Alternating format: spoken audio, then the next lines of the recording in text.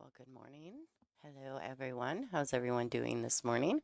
Thank you for tuning in. This is the 2026 Classic Billiards Players Championship here in Lauderhill, Florida, hosted by the WPBA production team.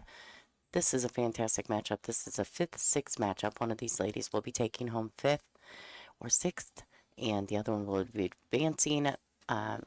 Fantastic matchup, let me just say. Pia Filler and Christina Zatava, two of my absolute favorite players. Let me introduce myself. My name is Lonnie Fox Raymond. I'm the voice of the WPBA, and I was supposed to have a co-partner, Miss Jeanette Lee, but she hasn't arrived yet this morning, so it's very quiet in the room. Not a lot going on just yet.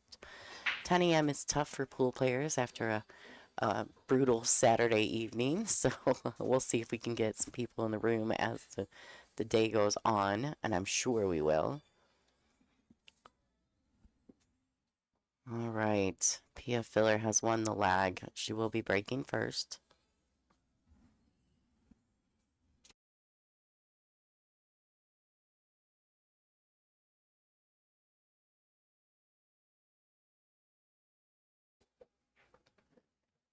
All right. Pia made a great break to get started. She's got a solid look at the 3. Good morning. This is my turn. I'm going like 4 miles the wrong direction. Hey guys, we're gonna let Jeanette get acclimated in the booth, and once she's ready, we'll get her rolling. Hi guys. Oh, there you go. Now you're live. All right. Good morning. Good morning. Excited to be here. It's crazy how one little turn can turn everything sideways, can't it? All right. So they just got started. This is rack number 1. We're going to go over the rules here, but we're just kind of letting Pia get settled. She did make a ball in the break and had a good look at the 3 to get started. So that's where we're at, Jeanette. She's got a nice opportunity to just follow, get that cue ball frozen on the 6. And she wants to hit high in the cue ball and get that topspin to take immediately. You don't want a lot of speed on that 4 ball because you don't want it to bank back out. There you go. Oh, well played. It's an easy kick shot, but still, she's not going to have control really. So she's got a couple ways to hit it.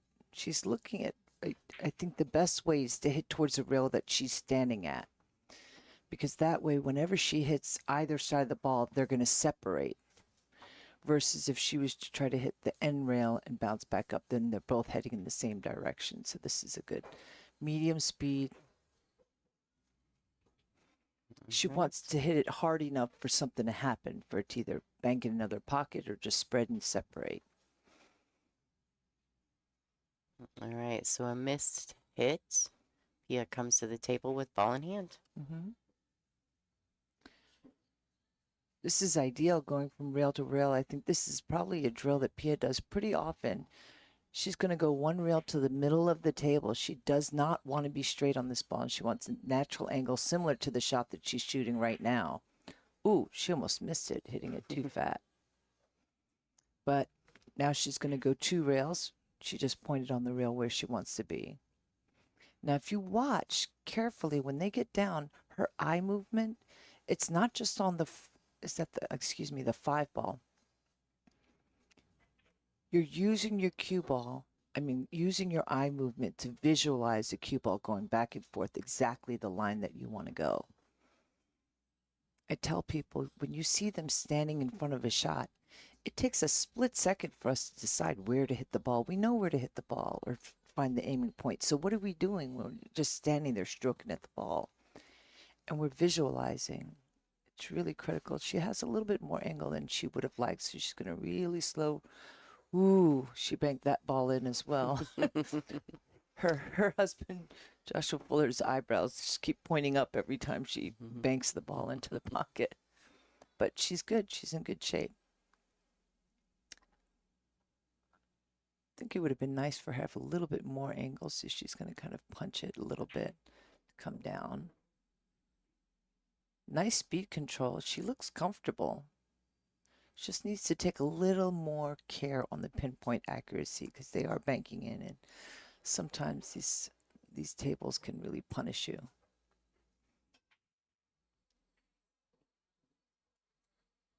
But you know that if they end up with this kind of shot on the 9, they've got good ball speed. You know, they're comfortable. At the beginning of the match when the cue ball's all over the place, you're going, okay, this person needs to settle in. But from what I've seen just in this rack alone, even though she's not hitting purely as she can, I think she's going to continue to get better, tighter, more precise as the match goes on. Because we're sensitive to that. We know that when we're off, you know, when it banks, especially on 4.5, what is it, 4.5 inch pockets? Yeah, they're standard. Well, standard for pros, not Right. standard for walking into any pool room bar, Brunswicks, or, you know, any other wonderful table manufacturers that are out there. General Sure. pool rooms, you go there and they can be easily be 5-inch pockets, you know, Sure. fit 2.5 or more balls. So when you see us miss, the pockets are tighter. This is my favorite table, diamond table. I just love them. Well, I should be careful because right now we're designing with Monster Billiards, designing a beautiful carbon fiber table, heated with, and it's a smart table. You can put it together and break it down in 4.5 minutes. It's very hard to believe, but we have it on video. So we're designing it. They're making commemorative Black Widow tables. So that's really exciting. But this is the table that I have at home. So on this break, what she's trying to do, actually, you see where the cue ball is. She wanted a little bit of a cut break, hit 9/10 of the ball, have the cue ball draw a little bit to hit around between that second and third diamond where the cue ball is, and then bounce out to the middle. She hit that a little bit too full, which kept the corner ball from going in the one in the side, which is what we're playing for on the break. With the 9 ball being on the spot, if you just hit the 1 ball square the way you would do when the 1 ball's racked on the spot, you're not going to make a ball, and that's what she did. She hit that a little bit too full.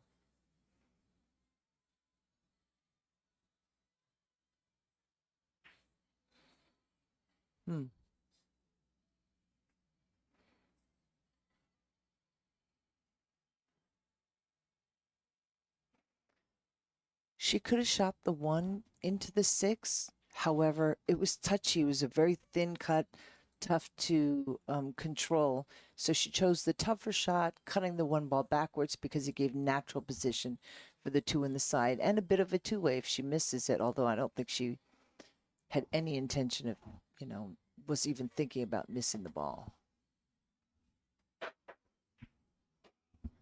She is fantastic the jump cue. I noticed that yesterday. She made almost every jump shot that she shot at. Very comfortable, very accurate.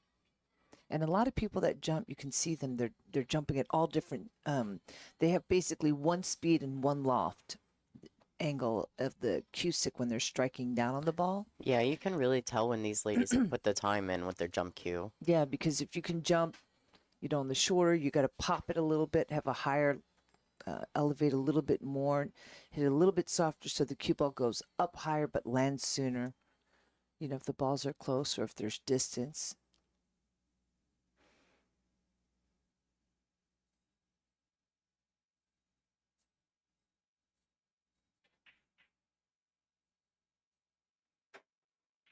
She actually was playing the two-way shot. She hit it too full. She was trying to basically play a two-way, shoot the 2-9 combination, but keep the cue ball between the 3 and the 7, and she let it peek out a little bit. What would be nice is if she could hit it low with a little bit of left and bring the cue ball back up towards to shoot the 3 ball in the corner pocket. It's up to her if she wants to let her stroke out and go 2 rails, but I think she's fine to just use a little low left English and let the cue. Nope, she chose to go across. It's kind of nice at the beginning of a match. Just let your stroke out. A lot of times we prefer to do that than to try to like hold the ball at the beginning. You have to read your emotions at the beginning of a match. You want to play smart, but your percentage is changed based on your comfortable level with the speed of the table and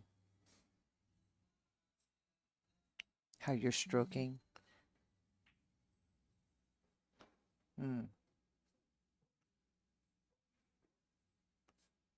Yeah, Allison has done a lot of commentary with us here, and she always says, the shot is dependent on how you feel that day. Yeah. And I would agree with that. It's not always a right or wrong. It's really about what you feel that you can commit to executing.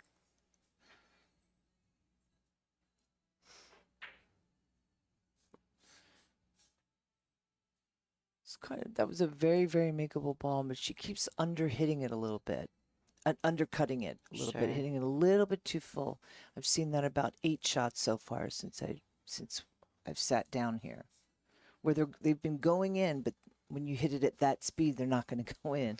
Right. So you really got to take a little bit more care. The table seems to be a bit unforgiving, doesn't it? I mean, you've played on it. Well, the biggest factor not only are the smaller pockets, but it's how deep the slate is cut into the pocket. Sure. A lot of times right at the opening, the slate runs out right there. But, oh, she's going to get away with that. Yeah. I thought it was sitting up for a second. Looked like it was going to stay there.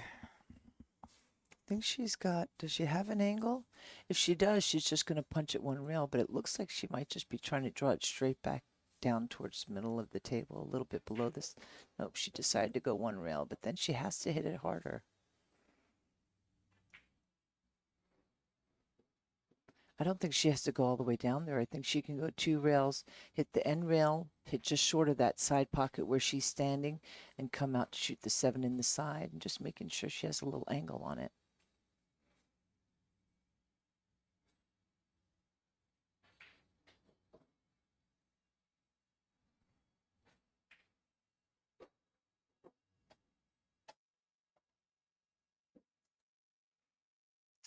I think she might be too straight.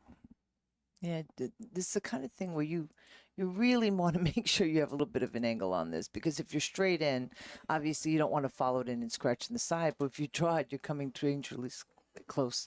Right now, she's really eyeing it to see, can I rob the pocket? Even though it looks so straight in, can I cut it just enough to get that cue ball to go off the side rail and back out for the 8, and just really straight through the ball. Oh! She didn't hit it. You've got to, on that kind of shot, you can't rob the pocket hitting it that soft, because the cue ball will strike and then immediately follow. You want it to go tack and go across its tangent line a little bit and then follow.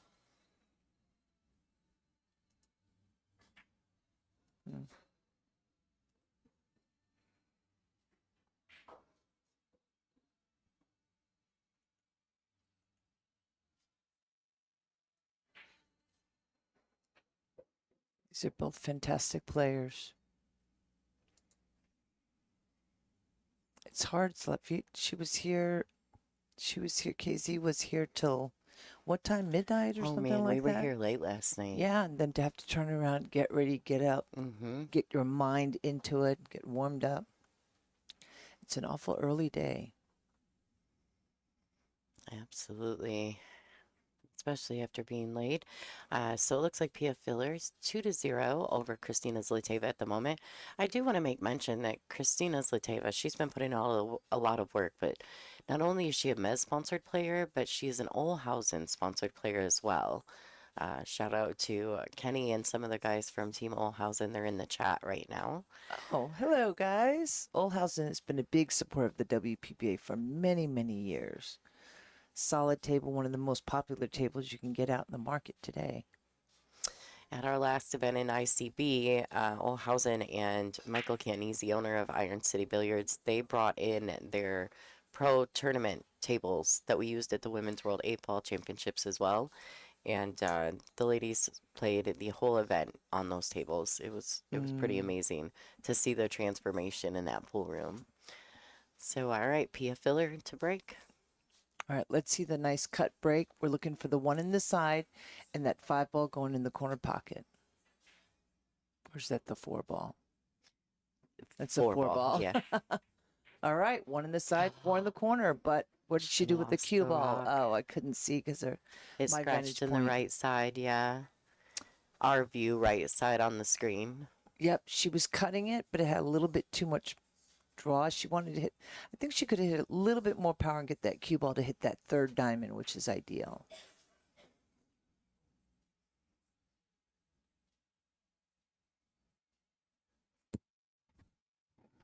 All right, everyone, remember this is a race to 8.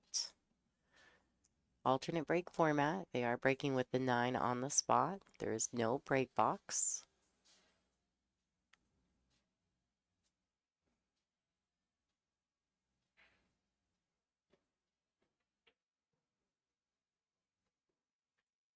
All right, an unfortunate scratch from Pia. This would be a good time for Kristina Zliteva to take advantage.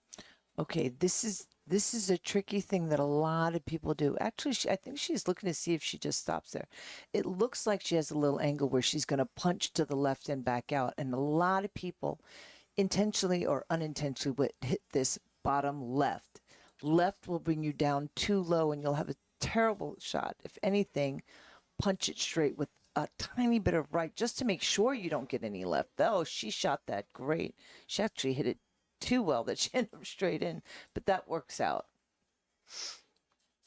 So now she wants to just cut to where she can naturally just cut the 6 ball in and come back. She doesn't want to be too straight in because the cue ball is so close to the side rail. So she knows that when she draws that cue ball back, if she gets straight in, she won't be able to move that cue ball around for the 8. So just drawing back enough to have a nice natural angle on the 6 to get position on the 8.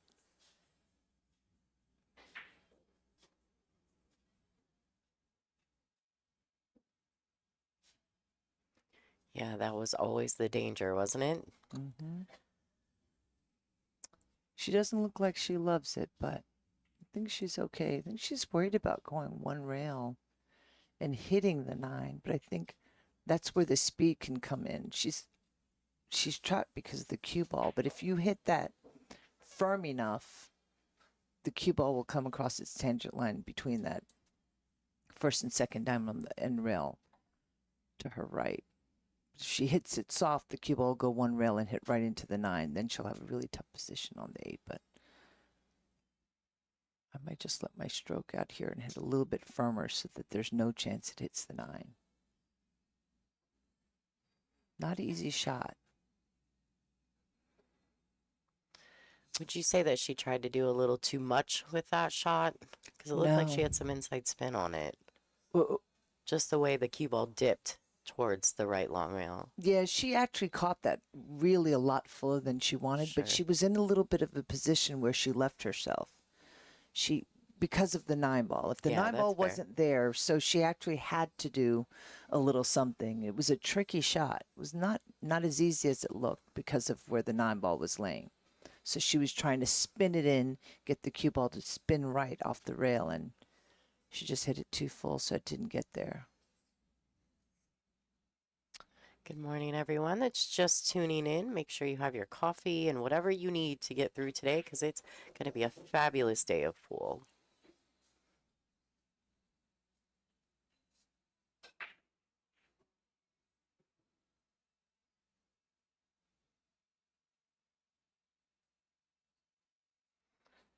A little pre-warm up in the stroke.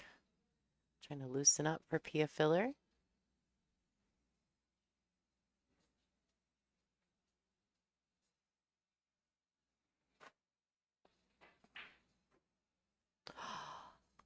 Oh boy.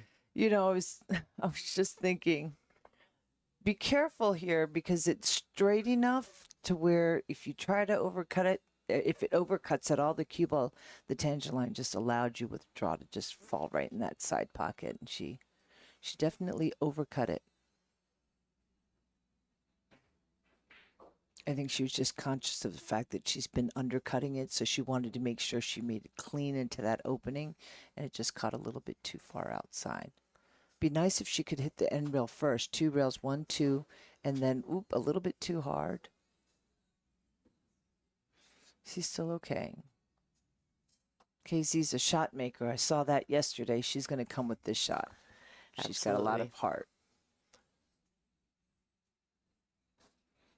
she's a very instinctual player, I feel like, too. She just kind of does what she feels when she gets there at the moment, and so that being the shot maker, that really plays into her talent well. Nice. All right, what a great shot on the 9 for Kristina Zatava. The score is 2-1. All right, guys, so on table 24, we do have a look at that match on the other table between Chieh Yu Chou and Wan Ling. The score is 3-0 in favor of Rita Cho. We'll check back in on that match periodically. Both of these ladies are fighting for their tournament life. Well, all 4 of them, actually. This is a B-side matchup. So the winner of these 2 matches will play each other, right? Yes. Yep. So, and then while that's happening, we'll have the hot seat match at noon. And that's Hanyu versus Chezka Centeno. So don't go anywhere, guys. There's so much good pool to be had today.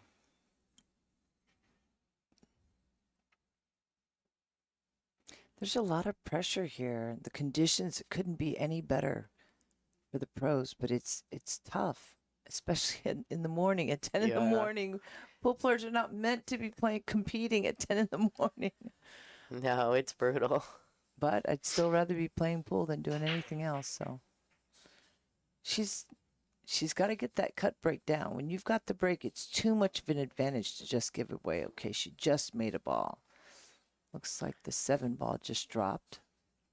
I don't know that she has a shot on this 1 ball. I think she can see it, but I don't know that she can make it. It's very tough.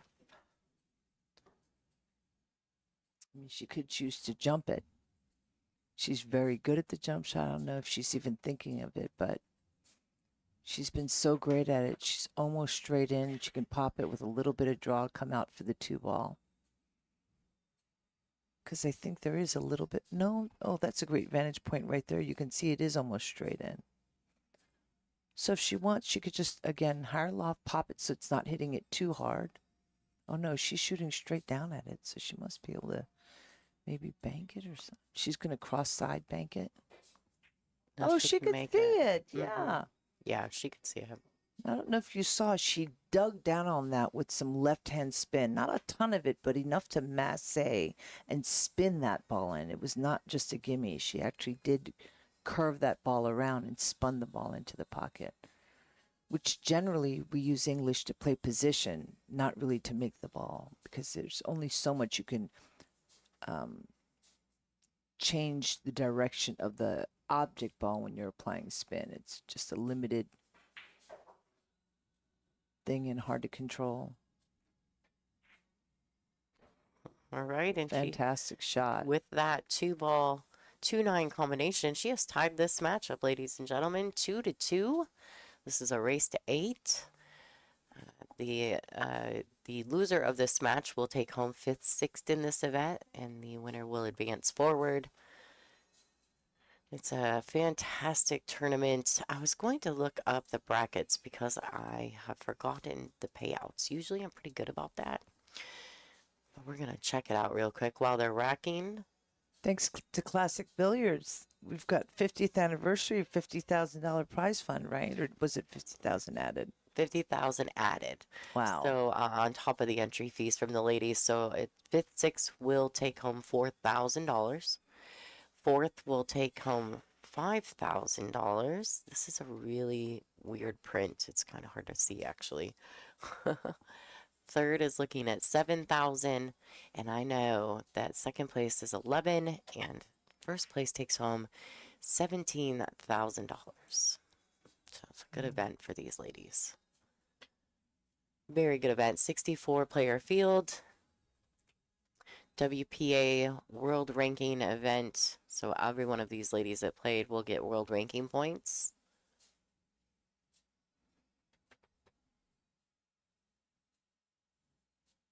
And after this event, a lot of the ladies are headed to Vegas to play in the CSI Predator event.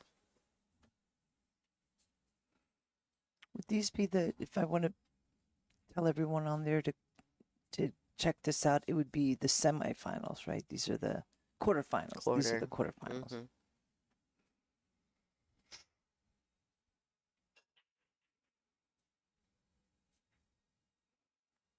Guys, if you're Oh, watching this and you're enjoying it, please remember to subscribe to our channel on Facebook, on YouTube, WPBA. You can watch tons of not only live action, but we also have tons of videos from back in the day. You Yup. can see you can see matches from throughout the span of time that they've released, and it's really enjoyable to be able to watch how much the players have grown. All right, Pia's got a nice bank. Yeah, and while you guys are at it too, make sure that you're following all of Jeanette Lee's socials. I know she's revamping her website, so there's a few things still in the works, but make sure you go to find her on Instagram, find her on Facebook, give her that love, which I'm sure most of you already Thank do, you. but but just in case you need, the down low on that. She shot a great She shot on that did. one ball. She had to make sure she didn't clip that 7 ball, and she came 3 rails for position on the 2. And it's got a nice little angle where she can follow to the side rail and back out, shoot the 3 in the side. And then the 4 ball's right there next to it. So this is nice as long as she can just stay down. And oh, she overcut that. Yeah, Pia's frustrated and she's got to settle herself down. Pia has, in my opinion, is a little bit more knowledgeable, understands the patterns and the direction of the cue ball a little bit better than KZ. But KZ she's just fierce. Yeah, And she's she a is. shot maker, and she's steady, and she's in it, and she's hitting the balls cleaner, more purely. So right now it's really going to be, I think, neck and neck. Well, and I don't want to make excuses for the ladies, but Pia is not feeling well. She's been sick the last couple of days, so I know that she's struggling. And that She's can be, been sick. Oh no, yeah, that can make a big difference. You're tired. You're yeah. not thinking It's clearly. harder to stay down on the balls. Like, Yeah. it's just, there's a lot of factors, but I'm not making excuses for either of them. Just saying that, it's real life. That's what it is. Oh Oh man. boy. Does she bump it? Yeah, but Oh. for me, she drew it to avoid the 8, and I think she could have cut it and with a flat hit a little bit below center and just rolled the cue ball right into the 8 without follow, just so that it stays there, and the 3 ball would have been bam right in the side. Yeah, absolutely. Whereas the way she was coming, there was nowhere to go. I mean, even if she was further, what would she have? Because the 6 ball is there. So now she's forced to play a combination when she could have been straight in on the 3. I think if you play a lot of straight pull, you're comfortable cutting that 2 and knowing how to get your cue ball to hit that 8 ball flat and get that cue ball to just stay right there for the 3 in the side. Where she's playing right now, she's looking to go 1 rail, but I think if she hits where she's aiming without compensation, it's such a wide angle and the ball tends to kind of turn over and come out wider. She has to aim a little bit shorter to compensate for the cue ball going forward. Let's see. There you go. Nice solid hit. And notice when they're kicking, sometimes they're kicking soft, sometimes they're hitting harder.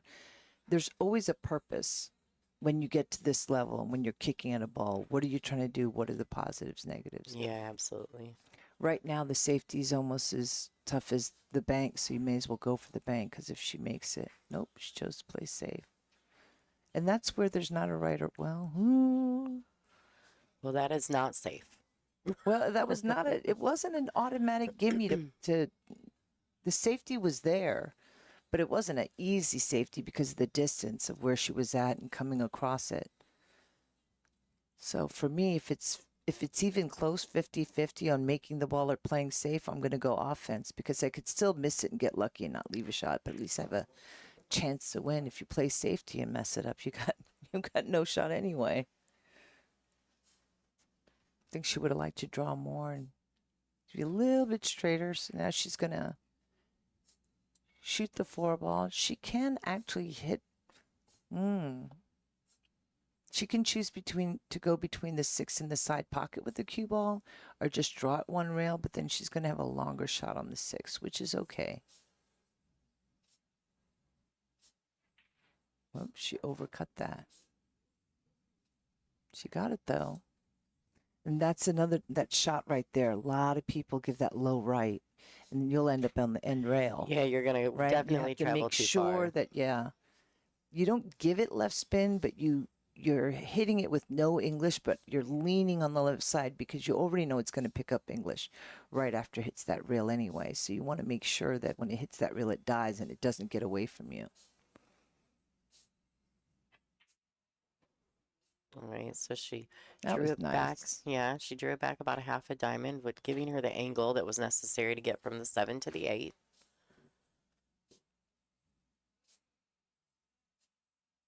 But I know she pokes the tip of her cue stick down to see where she wants her cue ball to go.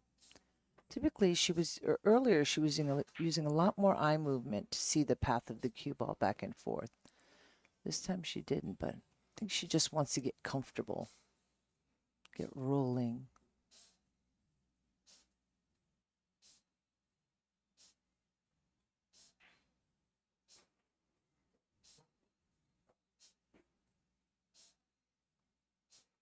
All right, Sophia's going to have to stretch out for this one, but should be just fine.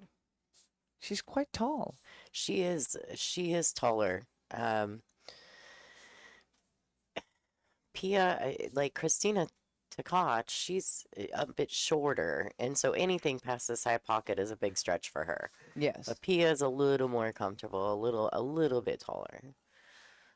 All right, so Pia is taking rack number 5. The score will be 3-2. Looks like Zatava's going to take her player break. We're going to pop over to table 24. The other quarterfinal match, Chieh Yu Chou versus Wan Ling. Looks like Chou's 3-1 up. Now, are you familiar with these ladies at all, Jeanette? Have you been introduced to them or to Rita? Yeah. I know Rita. I don't really know the other one, but I was watching her the other day, and yes, superior player. The player at this level, it's just so impressive. They've just got so much heart, knowledge, firepower, stroke, Work their ethic. cue ball. Yeah, the work ethic is the biggest thing. Yeah, their work ethic is pretty spectacular. Rita has been coming over quite a bit in the last year and a half, 2 years, playing on tour. Not all the events, but quite a few of them. Yeah. And we're getting to know her more and more. She's an absolutely fabulous She's player. looking at a triple combination shot. I guess the 3-ball doesn't go, but the way that it's laid out, there's not really I mean, she could bank the 3-ball one rail down to the middle of the other end of the table by this 8-ball and let the cue ball stay on the end rail, but she chose to just go for a 3-rail combination. Oh, she got away with it. She did get away with it.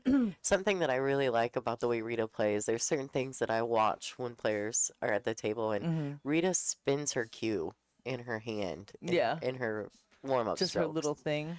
Yeah, and her cue's beautiful, right? So the cue actually accentuates that.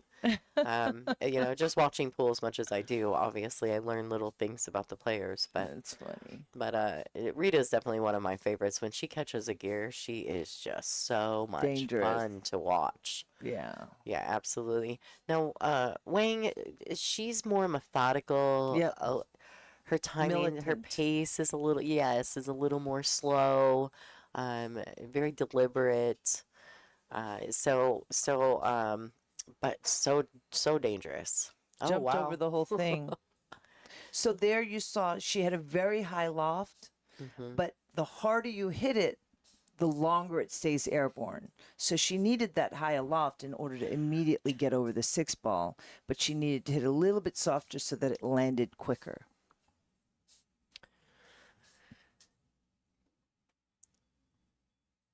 We were talking a little bit last night. One of the fans made mention of Robin Dodson. What was the jump stick that she, The frog the jump frog? cue. Yeah, Yeah. like I remember that. I actually had some conversations with Robin. I'm trying to convince her she needs to come back and play in at least one event this year. We're trying to approach all of you fabulous legacy players that kind of paved the road for all of us. And I'm Yes. maybe trying to convince her to come out and play a little.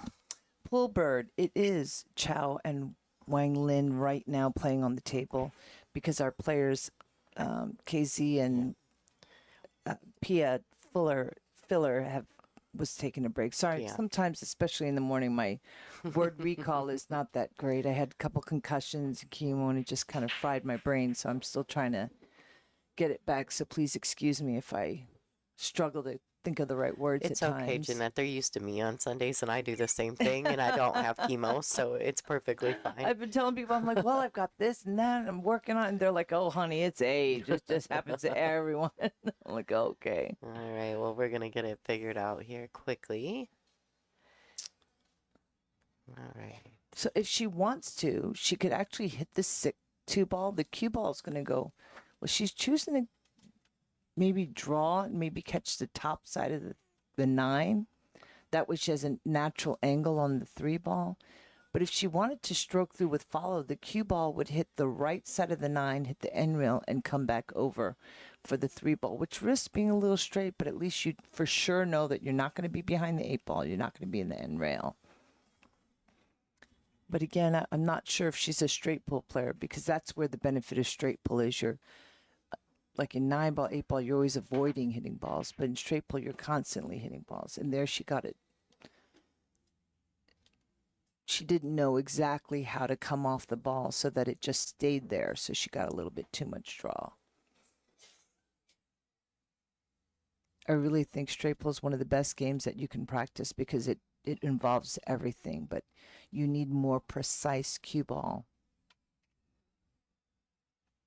to really get, long-term runs going. I think she can stiff hit this with draw. She actually stiffened it too much. Now, this is not easy. She's a little bit elevated with that 7 ball if she decides to bank it. She could play it to cut in the side pocket.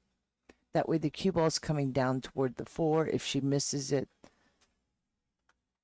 the 3 ball will go back down towards the end of the table, middle of the end rail or so. Maybe the first diamond. Kind of a free shot. She can cue it better because she's cutting it instead of hitting it full and banking it.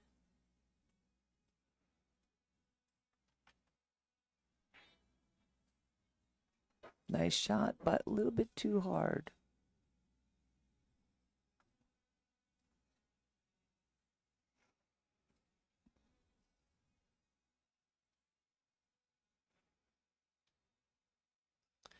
Yeah, she's definitely gonna have to come up with something here. Do you go offensive? You can't go offensive at this. So steep.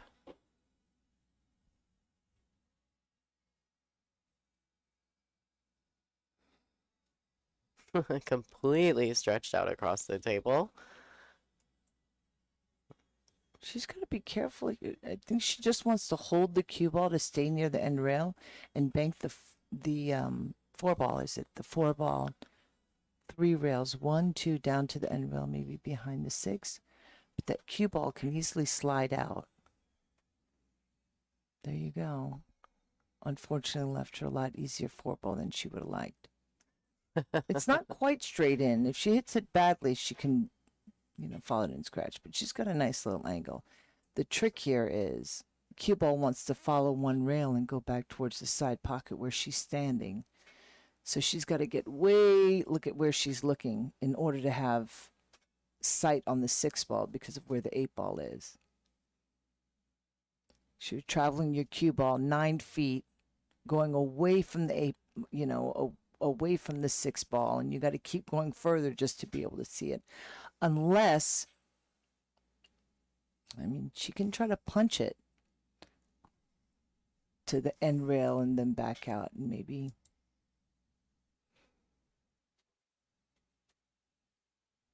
I mean, if she wants to make Boy. sure she makes it, she's giving a little bit of left spin. You got to be careful because when you power it through that, you can overcut it and get the edge. Ooh, she did it. And hit it perfectly. This girl, this lady. She's got something, doesn't she? She's just steady. She's Yeah. steady. You know, she's not trying to get perfect. She's taking what she's got. She's shooting it. She's getting in there. I'm very proud of her.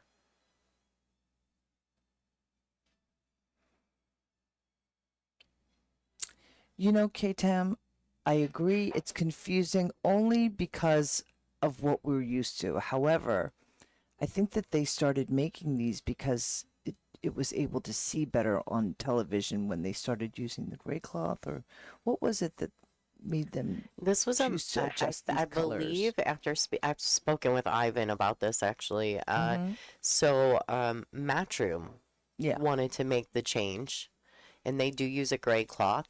Yep. So I think it had something to do with that. Yeah, that's what I thought. It because wasn't really meant I was for. told it looks great. Yeah, it the was gray initially cloth. just a Matchroom WNT thing, Mhm. and now it's it's progressed because a lot of players or a Became lot of popular. people like the bumblebee ball. Yeah. It's not the best for 8 ball because all the stripes look really dark and they're hard to see on TV, but it's great for 9 ball. How often do you watch the 8 ball on TV? We have 8 ball pro events? So we just did the Women's World 8 ball Championship last year. That's how I'm aware of that. Ah, okay. Yeah. Like I wasn't aware that there was an 8 ball world championship. But Yep. now that I can play again, it's a lot more fun to watch them. It was a little painful to, for a while there, if you can't play and you feel like you should still be out there and you see your your longtime competitors still out there Hmm. doing it. Absolutely. I'm like, man, hard to watch. But now it's, oh my gosh, she hit that right into the rail Oh, and got very fortunate. I don't That know. ball is frozen. She's not cutting this ball in. Oh, that's brutal. Yeah, there's a good look at it from the overhead view. It's not even a good safety. I mean, she can do it, but it's real touchy.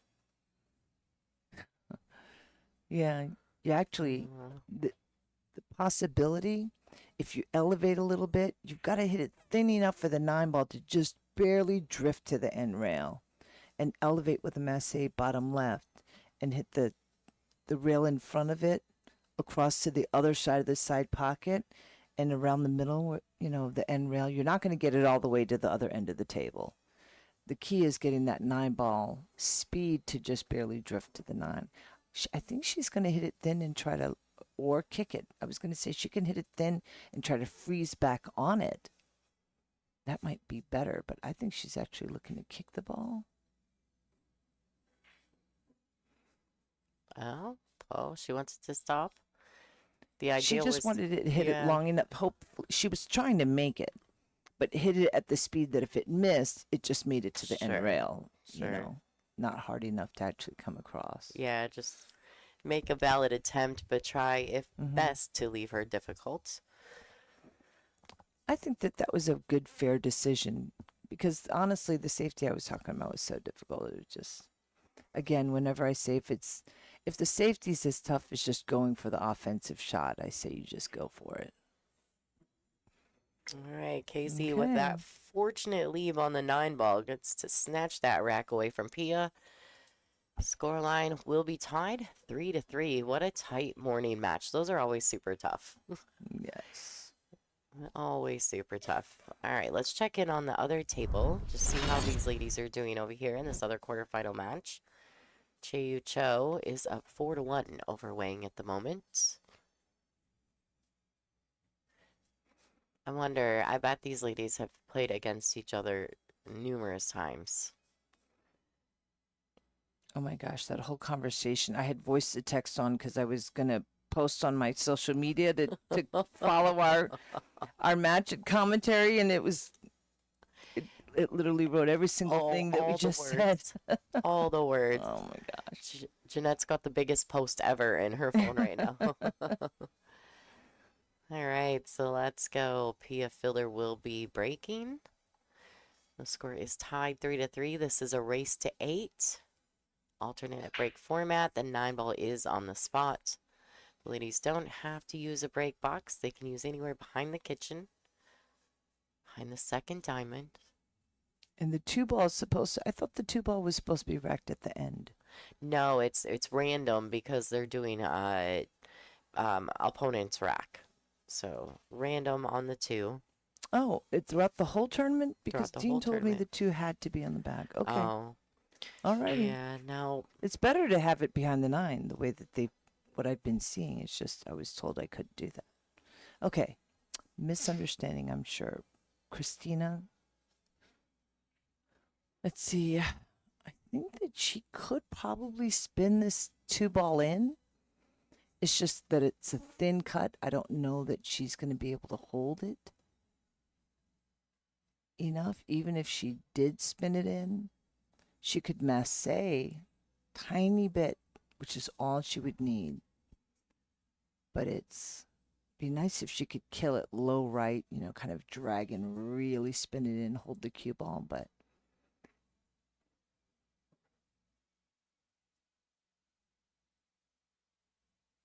hard to tell just how much of the 2-ball she can see.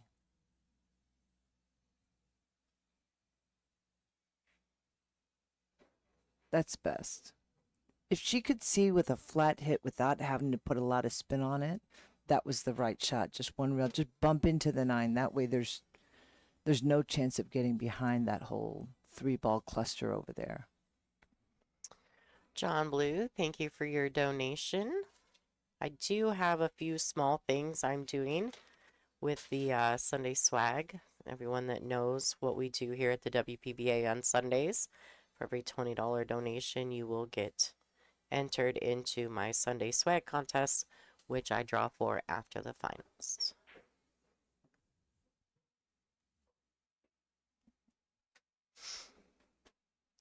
Well, that was the right shot going 4 rails, but I feel like she needed to have a bigger swing on that, a little bit more speed, get the cue ball out to the middle of the table. She was stretched out, so I'm sure that it was probably hindering her from being able to get a full stroke in there. She's going to shoot the shot. The cue ball is going to just glance off the 9. She doesn't have to hit it very hard. If she just hits it like a stun shot, it'll come off the 9. The 9 could even go in that corner pocket, and she'll have natural position for the 5. Like just a stop shot. Oh, or follow it forward. A little replace the ball theory going on right there.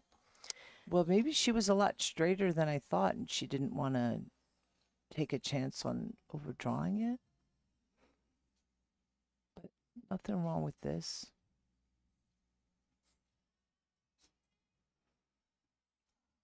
I have a feeling that she's going to make this ball. This is something I think she's used to playing and practicing with, is popping balls in the side.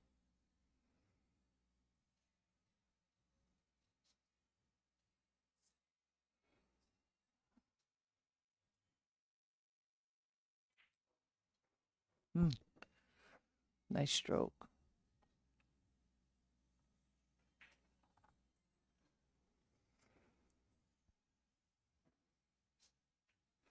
It'd be nice if she could come 2 rails and bounce so that she's almost straight in but a little bit off the rail.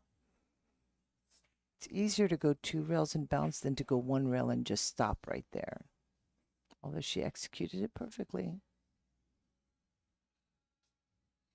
So no English on this. You don't need right because you don't want it to come far too far. Just bottom English, just draw it, bring the cue ball back just about a foot.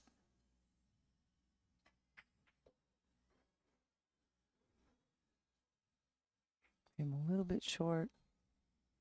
She's got it. I think she needed this, just make a few balls and just get out. Keep control of the table. All right. Beautifully played out by Pia. She'll take the lead again, 4-3 over Christina Zliteva. This is a race to 8.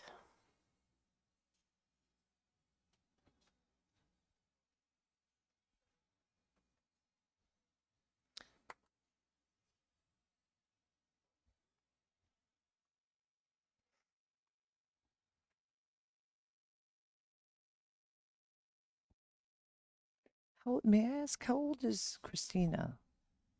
Or both of them, do you know? I actually think they're close in age. Christina may be a tad older. I mean, it's hard to tell. Like, I just can't tell if she's, how old she is. But probably, what, early 30s, late 20s? You know, I think she's in, I think, late 20s, early 30s, but in that range. Mm-hmm. But you know, I've gotten to myself where I've now gotten to where I don't ask people their age, and I Yeah, don't know if you're that's right. a You're me right. thing. No, it's probably not even appropriate. I was just, well, I was thinking we could ask because they're so young. Well, But they are they're babies, right? yeah, so But it's not necessarily, I don't I think it's think it's so a because inappropriate for I'm that getting age. older But thing. So yeah, so I'm we don't like, generally, we don't want to be asked back. yeah, I don't I want to ever know your ask age, but anymore. don't ask me mine. Right. Exactly. So there was a question in the chat, Jeanette, about what's your highest straight pool run, your 14-1 run. It was 152 on table 8 at Amsterdam Billiard Club against Stuart Matana. I think I would have played, I think I would have broke 200 if I could, because I was running so many hundreds at that time. I was really getting to where I was comfortable, but there wasn't a lot of people playing straight pool. I had already moved to the West Coast, and pretty much no one plays straight pool there, and I was gunning for number 1. So that was many years ago. I mean, since then, I've gained a lot of knowledge and experience. So I think that well, not if I am actually starting I can officially say that I've started playing pool again ever since I had 2 major back surgeries several months ago that completely took care of severe sciatic pain that I was struggling with for 4 years. I had an accident where I was thrown headfirst down a stairwell about a year after I battled stage 4 ovarian cancer, and it just it, it ruined my quality of life. Basically, I'll tell you that I completely just did not want to play, didn't want to be out. And now that I don't have that, I'm starting to play pool again. I'm starting to work with my own Tampa Bay APA Pool League, so I'm out recruiting and playing with my players and holding tournaments, just having a good time. And then I got to support Pat at the International Open, and that's when I met Leah and Dave Bartosiak of here at Classic Billiards, and they're like, "You've got to come." I'm like, "Well, I'm just starting to play. I'm not ready. Entry fee, airfare, everything. It doesn't make sense for me to take time away from my business and my kids if I'm not really playing." They're like, "Screw that. Just come, have a good time. Everyone's gonna love to see you." And so they were able to help make it possible for me to come and enjoy time with everyone. I'm really, really glad that I did. I'm so proud of the WPBA and our players and how much they've grown, and also seeing the juniors like Sofia Mast and Savannah Easton and Kaylee McIntosh, and just watching not only them grow as players, but holding themselves to a professional level of, Like a standard. ambassadorship and Absolutely. professionalism and humility and kindness and compassion. I mean, their personalities are just absolutely, their parents have done such a great job, which is so different of yesteryear, I wasn't, my family didn't want me playing pool, but I think most pool players' parents didn't want them playing pool. And now we have parents that are flying them all over the place, supporting them, paying for coaching, paying for them to go and train with other professionals, and supporting their love of the game in this way and giving them a path. Yeah, it's definitely a different It's vibe than it amazing. was when we were younger. M.A. Glemser, thank you so much for your donation. I've put you into the Sunday Swag opportunity. Oh, thanks. And K-Tam, thank you so much. The most wrecks you've both run. Okay. Well, mine's not going to probably be as good as Jeanette's, but I think the most break-in runs I've had is it consecutively is 5. Yeah, mine is not a lot better because I don't know that I ever tried or competed. It was Yeah. just coincidental. Yes, me too. Would have been 7 racks of 9 ball, and I don't know how many racks, 154 balls. So it's that 10 racks. That's a lot. Yeah, 154 balls in straight pull. But my goal is to break 200 for sure, and I know that I can. And the only reason why I haven't is because I basically stopped playing when I was running it. Because when you get to 154, it's the shots don't get tougher. It's a matter of whether or not you can keep your stamina mentally. For sure. You get worn down. That's what I think we're seeing a little bit here with both of these women. I've seen them play a lot better than this, and they're still playing great right now. Trust me, if you guys if you guys cannot do the things these women are doing, you should be clapping right now. They are That's right. fantastic. Fabulous. But it does get better. They do play. I mean, I've seen them both play nearly perfect. So All right. Well, and they're hoping to catch that gear right here in this match to get something started. One of these ladies will be advancing.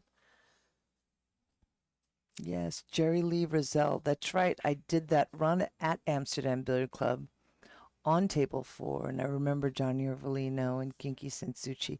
Ginky and I started pool at the same time at Chelsea Billiards. We were both amateurs, gunning to really become, and we went neck and neck, except I had the edge because he swore he would never play defense. And then I went to college and came back, and he was the best player in the city, and then I had to catch up, and I always wondered, what if I stayed?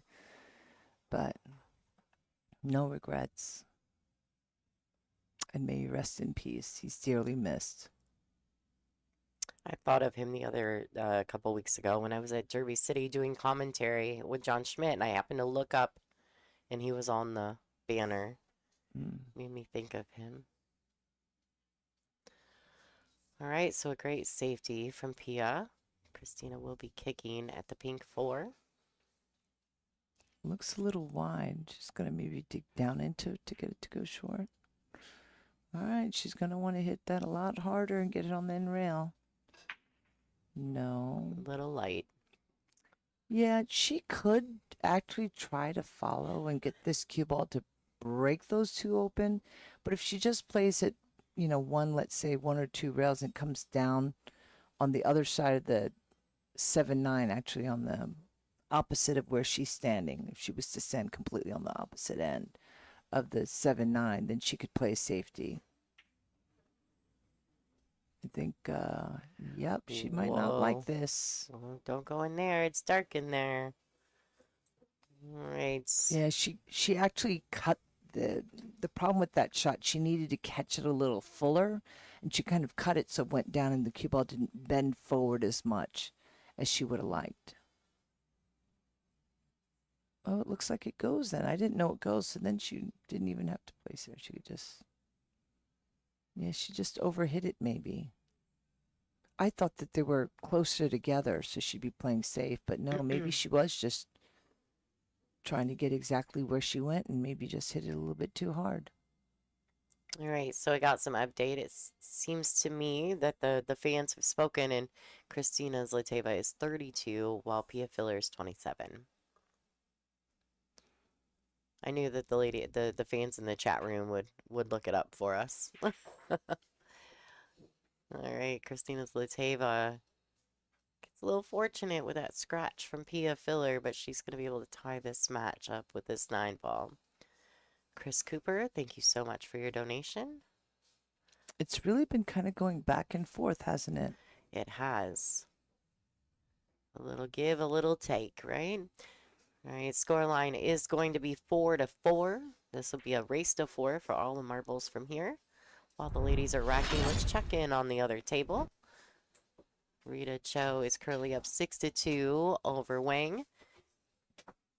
And it looks as though she is also at the table looking to get on the hill.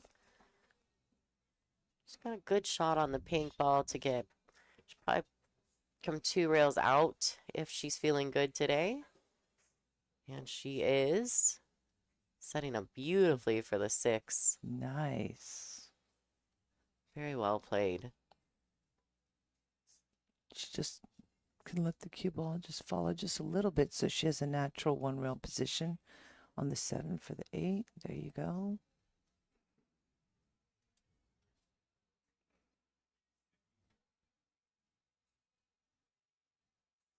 I think this is the kind of thing where you have to make sure that you're on one side of the ball or not.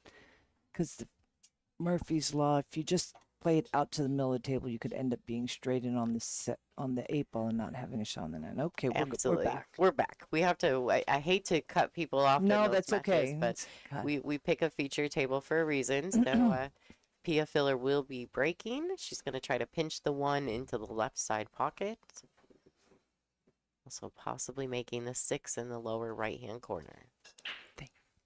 Oh, and it gets kissed out, but the 1 does go. A little weak on the break. She's got a cluster of balls down in the bottom rack end of the table. Mr. Kenford, thank you so much for your donation. I've put you on our list.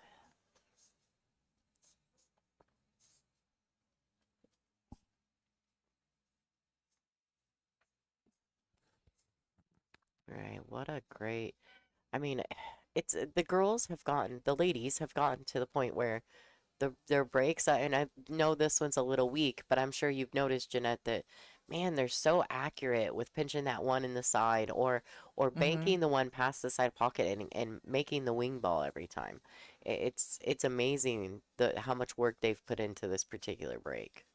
But I'll tell you, Pia's been doing it. She's kind of been known to be quite consistent with the break because I think she Absolutely. works really hard at it. I don't think that KZ has done it once. So far, she's struggled to she's hit it too hard or she's cutting it too much. She's not been making it. I think she needs to. Yeah, she's been a little more dependent on something coming around and falling in another pocket. Right. I don't know if that's, like you She's said, a just speed smacking it. thing or if she's hitting it, not cutting it enough or cutting it too much. And I know it's easy for the novice to look at it and think that we are just smacking it and it's all luck, but it's actually not. You can actually control if you break and you pay attention. If the 1 ball doesn't go in the side and it comes a little bit short of the side pocket, then you know you cut the ball too much. So you need a fuller hit on the 1 to get the 1 ball to come up higher. So you can actually, if your break is consistent and you pay attention to where the 1 ball is going, you can adjust your cue ball or the speed or the cue tip placement on the cue ball. You can make all kinds of adjustments to where you are making it regularly, but it takes a lot of work. Nice hit on the 1. Yeah, with the Nice template, hit on the 2. yeah, with the template racks, it's really conducive to that as well because you get the perfect rack every time, which means you really can make the necessary adjustments and you'll see the results. All right, so everyone, there was a question in the chat about the parentheses and the number next to the players' names. That is the race. So whatever they're racing to will be in the parentheses next to their names. So the score is 4-4, and it's a race to 8. Yep. She's got a nice shot on the 2 ball. I think she's a favorite to make it, but the cue ball is, oh, she chose to play safety and almost got there. She was trying to get the cue ball to go 2 rails underneath the 8. The cue ball. But she let it peek out a little bit. I think she's looking to see if the 6 ball is wired off the 7 ball.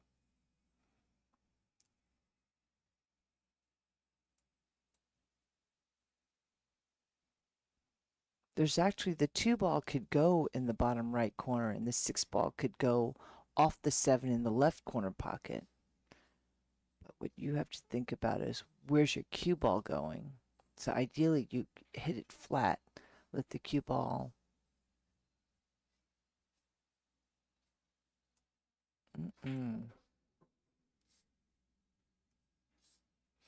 What she can do, it's a little funny. If she hit the 2 into the 7 solid, let the cue ball go forward and hide behind the 4 ball.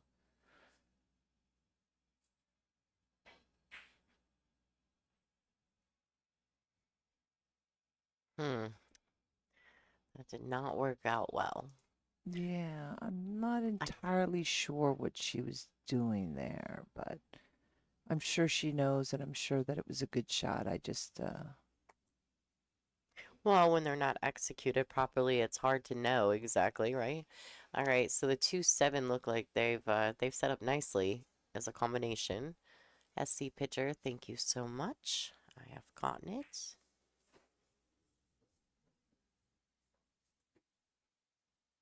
All right, here, this is funny. This is funny because you think hit it soft and the cue ball can bump the 4 ball, get position on the 3, but you want to make sure that that 4 ball doesn't bump up next to it. So just literally like center ball and almost no English. She's hitting high, which is going to make her okay. I think she's okay. It looks, does she have too much angle or?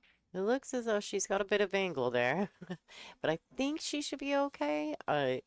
Maybe, oh, she's going to be really steep on the 4. Well, if she catches this 9, That could definitely help. right, that'll slow it down, especially if it's the right half of the 9. But if she misses it, she's not going to like it.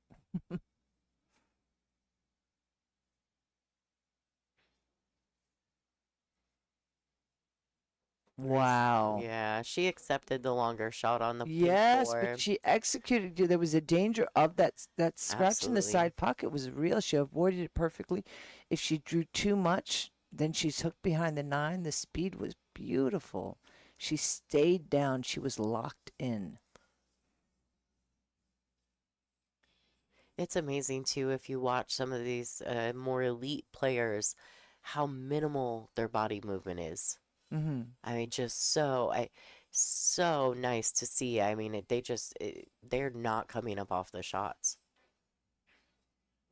That looked like an overcut. Oh, she got fortunate because that cue ball was going right towards the corner pocket and it feathered the 4 ball. So now she's just got to stroke through and draw this ball back. And she's got to hit this pure. The pocket is smaller than you think. If she hits that side rail, I don't think the ball's going in. So she's got to hit it right in the heart of the pocket.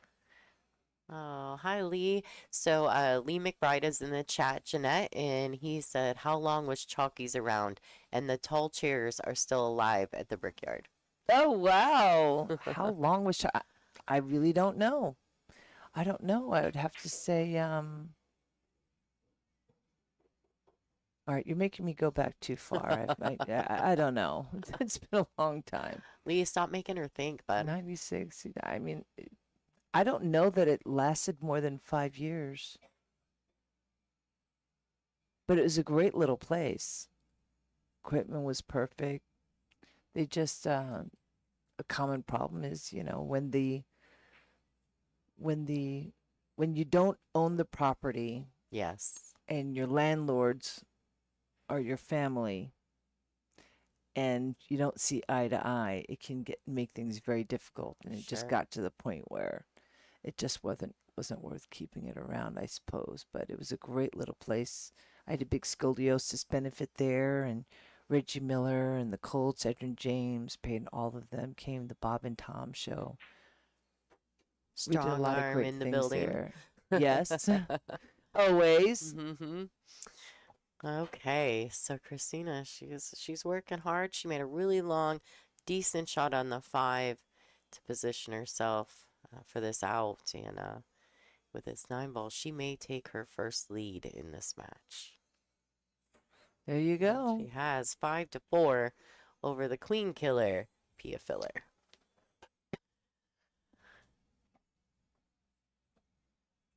Pia and Josh are 2 of my favorites. I'm not biased because I love Christina as well. But I don't really, I mean, they're all my favorites, to be honest with you. But I love the work that they're doing. And so if you guys are not familiar, Pia Filler and Joshua also have a YouTube channel called The Killer Fillers. Go check it out. Christina Zlateva has a wonderful YouTube channel. She posts a lot of her matches live there. So make sure you guys are following all these ladies' socials. And giving them some props. They're working really hard to get their content out. Jeanette would be a prime example of the hard work behind promoting yourself. Thank you. And I'm just now going to get into the whole social media thing. I'm not quite there yet, but I'm working on it. So make stick sure with you me. follow. That'd be great. Yeah. Make sure you follow along. Make sure you're paying attention to the path that she's taking. But I think that a lot of these ladies, because of the work that Jeanette's done, they know how important it is to do that, to market yourself and to build a brand. And to No connect. one's done it better than Jeanette. So To connect with the fans. Thank you so much. Well, when I was doing it, we didn't have YouTube. We It's not didn't the have same, we didn't yeah. have all this social, free opportunities to get out there and promote yourself. But what I love about it is normally when you just see these two tough players, they're not really saying anything. You're not seeing a ton of personality. It's just all kill, kill, kill. Mm-hmm. But on YouTube, you see this vibrant, funny, intelligent, personable, Sure. these personalities that are coming out. And I love it because that's where you're going to gain a following when they can connect with you, Sure. and Absolutely. see what you're about, what you represent, what you've been through. Because we're all going through something. Absolutely. Jasmine Ocean is another one that has an absolutely fabulous Oh, I YouTube love it. channel. She's Yes. hilarious. Yes. Like, she's one of the funniest people, but at the table, she looks like a straight killer. Yeah, but because she is, but Yeah, but that's she true. does have a wonderful YouTube channel. For sure. Absolutely. Jasmin Ocean from Austria. All Oop, right. she got a window right there. Now this is where she has a little bit of an angle.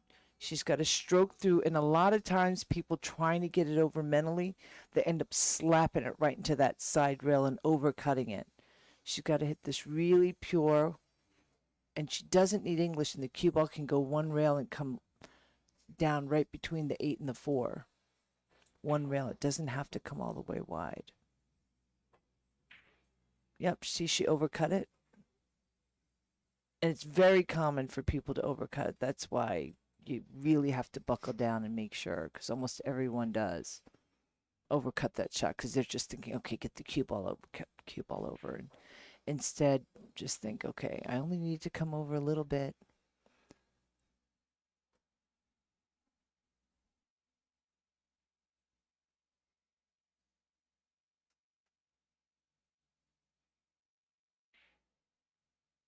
That's where a little bit of experience where you go, okay, most people overcut this ball, right? So Sure. I've got to buckle down and really take the shorter shot, not worry about getting the cue ball out.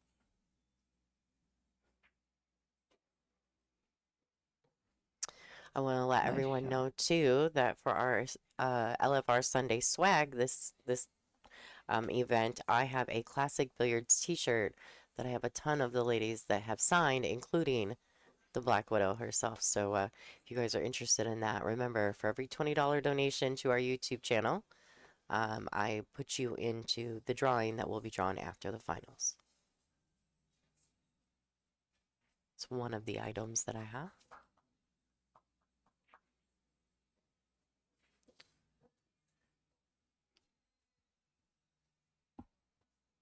And this is by subscribing to the channel? No, it's just through a donation. I only, donations. yep. Hi, Jean Miller.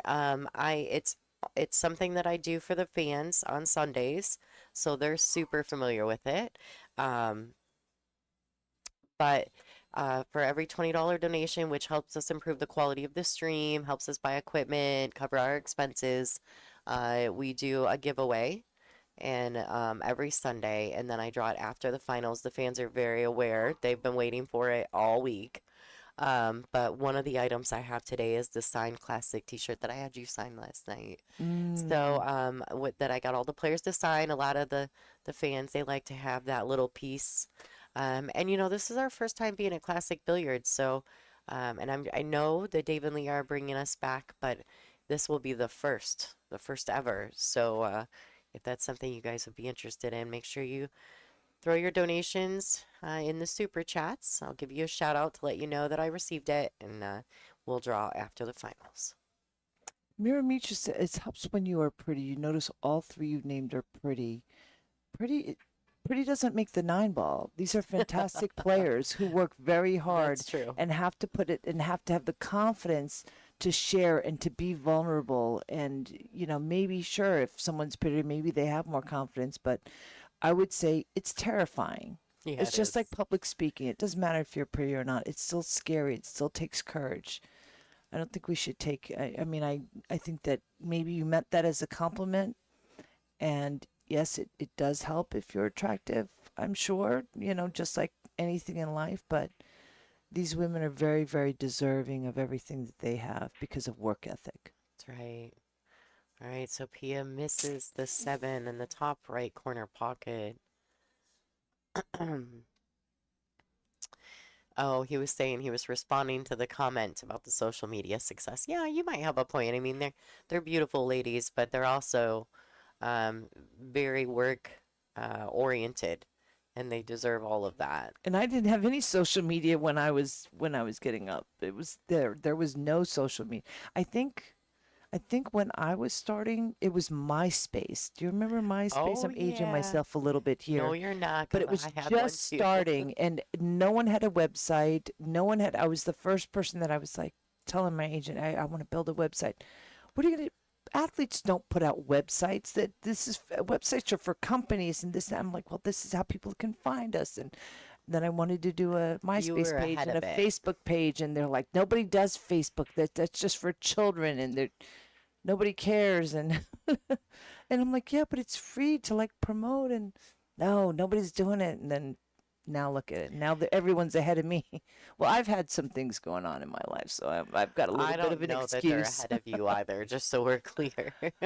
All right, Jude, thank you so much. Chanel Ramos, thank you as well. I think you're not giving yourself enough credit there, Miss Jeanette. Oh, Like, thank you. trust me, you don't even need the YouTube channel, and you are still the most recognizable name in this business. So, the work that you have done speaks Ooh, nice, volumes. nice carom. And I think that was the right shot. She could have shot the combination, but the carom I think was natural. So that was nice. And thank you so much for that. I will say that I am right now building a website. If anybody wants some Black Widow autographed cue balls or Black Widow, the Black Widow, a memoir that I wrote when I was battling cancer. Um, you guys can check that out at caromsports.com. I think you can also go to blackwidowstrong.com to get my merch. And if you guys have watched, ESPN makes these 30 for 30s. And 2 years ago, they made one on me called Jeanette Lee Versus. And it was a Yeah, go check it 50-minute out. documentary. It was really, I know I'm biased, but I'm telling you, it was so well done. I was really just touched. They shared a bit about my story and saw my battle. We had signed right before I was diagnosed with cancer, so we didn't even know I had cancer at the time. And they said, "Listen, they were going to let me out of the contract if I did." I said, "No, I plan to live. God's not done with me yet. Let's go." So we shot the movie, and I opened up my home, and I mean, I was looking a mess, no makeup on, pumped full of chemo and drugs and battling everything. But I just feel like everybody's going through something, and too many of us just withdraw and suffer alone. And we're just not meant to do that. It's No, important for us to share, I think. look at this, ladies and gentlemen. I just want you guys to see this while the players are on break. So, Rita Cho has defeated Wang, and after the match is done, this will tell you the way the ladies of the WPBA work nowadays. Right. They get done, and Wang's like, man, if I would have only jumped that ball Right. that we actually caught, we were watching it when it happened. If I had only jumped that ball like this, and Rita's there helping her out, and they're chatting, and that's the thing about this tour that I absolutely love. And I don't know if it was this way back in the day, Jeanette, but I'm telling you, these ladies are not just competitors. When they're done, win or lose, they're like, hey, do you want to go to dinner? Yeah. Like, Yeah. we're buddies. We literally It's are become buddies. like that for hmm sure. And it's I wasn't treated like that when I first came, but no, but it is like that now, and I love it. I it's love such a it. different vibe, and I'm so proud of this class of lady players coming into the WPBA, and Hmm. some of them are obviously veterans as well, but the growth and how much fun and how they care about each other. Mm. 90% of the time when one of the ladies goes to leave the event, they stop in the booth and say, "Hey, Lonnie, love you. I'll see you in New York," or Oh, and I nice. just love that. And I think that's what resonates so well with our fans also. Who is playing? Thank you, Paladico. Um, yeah, and you guys can check out my book or Jeanette Lee Versus, but the book is by Triumph Publishing, co-wrote by Dana Benbow, Jeanette Lee, and it's called The Black Widow, a Memoir, which is available at blackwidowstrong.com or caromsports.com, CAROM like Mary, sports.com. You can check out the best light in the world, as well as their Black Widow training bundle. Who is playing on the next featured table? So our And next then I'll answer the match, next it question. will be at noon, but it will be the hot seat match between Han Yu and Chezka Centeno. So, and Yay. we'll also be watching the B-side matchup on table 24. So we'll be able to pop into that table as well, and that's going to be the winner of this match versus Rita Cho. But we're for the 12 o'clock round that we're doing commentary, or that you're doing commentary on, is that? That's a hot seat match. Yeah, you guys, hey, I'm telling you, go grab yourself like something quick and get right back over here, because I'm telling you, these two players, They're amazing. oh, And two completely contrasting styles. yes, They're very different completely style, different. exciting, fast at Chezka, just fast shooting. I think she's from the Philippines, Yep, right? But yep. she's a beast, guys. you just see grit and heart like you wouldn't believe, talent, cue ball control, And action I don't want to be power. wrong about this, but I'm almost positive that she is the first female that has been signed to a contract with Q-Tech. She is. They said that yesterday. Yeah. They announced that she was Pretty the awesome. first. She actually is not the first, but she joined them recently. They signed Allison Fisher years ago. Oh, that's right. Allison was through Yes. Q-Tech. Okay. But he was saying right now she's the Mhm. only female that they have. The only Yeah. female. The only female on the Not the Q-Tech first team. female. Yeah. Yeah, I forgot about Allison. That's right. Yeah, Allison was the first, and then that ended, quite a few years ago. Sure. And then they mostly had men, and so this is the first woman that they have picked up, which I'm very proud of. Yeah, Cheska's amazing too. I mean, she's so much fun to watch, Mm-hmm. but her style is an absolute contrast of Han Yu, so it's going to be a great match. All right, let's go. Pia filler to break. The score is tied 5-5, so basically it's a race to 3 for all the marbles.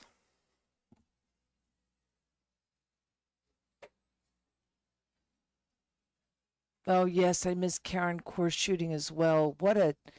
She was really truly. I don't think the world got to see really how good and dangerous Karen Core was, and it's such a shame because if you don't have sponsors, it really financially just doesn't make sense. The prize money is not big enough. We're not golf. We're not tennis. And so. It's getting there, though. Oh no, It's no, getting it's there. absolutely growing, but it's now. But when Karen was playing Oh, yeah. regularly, we didn't have all these other additional things, sources of revenue and things to support them. We didn't have as many events, and so she quit pool and ended up becoming a nurse, Yeah. which is great because it's steady for her. But she was so good. She was like You- a machine. She worked so hard. She was very diligent. She Yeah. actually still plays in a few events on the East Coast. That's good. She Oh, that's great. yeah, and so she played in one of our ranking events when we were partnered with Predator a couple years ago in Michigan, and I know that there's some conversation about her playing in as one of our legacy members coming in throughout this season. So we're working on that right now. So stay tuned. You guys might. She actually played in Michigan at the Michigan Masters last year at the Soaring Eagle Casino as well. So she didn't make it out of stage 1. She had a pretty tough draw in that stage, but we did get to see her play, and so she is still kind of bouncing around. But we're hoping to get her into one of our events this season. Like Karen was, she was like the grinder too. Like I don't want to take away from April Larson because that's her nickname, but like Karen was like, oh Yeah, that man, would have been great for her, that nickname, because that's the way she would just, I mean, she would wear you down. yeah. But she always looked like she almost missed that ball too. She's still undercutting it. You saw she banked that ball. Otherwise, the cue ball she would have been straight in on the 7. Now she's got a tiny bit of an angle. She's okay, but she's not quite locked in the way that she could.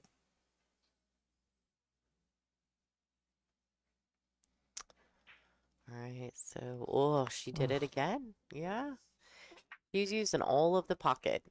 Yeah.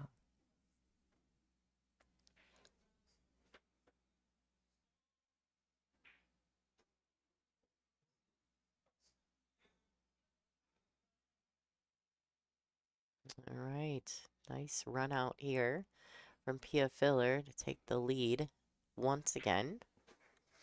6-5 over this layer. But this Christina will be breaking next. See if she can answer that.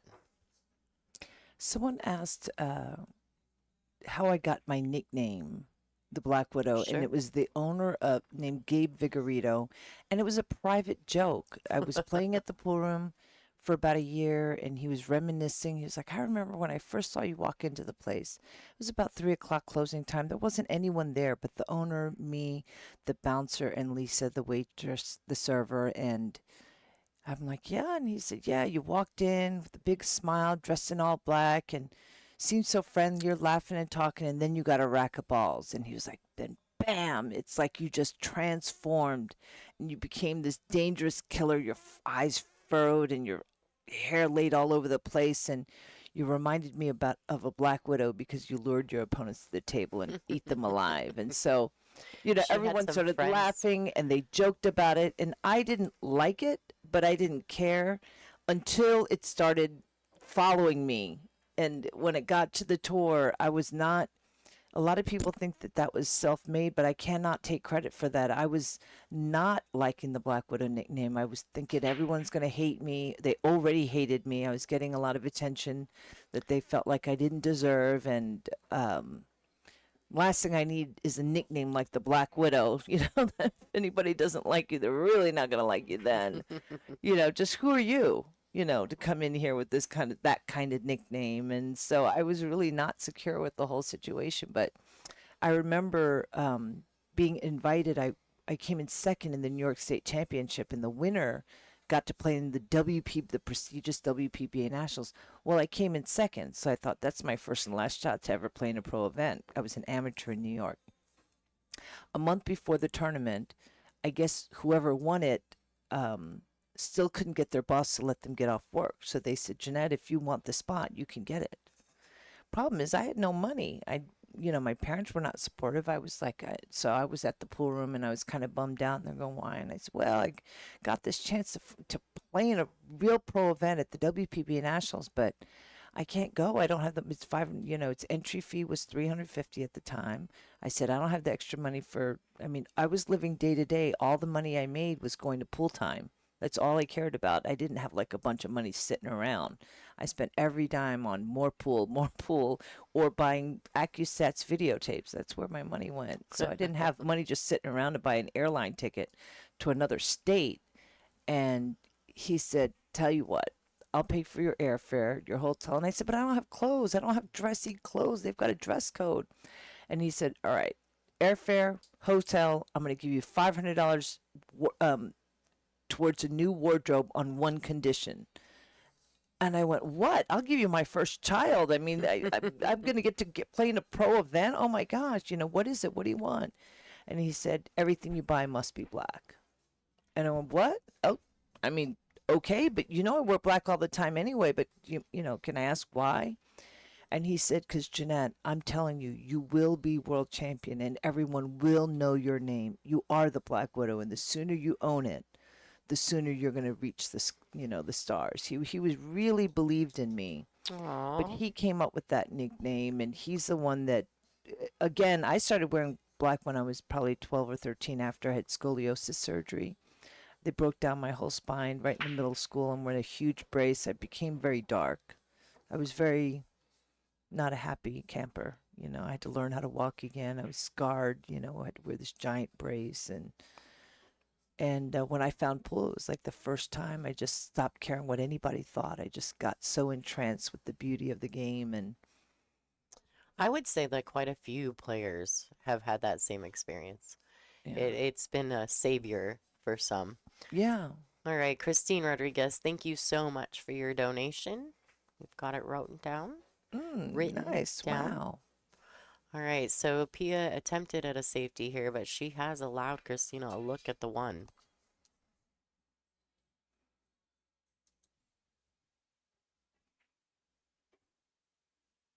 Well, the carom off the one is not there, but if she felt confident, she would just pop this one ball up in the corner with, right hand English and let the cue ball come across one rail just under that side pocket. But She might just choose to play safe. I don't think there's like a lock-up safety here, which is why I think you kind of just got to go for it.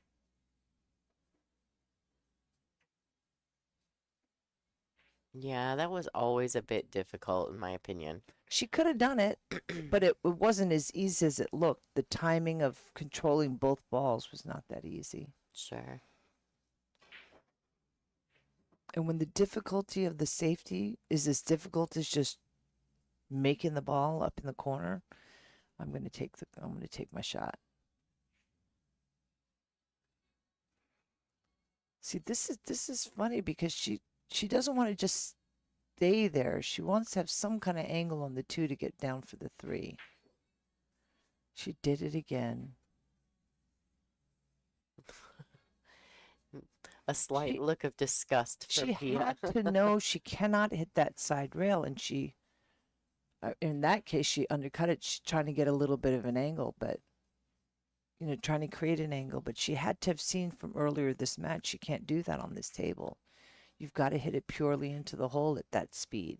Maybe if you roll it in, sometimes it'll bank in, but not hitting it at that speed. She just needed to draw the cue ball all the way back down. Uh-oh.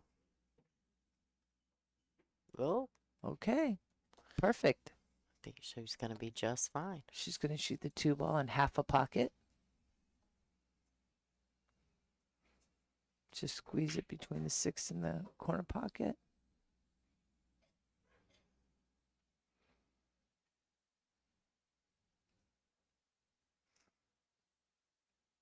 Just got to make sure she's got a nice angle on that 3 ball also. Well, the 6 ball's next. I thought the 7 was next, but All right, so someone in the chat said back in the early 90s, they won a regional event to play in a WPBA event in LA. And she was beyond intimidated, and she was alone at the lunch counter, and you invited her to lunch. She's a big Aw. fan. Who said that? She didn't say her name, it just says Tube Diva. Tube Diva. That doesn't help us. You need to give us a name. Aw, thank you, Tube Diva. I really, when I first started, I got a lot of attention and I rose to the top very quickly. And I did not feel welcome at all. And I made it my mission to be the change that I wanted to see in the world. And so when I got to a top position, I really tried to go out of my way to, like even here, most of the players that I've met that have competed that I've never seen before have not come up to me. I've actually gone and introduced myself to them and said hello and welcome to the tour. And I think it's just important, when you're nervous and you're new. I mean, I don't know if they were nervous or new, but I've been around long enough that I'm not so nervous just coming up to strangers and saying hello. But I think that it's important. Well, I would think that a lot of the ladies, especially the ones that are newer to the tour, a lot of them may have learned about the WPBA from watching you on ESPN back in the day. I would think that a lot of them would have that. You are their connection to women's professional pool. Yeah. Or their inspiration. Thank you, but I'm talking about making the effort to go and making them feel introduce. comfortable. Yeah, for sure. saying, "Hey, do you want to sit with us? Hey, what are you doing? You want a cup of coffee, or how did it go in your match?" Just taking a moment to draw them in, so they're not just a stranger in the back. room. Yeah. A stranger in the room throughout the tournament, and they're just here by themselves or with one other person, but that they can sit with us and talk with us and That's because you're nice. and want them to come back more, and inspire them to be like, man, I had so much fun and I sat and we got to talk and I want to do this again. Just want their experience of the WPBA to be a lot better than mine was. Wow, can you believe this? Rack for rack, these ladies are still tied 6-6. This is basically a race to 2. Goba, thank you so much for your donation. I've got it written down. This very easily could become a hill thriller if it stays on pace the way it is right now. Okay, let's see if she controls that cue ball. 1 ball on the side, 8 ball in the corner pocket. The wing ball is what we call it. Get that cue ball to go about around that, come back towards about the third diamond, near where her Q-tip is right now. Diamond it back up. Mike Owens, I have you. Thank you so much. Appreciate all the support.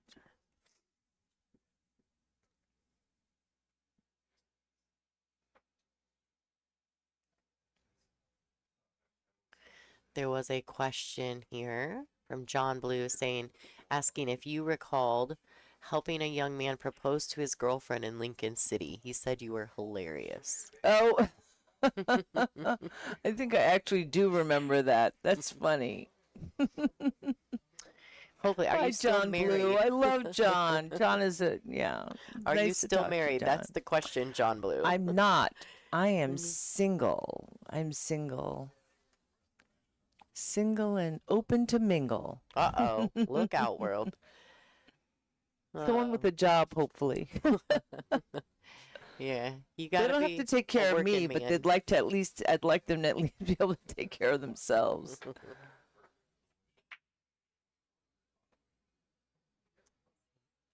Is it Rona or Rana Cooper? Said that you and George and Strong Arm used to come to their pool hall and play all the time. All the time, huh? I'm not sure if I'm reading that right. If Yeah, it's that's Ron what or it says. Rona All the Cooper. time. It must have been Brickyard Billiards in Indianapolis because that's the only place Sure. that we went all the time. But we did go on the road a little bit, get some nighttime action going here and there. And You I'm never sure that did that. no, but I am the only woman to win the Louis Roberts Action Award at Derby City Classic. Yeah, that's pretty cool. Probably the only woman that's well, ever now gonna they be don't in even do history. it. They don't even do the award anymore. What? They stopped doing it. That's strange. It's crazy. I was like, what do you mean? You can't stop the Louis Roberts Award. Yeah. I'm Yeah. surprised by that. But yeah, it was and funny, the year that I won it was the year that I was getting into action. I was late to, we'd match up and say, okay, 7 o'clock, and I get there at 8, 9. We're calling ahead to let them know that my face was in a toilet bowl throwing up. And I thought I had some kind of virus, and I found out I was pregnant with Savannah. Oh. So I'd been gambling all week and eating sushi and, not taking care of myself, not knowing that at 40 years old, after 5 children, every which way except naturally, that I would actually finally have my own, give birth to my own child. It was insane, totally unplanned. We had given up, 10 years prior to that. It was a nice solid hit.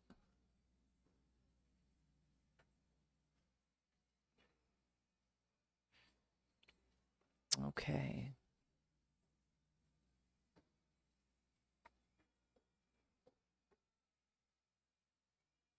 I think the 3-ball goes, so she can either shoot the 2-8 combination nice and easy and kill the cue ball and let the 9-ball slow the cue ball down, which is tough, or just bank the 2 back in this far back. There are safeties, but there are no guarantees, so may as well just go for the bank. Nice and clean if you like it. It's just whatever she likes.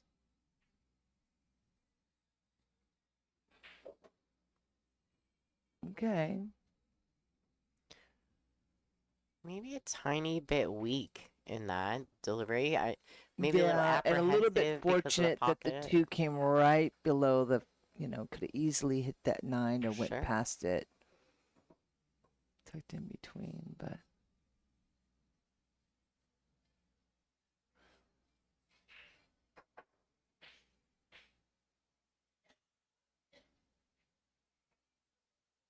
If she can cut the 2-ball into the 6-ball full, then the 2 will stay there, and using right-hand English, the cue ball can come back to about where the cue ball is now. Oh, wow. No.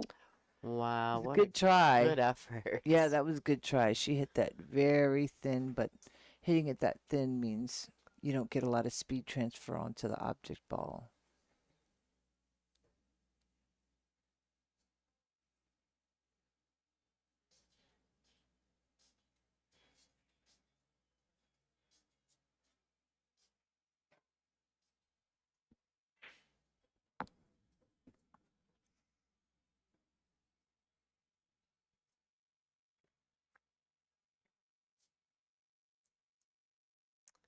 Oh, Freddie is in the chat.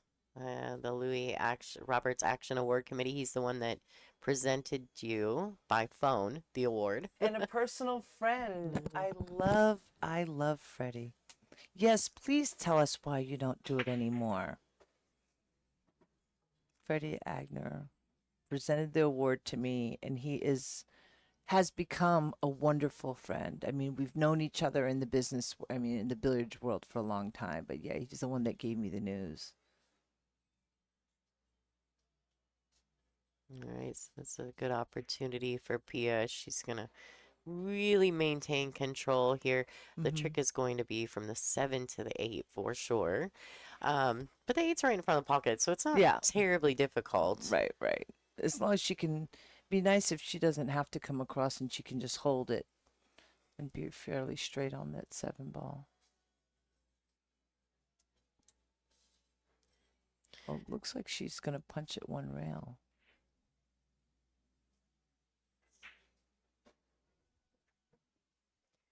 Nice.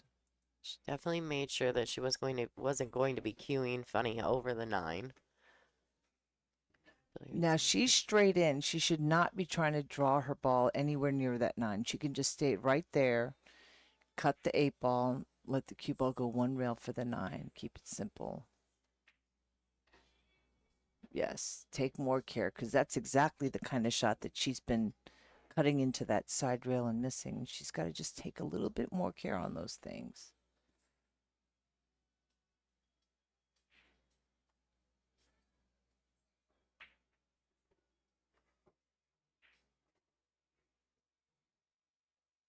It's a nice out from Pia. And a good time. That missed safety was costly by Christina. And with this 9 ball, Pia Filler, I almost said Hiller, is going to be on the hill. All right, fantastic. For anyone who's curious about what we're going to be doing next, we are headed to New York. So our March event will be at Rax Bar and Billiards in West Hempstead, New York. We'll be there. I want to say it's the 12th. So I traveled in and I flew to this event, and so some of my notebooks are not with me, which is really weird because I'm a notebook junkie, and I feel almost like I've forgotten all of my things because I don't have my full setup here in Classic.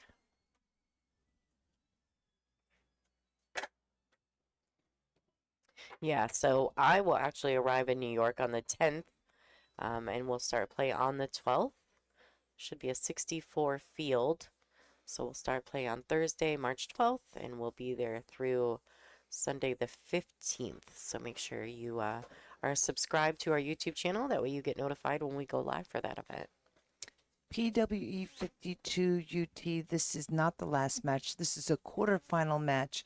You're going to see the hot seat, meaning the finals of the winner's bracket match, next at 12 o'clock, I believe. So as soon as this match is over, they're going to take just a few minute break to get everyone transferred in and out and get themselves going. And you're going to see one of the best matches ever, because it's going to be Chezka from the Philippines versus Han Yu from China. Yes, Han Yu, who's also a beast. So you're going to see some great matches coming up. And who's doing the commentary for that? Well, I know it's me. I haven't been out to check who's in the room right now, so we'll figure that out for you guys, folks.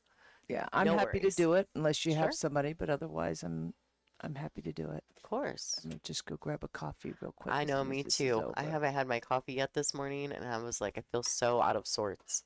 What kind do you want? I'll ask my daughter. Oh, no. I'll go get it in between matches. You don't have to send your daughter for me. Thank you, though. Okay.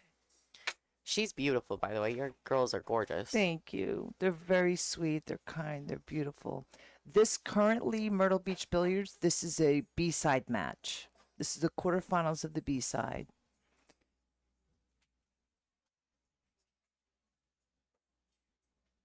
It is a very close match.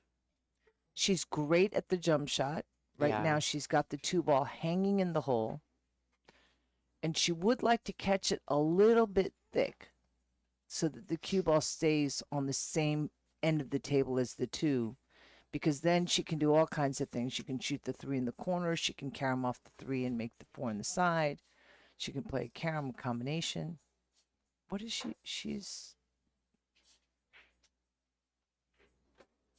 What's happening? What? Is that a push? Did she call push? She must have called push. She must have called push. Wow. Okay. Yeah. Interesting. She didn't want to do the jump, but she didn't want to push to give her a jump either on that 2 ball. And I guess she didn't want to kick it. Interesting. Yeah, this is an interesting turn of events, in my opinion. I actually didn't mind just kind of pushing the 7 forward and leaving the jump because the position to the 3 was a little more difficult. I don't know. That was just my thought, but I mean, I'm not playing. They are, so. Well, this is not a gimme otherwise, so it looks like a decent push. If she has to think about it that much, that means it's a pretty good push. She may be giving it back. I don't know. All right, so she asked for her extension just now. Freddie decided he let us know in the chat for the Louis Roberts Award. They did an interview with Grantland Online Magazine, highlighting the award and gambling. The casino came down on them, and as they own gambling for that region, so they still turn a blind eye to the gambling, but we can no longer do and celebrate the Louis Roberts Award at DCC. The casinos, I mean, when it comes to gambling, they do, you know, they are going to dictate what you do when you take an event to a casino. Right. Oh, look at this. What a fabulous shot. Yeah, there was some appreciation out in the crowd for that one. There was some, you heard some people in the room thumping, slapping the tabletops. Wow, what a great shot. Look at this.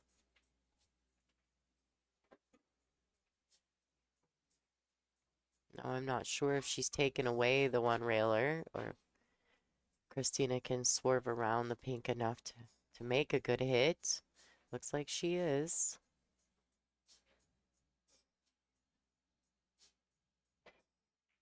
All right, so she does get a hit. Is she going to get away with it?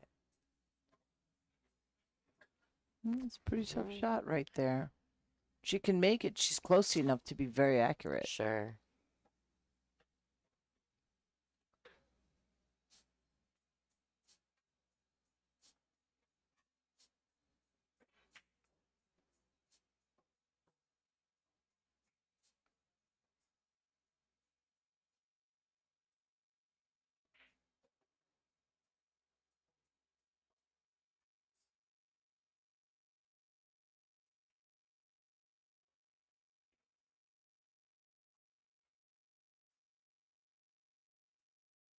She overcut the 3, laying it directly in the pocket.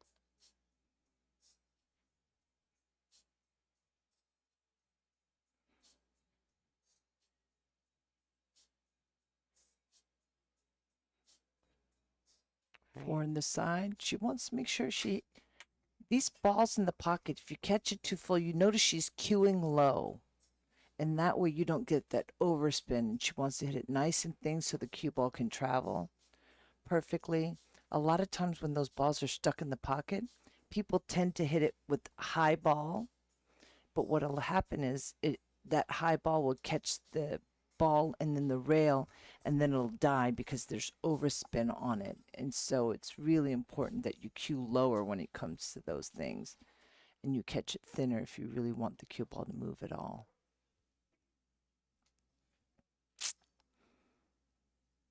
See there, I feel like she knew where she wanted to get, but she didn't choose exactly where she wanted to get. Exactly, do I want to be straight in the corner, straight on the side?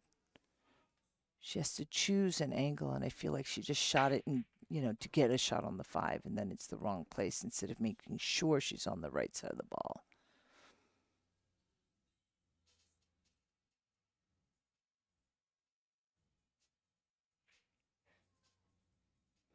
All right, she's shooting choosing to shoot the 5 ball in the corner pocket, but she knows she needs to hit this pure and clean because she's going to actually punch it to get the cue ball back out in the middle of the table. Oh no, she didn't. She hit it right into that rail. Oh, because she changed her mind. So instead of trying to come across, she decided to shoot the 6 ball in the opposite corner, which is why she let up on the stroke. But I think she just wasn't really committed, to the final decision that she made. That's too bad. We always, if we're going to lose, we want to get beat. We don't want to feel like we're giving up shot after shot. And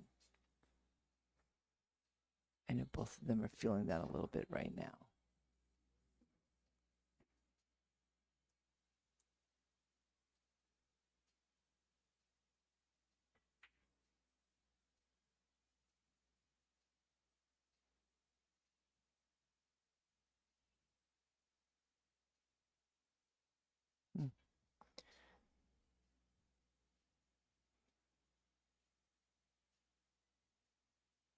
She can choose to just stay above it or roll all the way down, back up.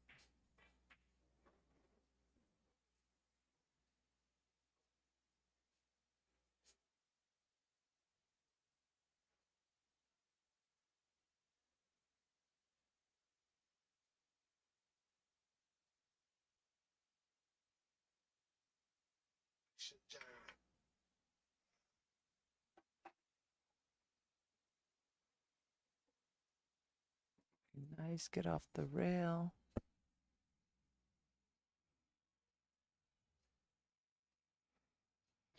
All right, and with this 9 ball, Pia Filler will be guaranteeing herself a 4th-place finish here at the WPBA Classic Billiards Players Championships.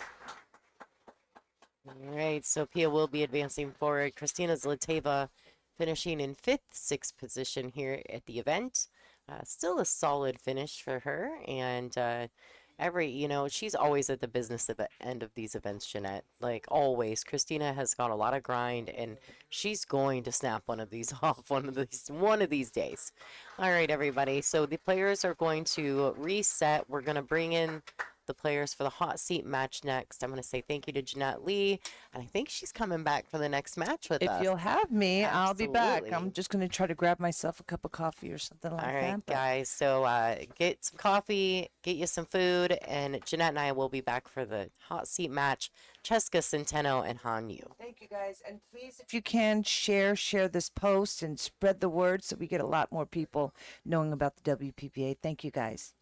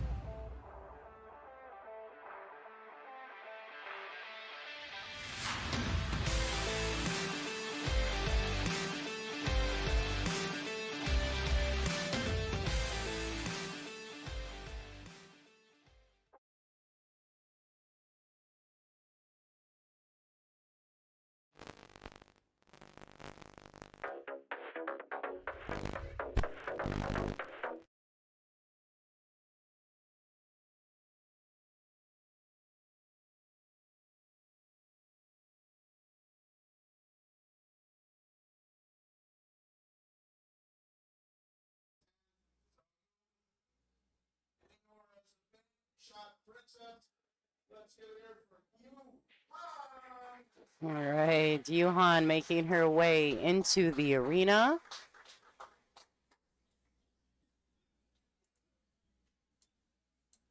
All right, guys.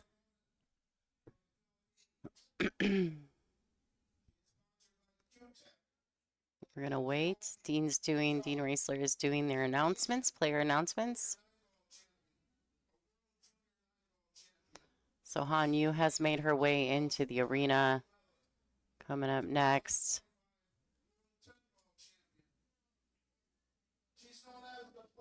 Got her, the Flash.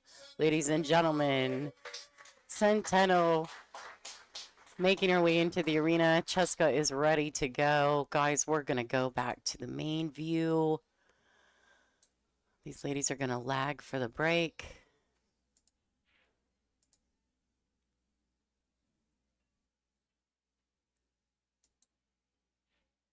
Go over the match rules quickly.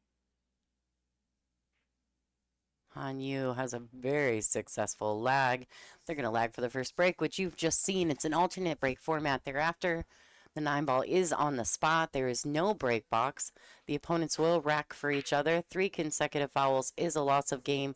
This is cue ball fouls only. Race to 8. My name is Lonnie Fox Raymond. I am the voice of the WPBA. You are watching the 2026 Classic Billiards Players Championship. Let's see if we can get the scores on the screen. Looks like the ladies are ready to go. And so are we. Han Yu in the blue chair to the left. Chezka Centeno from the Philippines in the pink chair to the right. Jeanette Lee will be back in production with us in just a few minutes. I think she's getting some coffee. We'll be going here quickly. 2 completely contrasting styles of pool. Han Yu, very graceful and diligent, very intentional at the table. Chezka Centeno, very free and quick at the table. So we'll see how these 2 styles match up against each other for the hot seat match here at the Players Championships. You guys will have to let me know what you guys thought about the intros for the players with the moving cams.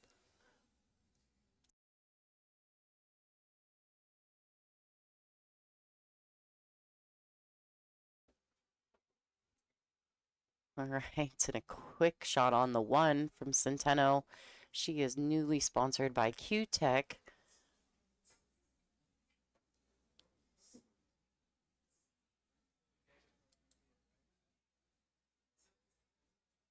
I wonder if she signed the contract as fast as she rounds out a rack of 9-ball, right? The final will be an extended race to 10. All right, so it looks like she may be eyeing down a 4-9 combination to take rack number 1 of this hot seat matchup. And there you have it, ladies and gentlemen. Chezka Centeno to take rack number 1. Han Yu will be racking, and she will also be breaking. Centenno will be breaking, so there's a quick opportunity after that dry break from Han Yu for Centenno to put on a quick 2-pack in this match. 4-9 combination to take rack number 1.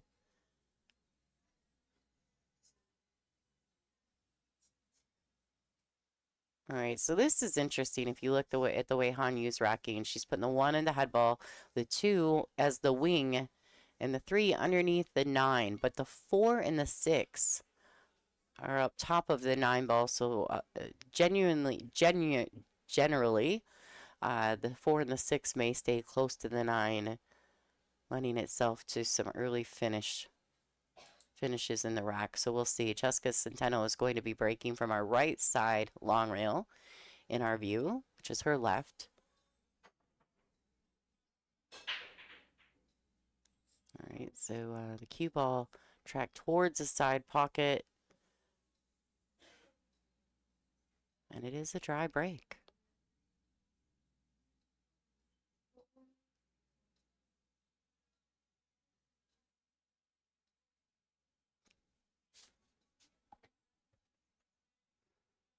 So she doesn't make the wing or the one. She doesn't make anything, really. But Hanyu will probably be looking to play a Z pattern safety or just use, oh, she's just going to go ahead and use the 2. And it leaks out. So she doesn't leave Centenno locked up under the blue. I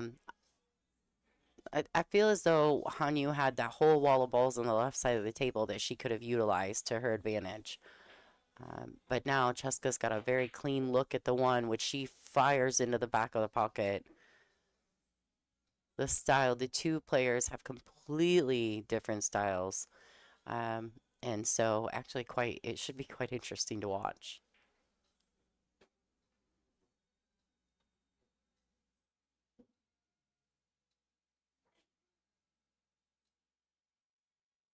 All right, so the pink's right in the pocket, right side. Should be too tough on Chezka there. Chezka just needs to make some decisions. If she's going to play like the 4, 5, 7 combo, she'll play it real first, come back out for the 5 top left.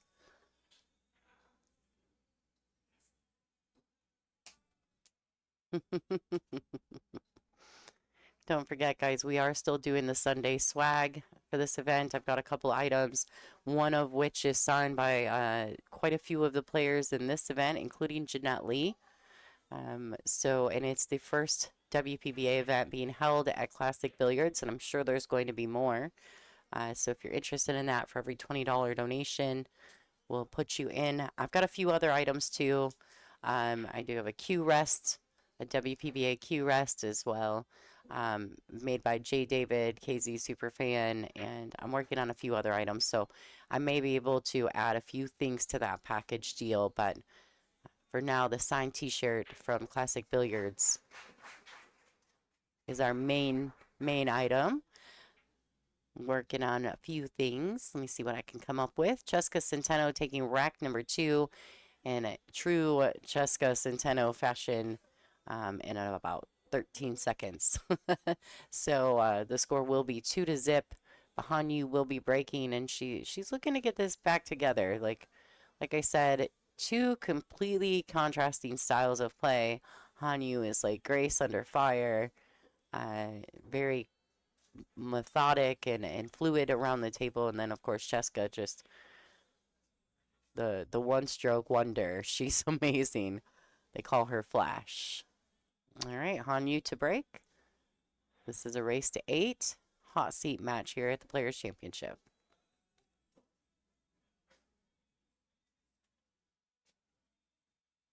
Yeah, I couldn't get my sentence finished, and Chezka was done. She's tough to call because of that, but still also very exciting and fun to watch as a fan.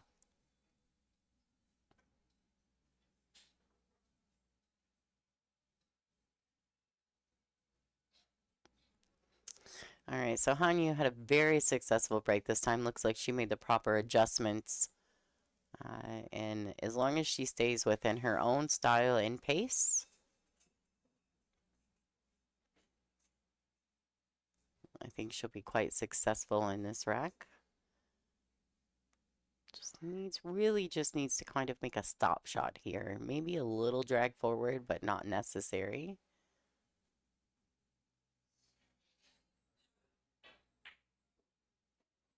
All right, so the 2 ball is down.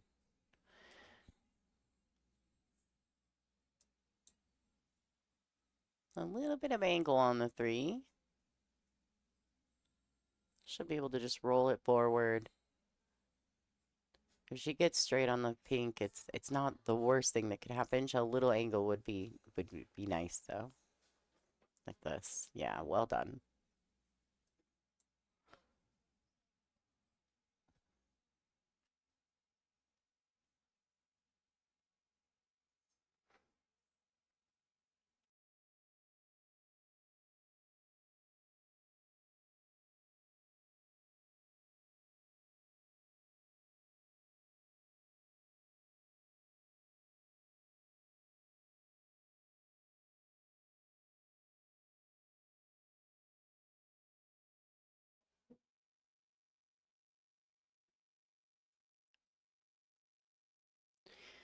Yeah, so there is no 3-point rule on the break now that we're using the 9 on the spot. The call is always to just no intentional soft breaking.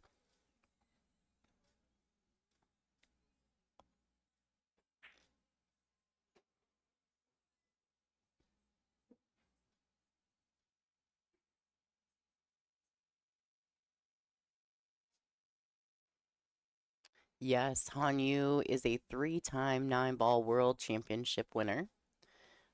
She although she's never played in the WPBA before, we're really excited to have her here. I think I've told this story on the stream in the past.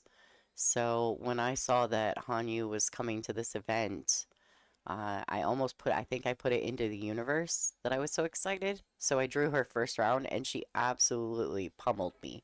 She broke and ran 4 racks. And I felt like such an idiot because I was just sitting there smiling like I was fangirling the whole time. It was an absolute disaster. And that's okay. I mean, you just I forgot. I was like, Lonnie, you have to play too. Like my breaks were not as successful. I would make a nice break, have no great shot on the lowest numbered ball, and have to push. And she just punished me with them. So she played phenomenal.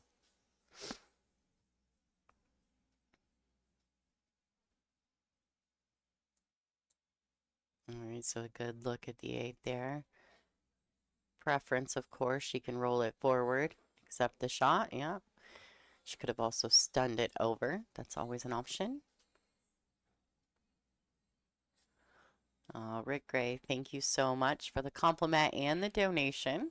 I really enjoyed doing the commentary at Derby City with X-Pool. I had a fantastic time, and I'm hoping that I've done well enough that Diamond and Jason Sword and Chad from Diamond, Greg, of course, will invite me back. So for those of you guys who were fans and got to hear the Derby City commentary, make sure you send them some messages. Let them know you want me back in the booth. I would be so happy. I really enjoyed it. It was like a bucket list thing for me to work with Mark Wilson and even John Schmidt. Like John and I have been friends a long time though. So anyway, thank you, Rick Gray, for your donation. Hanyu is on the board. The score will be 2-1 in Centenno's favor. Chezka Centeno will be breaking. As soon as they update the tablet, the score will update on your screen. Their tablet is connected to my stream, so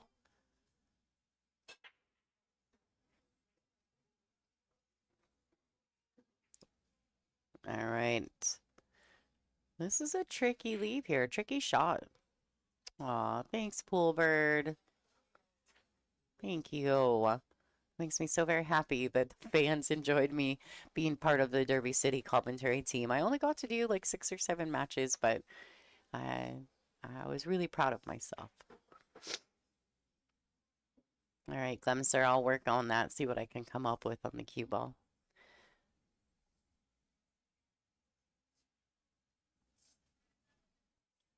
Or a ball of any kind. We'll see what we can come up with. All right, look at this, playing a safety. Not quite. She needed to lock on you down.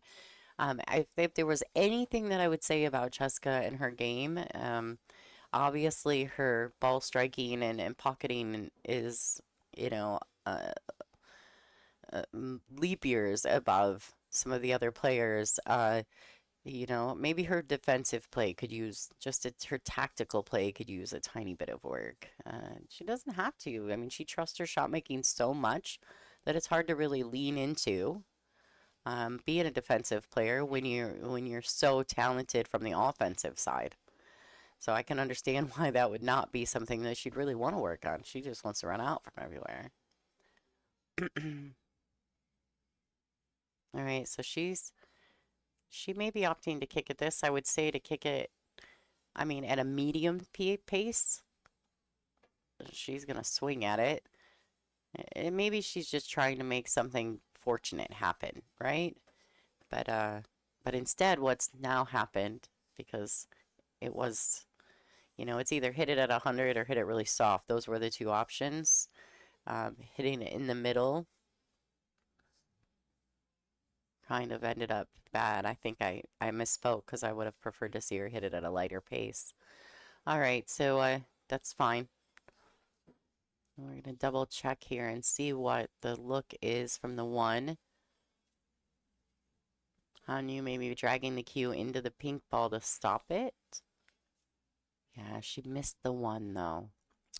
All right, so Chezka is going to make quick work of this rack. And one naturally leads to the two. This is Chezka's first WPBA event. Yes, she did play in the Women's World 8-Ball Championships, which you guys, the final, that was one of the best 8-ball finals I've ever seen in my life. Her versus Jasmin Ouschan. But that was produced by the WPBA, but it wasn't a WPBA ranking event.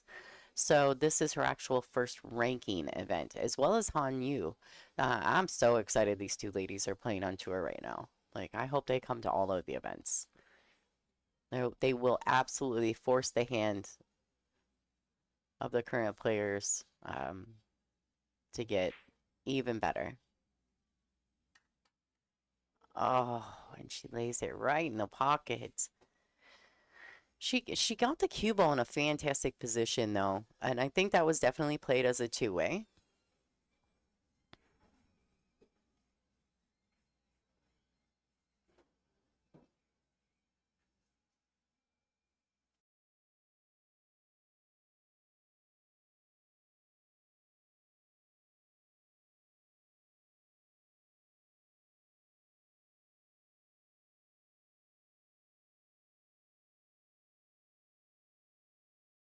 All right, do you see how high Hanyu is elevating her cue? Like, if you've got to get the cue ball to jump up higher, you have to elevate higher. If it's more even, like it's just a nice, oh wow, all the way around it. All right, so ball in hand, Chezka Centeno will make quick work of these 5 balls, no question.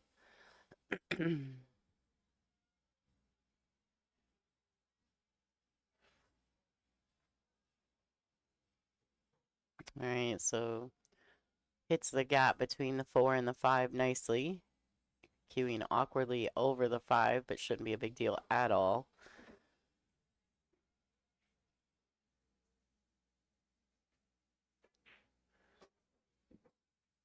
To be fair with you, Hanyu has played exceptional on the outside tables.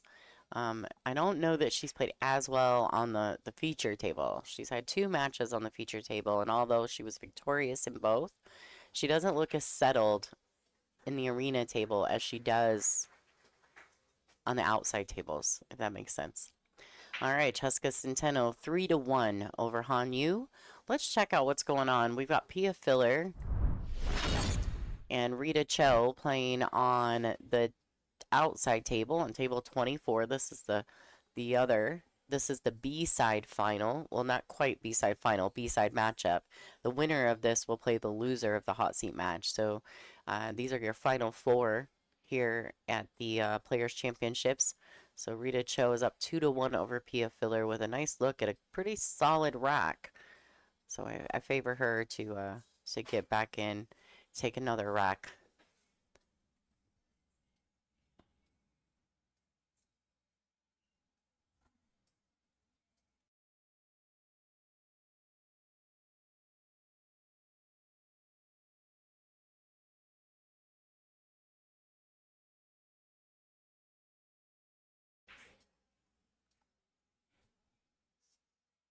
Oh, and Han has lost the cue ball.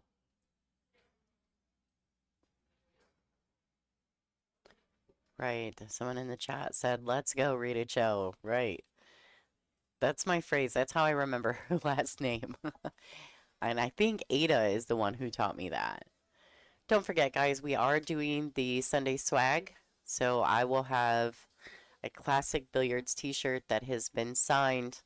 On the back of the t-shirt, this is kind of fun, even though I think that if it's signed, most of you will probably just display the front. But on the back of the t-shirt, it says, "Shush around and find out," because classic is a vibe, and it's not a quiet pool room. People in here, they're always having a good time, and it's always quite loud. And so The back of the t-shirt does say shush around and find out. Although I think whoever wins it will probably display it with the likes of these ladies and their signatures in the first WPBA event that was ever held at Classic Billiards. So it's a really strong piece of memorabilia. I'm not saying that proper. So if you guys are interested in that, for every $20 donation, I will give you an opportunity to win that giveaway. So thanks for all the support. You know, we try to give back to the fans as much as possible by providing the free streams and doing the swag, right? Like giving you guys a few items to show how much we appreciate you guys and what you do for us. All right, so a safety play here, and this one's a good one. This is a jam up safety. I'm pleased with that decision, and she hit it excellent. She took away the option for a one railer. The two rail is very difficult because she's close to the short rail.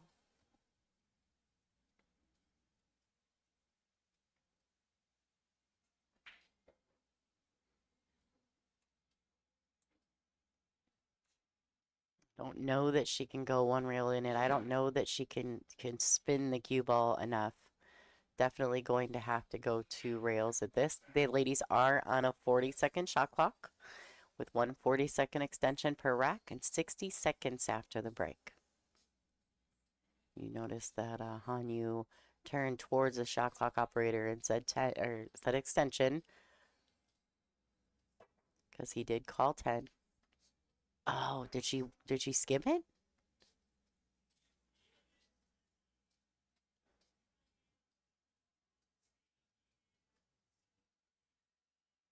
She got just the edge of it. She must have. Must have just gone the edge of that ball. Whoa. And I think she's all right. She might be okay on this ball. I'm not sure. I think she has enough of it.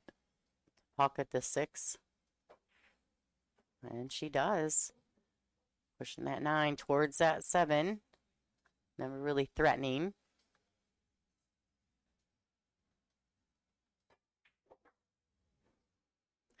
Hi, Lisa. No Venmo. We're just doing the donations via the super chats right there on YouTube. There's a little money symbol next to your chat box. If you click on that, it'll walk you through how to do super chats.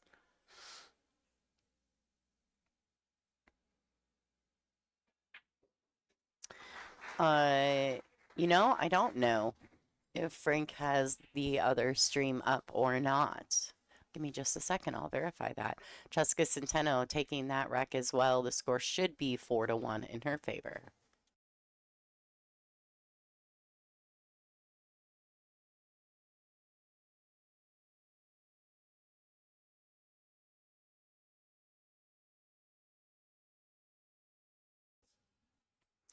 All right, so they are not on the bonus table. I have a camera on that table though. Here's a quick look. Rita is up 3-1 over Pia at the moment. Pia looks like she's got to look at the one ball. I don't know if she's going for the safety. She's very likely. I'll tell you what, I watched Pia in Michigan at the Masters, although although Rita did end up winning that event. Pia had her down, boy, big time in that event, and Rita came back to win Hill Hill. It was such a grinder match. Lisa, thank you so much. I got it, girl. Thank you. You figured it out.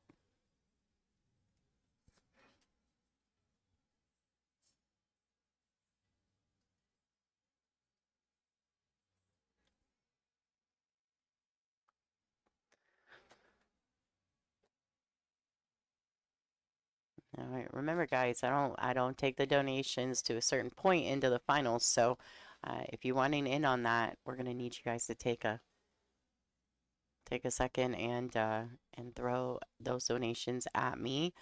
An overcut, or actually an undercut on the one ball.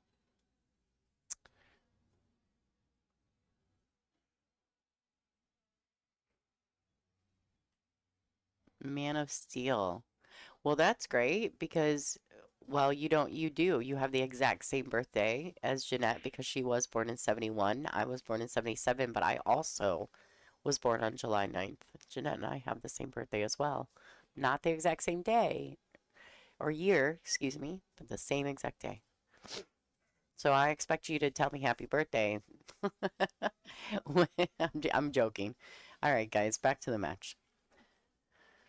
All right, so she's looking at this. She's going to have to kick at this ball. I don't know if she'll go 2 reels at it just to try to get the cue ball tracking back out.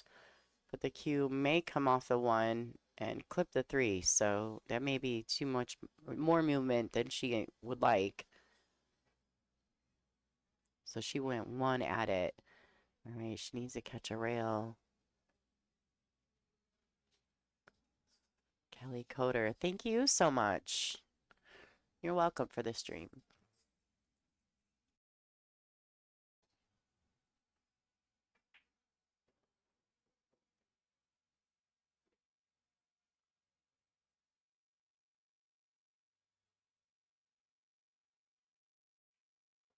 All right, quick work here from Chezka.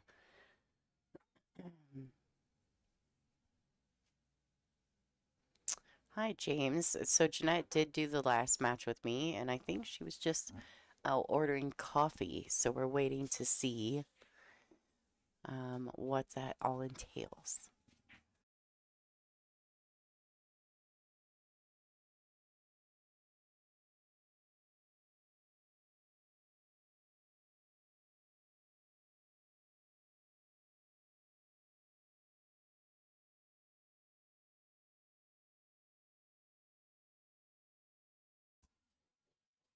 All right, so Jeanette's daughter just brought me a coffee. What a beautiful little human she is. Penny Bates, I've got you. Thank you so much for your donation.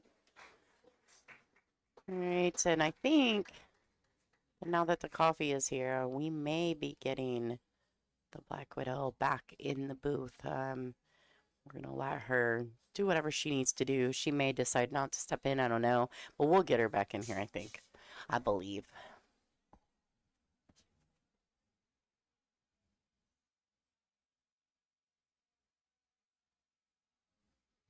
Wow, man, she is just something special, isn't she, Centenno? Like, just getting after it.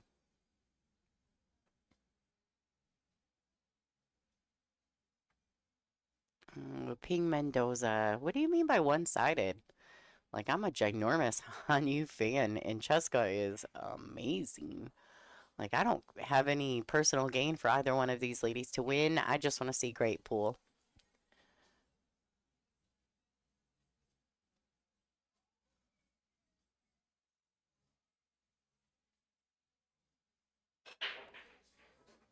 Oh, wow. All right, she just needs to get a look at this too.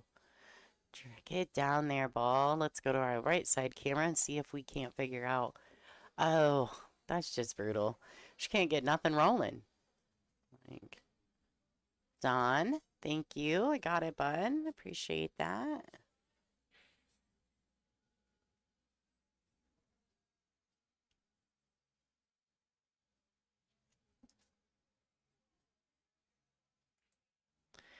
Don't forget as well, guys, if you go to WPBA.com, you can purchase a set of the Pro Cup previously used balls here by the ladies of the WPBA.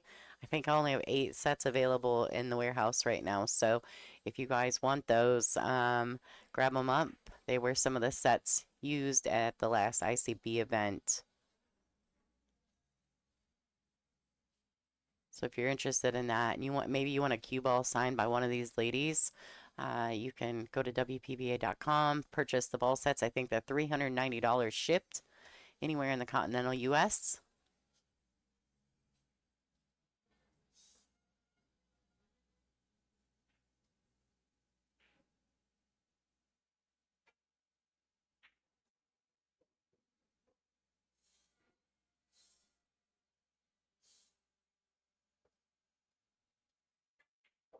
Man, Chezka's making quick work of this match. She is not. Something's got to swing in order for Hanyu to get back in. That's it. That's all there is to it, you know?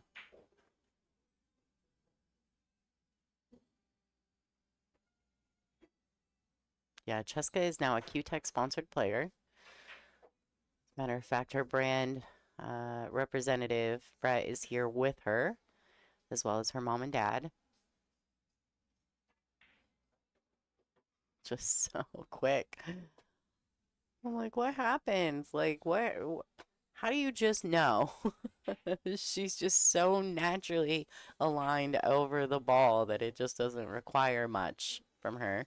Oh, little bit careless on the cue ball, leaving it on the rail, but shouldn't be a problem at all. All right. And she is flash 6-1 over Han Yu, looking to really make sure she takes down this matchup, getting herself a seat in the finals. All right, let's check in. Boy, these ladies are back and forth, eh? All right, Rita Cho currently still up 3-1 over the killer Pia Filler. So they're a bit behind the pace of Chezka Centeno, that's for sure. But they are, I'm sure they're on a mandatory 40-second shot clock, so they just maybe are playing a few more of the tappy safeties versus Chezka and Hanyu. I felt pretty bad for Hanyu there. She had a really solid break, and then the two to have no shot on the two. It just feels like sometimes when you're, you like some days you're the windshield, other days you're the bug. I say that a lot. When you're just getting pummeled over by Chezka, to not get a shot after the break when you make a solid break is just kind of like extra punishment. That little nail in the coffin kind of vibe. All right, so she does make the wing. The one comes around. If she does this in true Chezka Centeno fashion, she'll be on the hill in about 30 seconds, folks. The loser of this match will face the winner of the Pia Rita match. So the winner of this will have an automatic place in the finals and guaranteed at least second place. Second place has a payout of $11,000. First place pays 17 buckaroos, 17,000 buckaroos to the winner.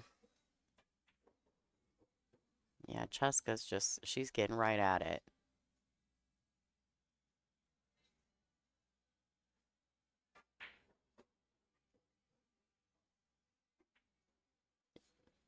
I would agree. Someone in the chat, Chezka is reminiscent to me of Joshua Filler, because he is also a very natural talent.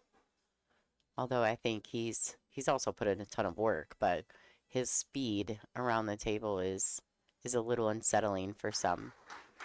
Wow. Chezka Centeno on the hill. The fans in the room, they're just mind blown. They're mind blown by it. Chezka has not had a lot of time in the U.S. She's almost borderline mythical to people because they've only seen her online. So to see her in person, people are just in awe. All right, so Chezka is on the hill 7-1 over Han Yu from China. Han Yu is going to do whatever she can. But it's an alternate break format, so there, you got to stop Chezka from breaking and running out as well. She'd like to at least get one nice break and run under her belt. We'll have a little confidence, no matter what the ending score may be. Because she will, if she doesn't defeat Chezka, she's going to have another match to play to get back. So.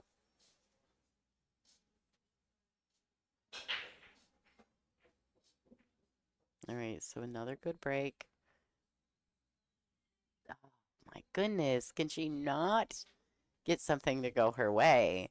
That is just absolutely disastrous. Last rotation of the one ball, and it lays over on top of the six. Now she has no shot. I mean, so she's just going to have to keep grinding. That's all there is to it. She may be able to thin would be her left side of the one and push it and on the other side of the six. Try to put the cue ball down by the side pocket. She may be able to push the one towards the 7 and bring the cue ball down table. All right, that is not a terrible shot. It's actually a pretty sporty shot. She's forcing Chezka to kick. I don't think Chezka can just clip the edge of the one. I think she has to kick at it.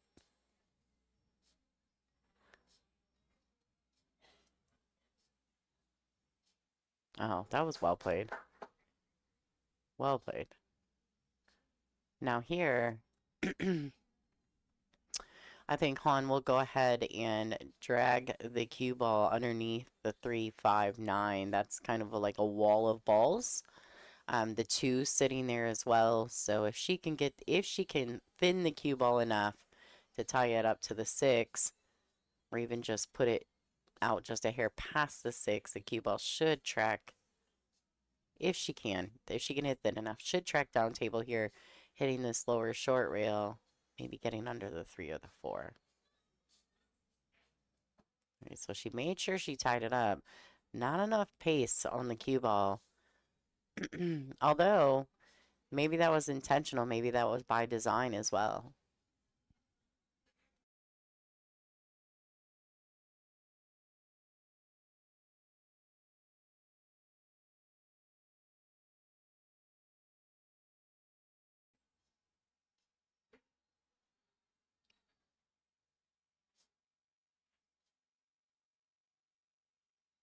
All right, so Chezka, once again, really not getting specific with the cue ball, just opening it up and taking her chances.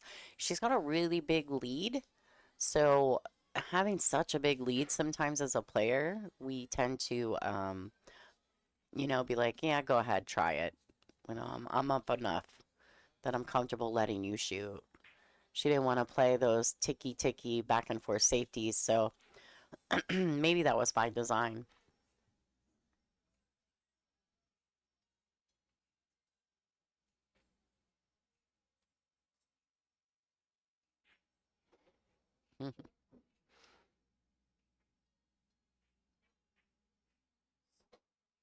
All right, nice touch by Hanyu. She's gonna really need to get inside herself and really just do what she's trained to do. She's a trained athlete because Chezka's speed and pace can be very unsettling. I'm sure the same thing as like Joshua Filler is to the men's divisions. I mean, she's just like someone said in another stream I watched that, man, that chick is just like a Terminator, right? Like she's just kill, kill, kill. And I would agree with that, but it's not really like she's trying to kill anybody. She's just, that's the pace of play she likes to play at. All right, so that was, in my opinion, a poorly executed shot by Hanyu. She really needed to get all the way through that stroke. And she just really hasn't had a lot of time to settle. I mean, it's like someone said, a buzzsaw. I mean, Chezka is a whole energy herself, you know, at the table. So Hanyu may spin roll this ball in. I love the way she hit that. Like I said at the very beginning, these are two contrasting styles of pool. Hanyu is like Grace at the table, and Chezka is like a buzzsaw. I mean, she's just go, go, go. And both of them are so successful at their sport, but they're just so completely different styles of play. All right, I like that she hit that with some authority. She really just force followed, like a force stun shot on the cue, still keeping angle on the 7.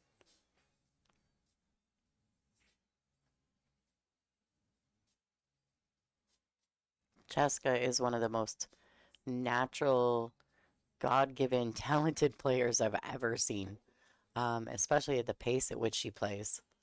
It is unbelievable how talented she is. I know that there's conversation about her being competitive inside the men's divisions as well, and I would not disagree with that.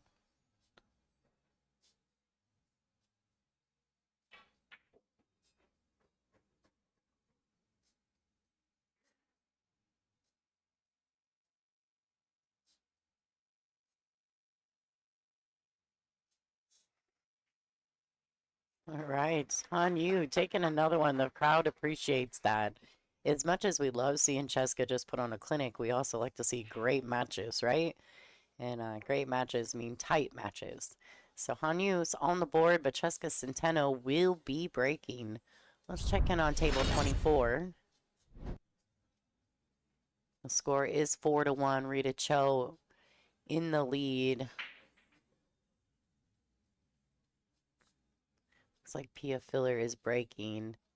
Last ball rolling. Oh no, that was Rita. My apologies. I should have recognized the fact that she didn't have on a pink glove. All right, guys. So Chezka Centeno, it's back at it. Rita's definitely in the lead over the killer Pia Filler at the moment. We'll check back in again.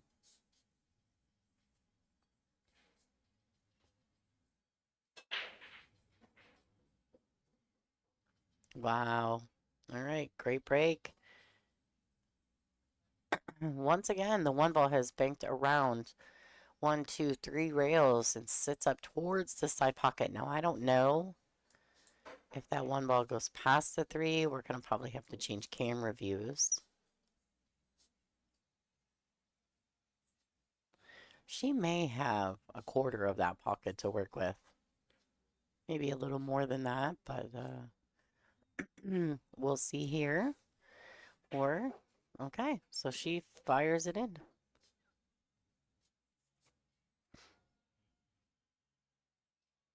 Now, awkwardly queuing over the 9. You know, what's wild to me is that Chezka is, she has so much belief in her ability to pocket the balls that she really can just accept any positional play. Like, it's wild how good she is. Unbelievable.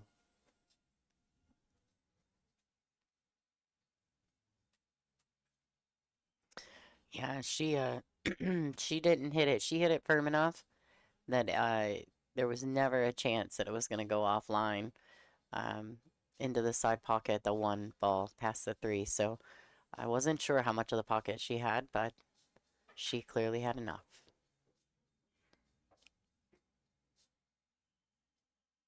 Cheska's mom and dad travel everywhere with her.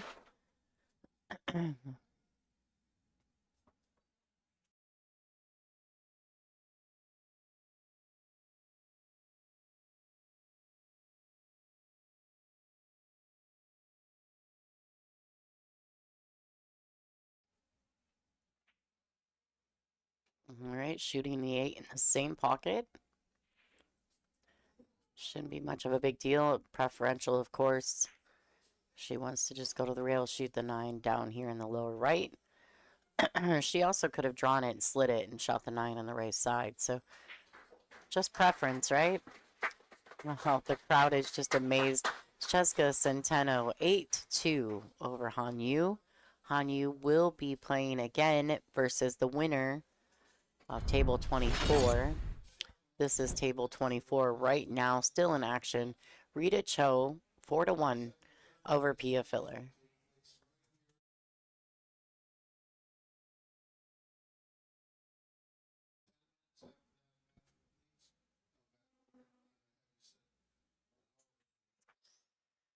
All right, guys. So that literally took 40 minutes. 12:45. They started at a few minutes after noon. All right, guys. I'm gonna put some music on, let you guys watch this match for just a bit. I want to go chat with my tech director, and you guys just to enjoy the rest of the match. The winner of this match will be competing against Han Yu. So stay tuned. We got a couple more great matches ahead.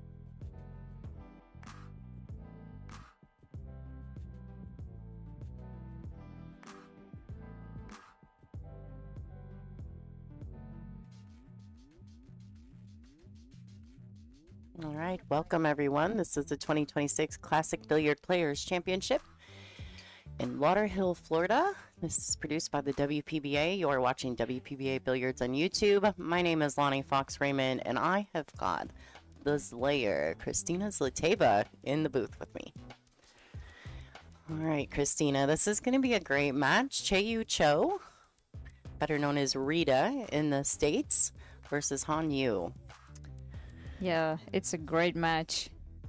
I can't wait to see how is it going to go, because Hanyu has been very, very solid, but obviously the last match she pretty much got run over by Chezka. Chezka's break is working very well, and that makes her almost impossible to beat, you know, when she gets going.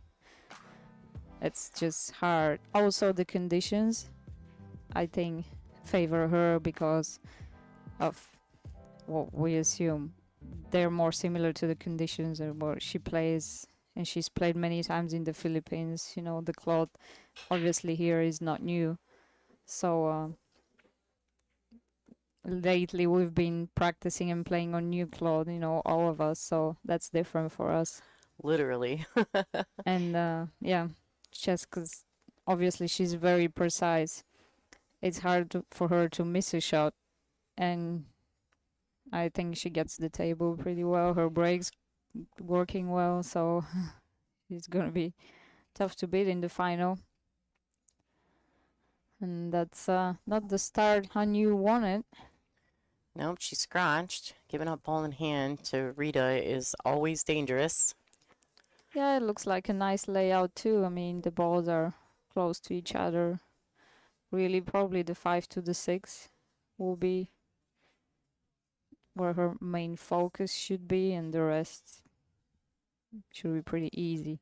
I say that when today I really messed up quite a few easy easy layouts. They look easy, but this table plays pretty tricky, I gotta say. The pockets are really not forgiving, and as the cloth doesn't slide, it's just very easy to hang a ball.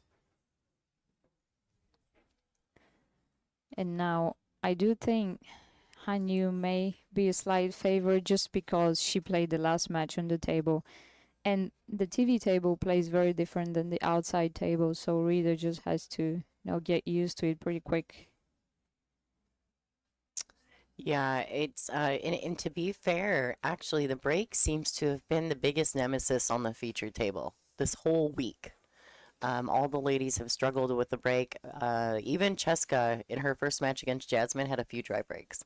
I think she's acclimated better, obviously, sitting in the hot seat at the moment, but she even started out rough with the breaking on this table.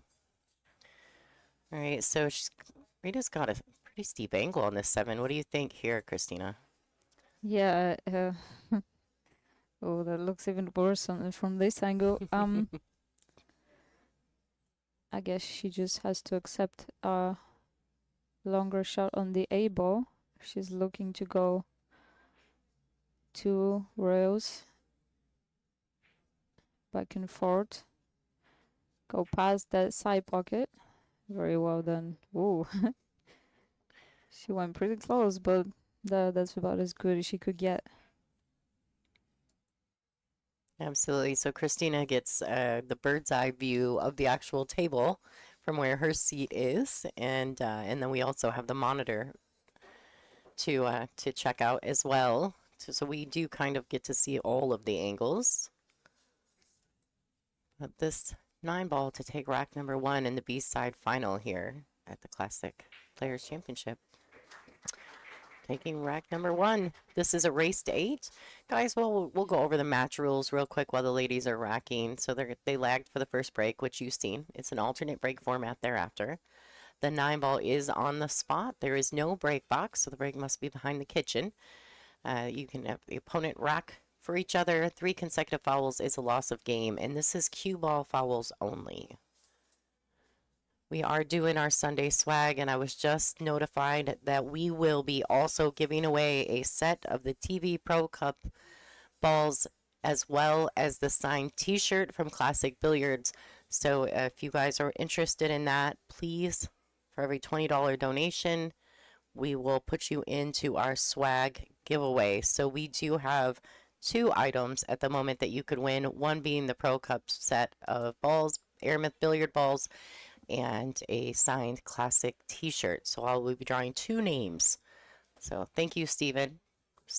I'm not sure if I'm saying that right, for your donation, and I've put you on the list. That ball set was donated by realtor extraordinaire Michelle Griffin. So thanks so much for that from Michelle. She wanted to make sure you guys had another awesome swag item to have a chance to win. All right, dry break. Yeah. Dry break, and Hanyu has a great position on the 1 ball. Now she has to go back and forth. It almost looks like a drill if you see where the 1, 2, 3, and 4 are laying. She has to go up and down the table a few times.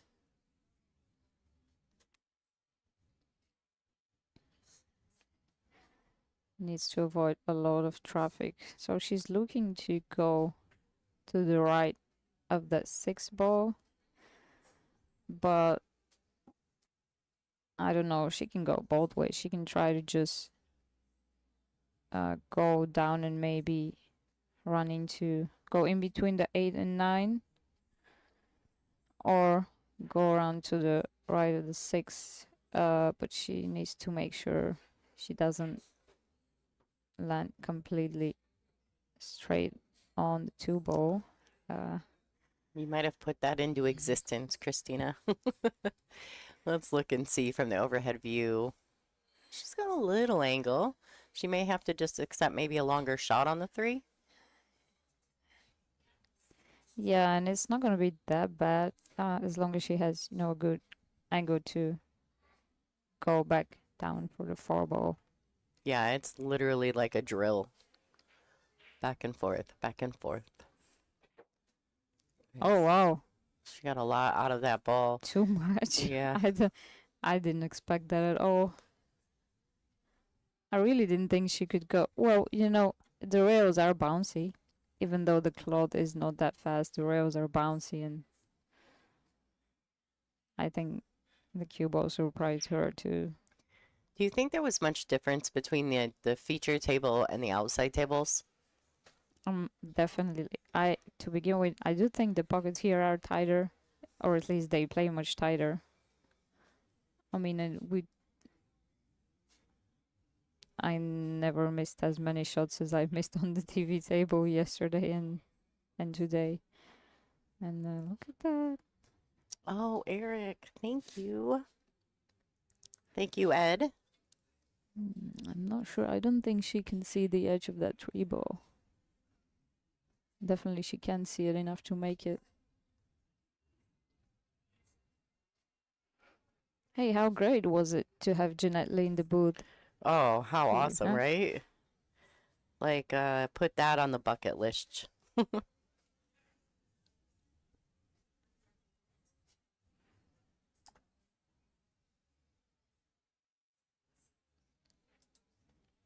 Yeah, she's great. She gave me a cue ball and a book.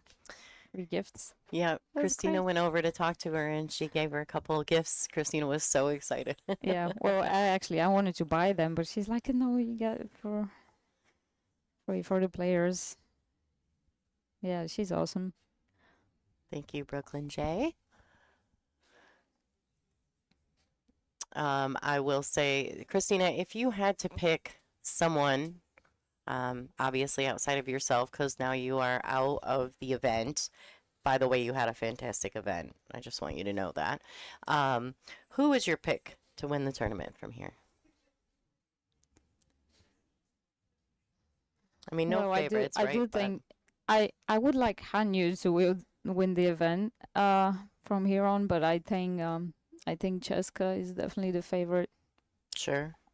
Well, Cheska's pace is a little alarming, but I know that all of these ladies are very comfortable with her. They know her. They've played her many Oh times. yeah, absolutely. I don't Um, think that will really bother them at all. But the thing is, thanks to her pace, she also saves a lot of energy. You know, her match was finished in 40 minutes, mm-hmm. and now she can rest. It's very important, especially towards the end of the tournament. Like today, I couldn't even get going. I didn't get more than 3 hours of sleep because I mean, it's always been tough for me when you have a late night match. Mm-hmm. You have always struggled with the sleeping part at Yeah, these events. All yeah. right. After late night matches, finished almost at 12, and then Have to be back at it. yeah, I have to be here at 9, and yeah, I don't. All right. So she overhit this safety. So my pick for the event was Han Yu. Even though Cheska is clearly the favorite and she won the hot seat, but the finals is a straight race. It's a race to 10. There's no double dip or anything at this event. So I'm hoping that we will see Han Yu come through. She was my pick from the gate, even knowing that Cheska was here. So that was just my pick. Yeah. I've asked every single person who's gotten in the booth that same question, just so you know I didn't try to put you on point. Normally, I would actually think Hanyu is a favorite against Cheska, but it's just because her strategic plays better. Yes. And she was so solid. I watched her match against like Savannah, and didn't watch much more. But as far as her score says, her wins were pretty convincing. Absolutely. And they're two completely contrasting styles. Like, I feel like Hanyu is kind of like Grace under fire, and then Cheska's just like the Terminator. Like, she's just Yeah. all in all the time. I want to say thank you to Brooklyn J, Jackie B, Pull Forever, and Lainey Louie. I did receive your donations. I just want you guys to know we didn't ignore you. So we're gonna get back to this match though, because Christina's only gets to be with us until about 2:30. So Rita Cho has had a really a grind of a tournament as well. She lost early on to Kaylee McIntosh in a tough hill thriller. Oh, what a crazy match that was! It was, wasn't it? And so she's been grinding ever since. And Rita, I mean, everyone's familiar with Rita at this point in the U.S., but she's a tough cookie. But it's been a hard road for her to this point in the event.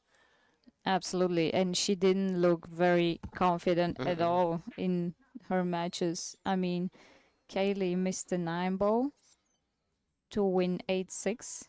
They went hill, and then Rita missed the 9 ball to win the match. Just hung it. It was crazy. The whole room kind of was like, oh, like when it happened. It was insane. There have been. I mean, the matches here are definitely not as usual. Just because the pockets, the balls don't slide in, so many pockets just hang. Yeah, they're just bobbling them. All right, so Rita's looking really solid right here. Yes, And a nice run out. Rita had a close win against Jasmin too. When I believe Jasmin, not sure, I believe Jasmin was up 7-6. But they went hill, and then they were at the 7 ball for a while. Yeah, literally.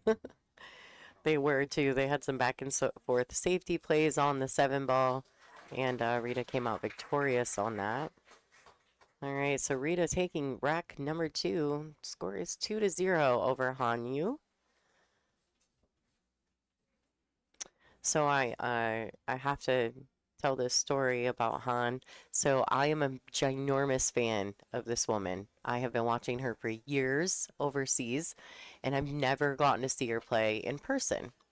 And I mean, when I say I'm like I fangirled, and I don't do that over anyone, okay? And I saw her Oh. name on the list here, and I was like, oh my gosh, I'm so excited. Han Yu's coming. And I draw her first round. So then I sat there the whole match, just like in awe, smiling. Like, who does that? I mean, I paid the same amount that she did to play in the tournament. And I literally sat there with my cues in my hands, just like, oh my gosh, I'm playing on you. And she destroyed me, like, absolutely destroyed me. So maybe I shouldn't fangirl so hard. But Yeah, not a good idea when you play somebody. no, I forgot that I was in the tournament. But anyway, so for those of you guys who are not familiar with Hanyu, she is a #2 ranked highest Fargo female player in the world, underneath only Chen, and not by much. She is just, to me, she was borderline mythical because I had never seen her play in person, and I've pretty much seen everyone play in person. And so I was so excited. Thank you, M.A. Glemser. I got you down. Yeah, I love Hanyu. She's really sweet too. Yeah, you know, she's really some nice. Asian players are not. I mean, the Taiwanese they're all really cool, but some Chinese players are more conservative, I guess. But she's really nice. Yeah, Yeah, she is. She smiles and she's kind. Like, I like the I like the faces she makes when she makes a bad shot or bad position.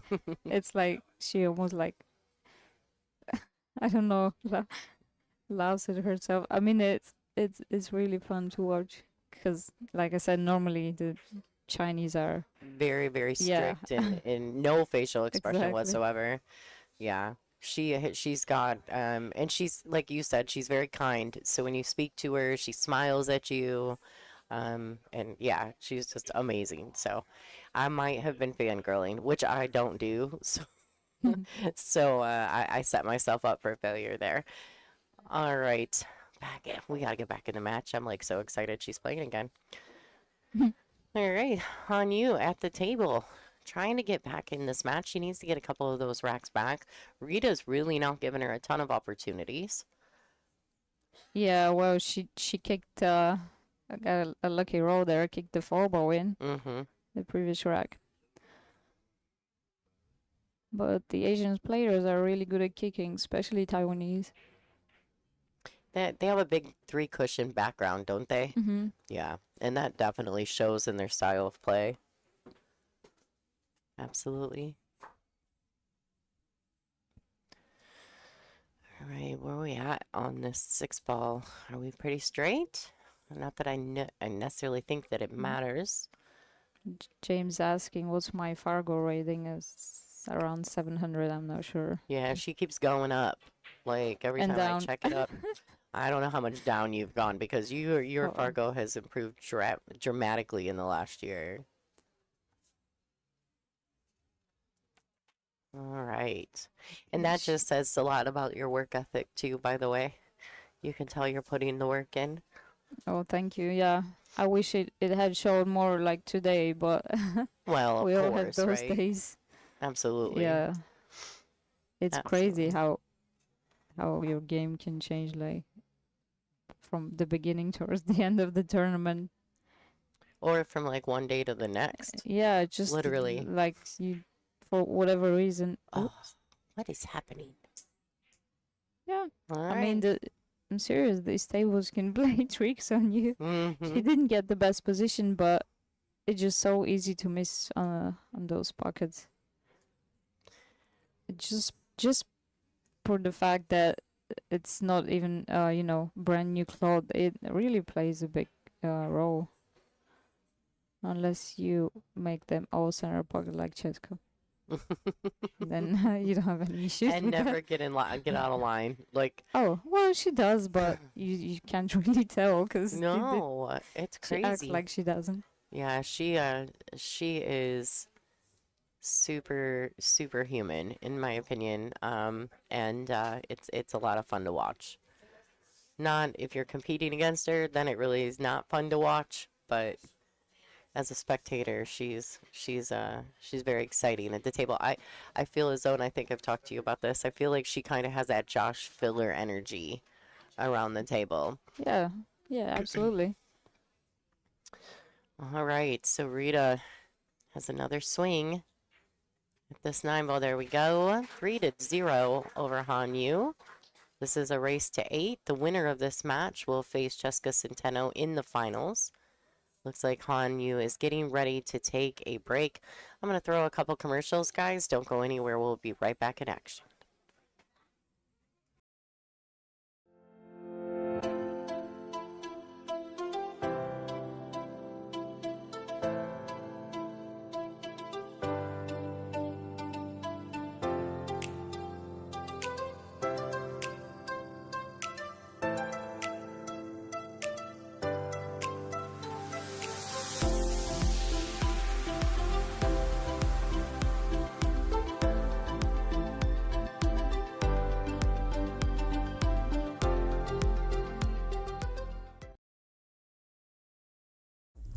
Digital Pool is the ultimate app for billiards enthusiasts, tournament directors, and league operators.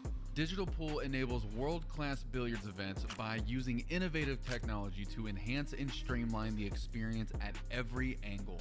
Experience features like live scoring, text notifications, table assignments, real-time match updates, automatic reporting the Fargo rating, player stats and profiles, live streaming overlays, online player registration, and digital payment tracking. Enjoy all this and more by signing up for your free account at digitalpool.com.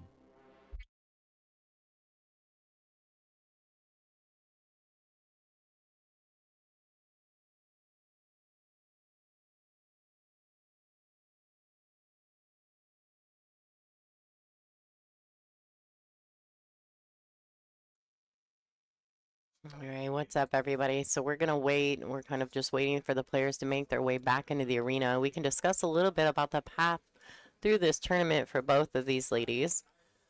Han Yu defeated me first round. She absolutely destroyed me 8-0. She lost one hill to Savannah Easton, 8-7. She defeated Sakura Muramatsu 8-4, and that is on the feature table. So if you want to go back into our library, you can check that match out. She defeated Beast Mode Brianna Miller 8-1. Then she defeated Pia Filler 8-4, landing her for the hot seat against Chezka, taking an 8-2 loss. Chieh Yu Chou lost, we said that earlier, to Kaylee McIntosh. And then she came into the B side, defeating Susan Mello 8-3. Then Rachel Lang 8-1. Then Pamela Kelly 8-3. Then she defeats Jasmin Ouschan Hill 8-7 and Brianna Miller 8-7 last night on the stream. Then she defeats Amber Chen 8-6. And then she defeats Wan Ling 8-3, and then Pia Filler 8-2. So knocking heads on the way through, leading to this point in the match. So there are some of the paths of these two players to get to this point in the event, taking home a third place. The loser of this match will take home third place. I believe it's a $7,000 payday in American dollars. And then second place will get $11,000, and the winner of this event will take home a $17,000 check. This is a $50,000 tournament. $50,000 added tournament. Now that doesn't, then we've got entry fees on there. So I know that these ladies are really excited to have a payday of that sort. I think from here they're headed to Las Vegas for the CSI event over there. So it was a natural that they come here to Classic first and hang out with the ladies of the WPBA, and then most of the ladies are headed out after this. Looks like they're back at the table. Han Yu really needs to get something started. Chieh Yu Chou in the lead, 3-0 over Han Yu. Don't forget, everyone, we're doing the Sunday swag. I have a Classic Billiards t-shirt that is signed by a ton of these ladies, like Pia Filler. Also, Jeanette Lee signed it. Yes, she did. Pia Filler, well, all of the top 12 or 16, I think, plus Christina Tkach, Alexandra Gulikova. I was trying to get Brianna Miller. Maybe if she comes in today, I can get her to sign it before I ship it out. But for every $20 donation, it'll give you a chance into our Sunday swag drawing. And we also just recently, thank you to Michelle Griffin, have a set of the TV Pro Cup Airmyth balls that will also be part of the swag. So for every $20, you get a chance at it, guys. I don't have a ton of people signed up. So if you would love a set of the Airmyth Pro Cup balls with the pink 4 and the orange 5, you better get in on this. It's limited time, right? We're only going to do it. I draw after the finals. So if that's something you're interested in, let's get it rolling. All right, we're back in action in this match. 3-0 in favor of Rita Cho. And staring down this one ball. Not sure how much of this ball she has. What do you think, Christina? Well, I think she's gonna try to cross bank it. Take the cue ball up, I don't know, somewhere on the 6-9. Oh, she could see it, never mind. Just kidding. I didn't think she could see that much. All right. Well, Christina's actually looking, she's a little bit looking at the monitor, but mostly looking out the window. So where the pink chair is in your view, Christina is just above that. So if that gives you guys any ideas. Yeah, I was About her supposed to see view. the line from here. Anyway, that's It happens. yeah, that's how my match went too. Oh, okay. Elle was wrong. You are welcome for the stream and thank you for your donation. I was wrong. Yeah, I was wrong. First, I was wondering what you were saying. That's Well, awesome. that's the chance for Hanyu to try to get back in the match. You know, Rita is one of the players that may start the tournament playing like way under her level, but then somehow she gets going. Uh-oh. Well, I'll tell you what. If Hanyu keeps laying balls in front of the pockets, Rita's gonna punish her with it. Yeah. Well, anybody would punish you for that at this stage. Thank you, Fuggles. I got you. That was just the inside spin. You know, I missed the ball the same way. Just cut it thin like that with inside and on this table. In my match against Chezka, I guess my first shot really of the match. It is, I don't know, I just, at least for me, it's very hard to get how the tables play really, like, in order to get going. And I see many people have struggled with that, you know, many players, but I don't know what it is.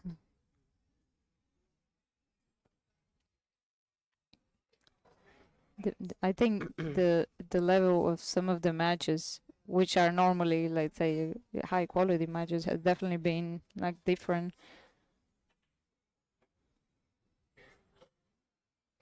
Well, I think that especially on this table, like it's been pretty wild. Like the balls, like the ladies are missing balls that you just don't understand because you just don't see them do it often. But I'll tell you, I agree with one of the comments in the chat. Like, if Hanyu doesn't start pocketing those makeable balls, Rita will absolutely punish her with them.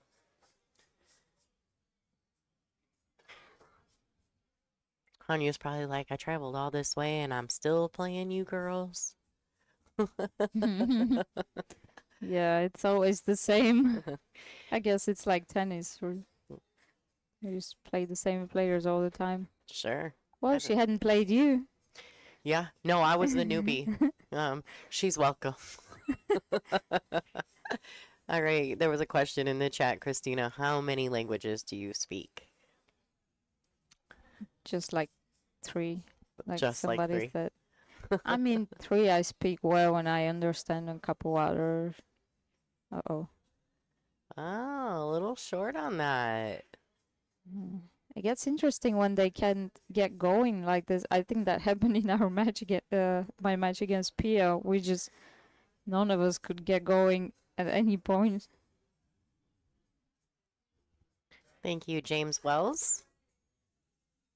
No, and Pia, I felt bad for because she actually came, and I seen her the day before the event because we came in early, obviously, to help set up, and she was looking good, seemed to be feeling really well, and then the very next day I seen her, and she sounded like some other person, like she was so congested and stuffed up, and I kind of feel bad for her because she was really fighting it. Yeah, It's tough, absolutely. Yeah, she's a fighter. she is. She's got a lot of grind in that young lady. All right, so forward to zip. Rita Cho taking a pretty solid lead in this matchup over Han Yu. Now, we've all seen momentum shifts. It happens all the time on tour. With the alternate break, you wouldn't think that it would, but it does. I want to remind everyone, too, this set of balls that I'll be raffling off are the Pro Cup with the pink 4 and the orange 5. We ship them for $390 inside the continental United States. If you're interested in that, go to WPBA.com, or you can donate $20 and have a chance to win a set because Michelle Griffin, Realtor Extraordinaire, has donated a set of the Aramith Pro Cup balls to the Stream Swag. So check that out. And here we go. On you to break. Try to get herself on the board. Yeah, things haven't been going well for Hanyu today at all. No. Like her first match finished in 40 minutes. She lost that one 8-2, and now it's just yeah. She hooked herself on the 3 ball, I believe. That was like her first crucial mistakes, I think. And then those few missed balls, you just yeah. To win a match playing like that, you gotta get really lucky, and that hasn't been happening so far. Actually, Rita's the one getting a few rolls.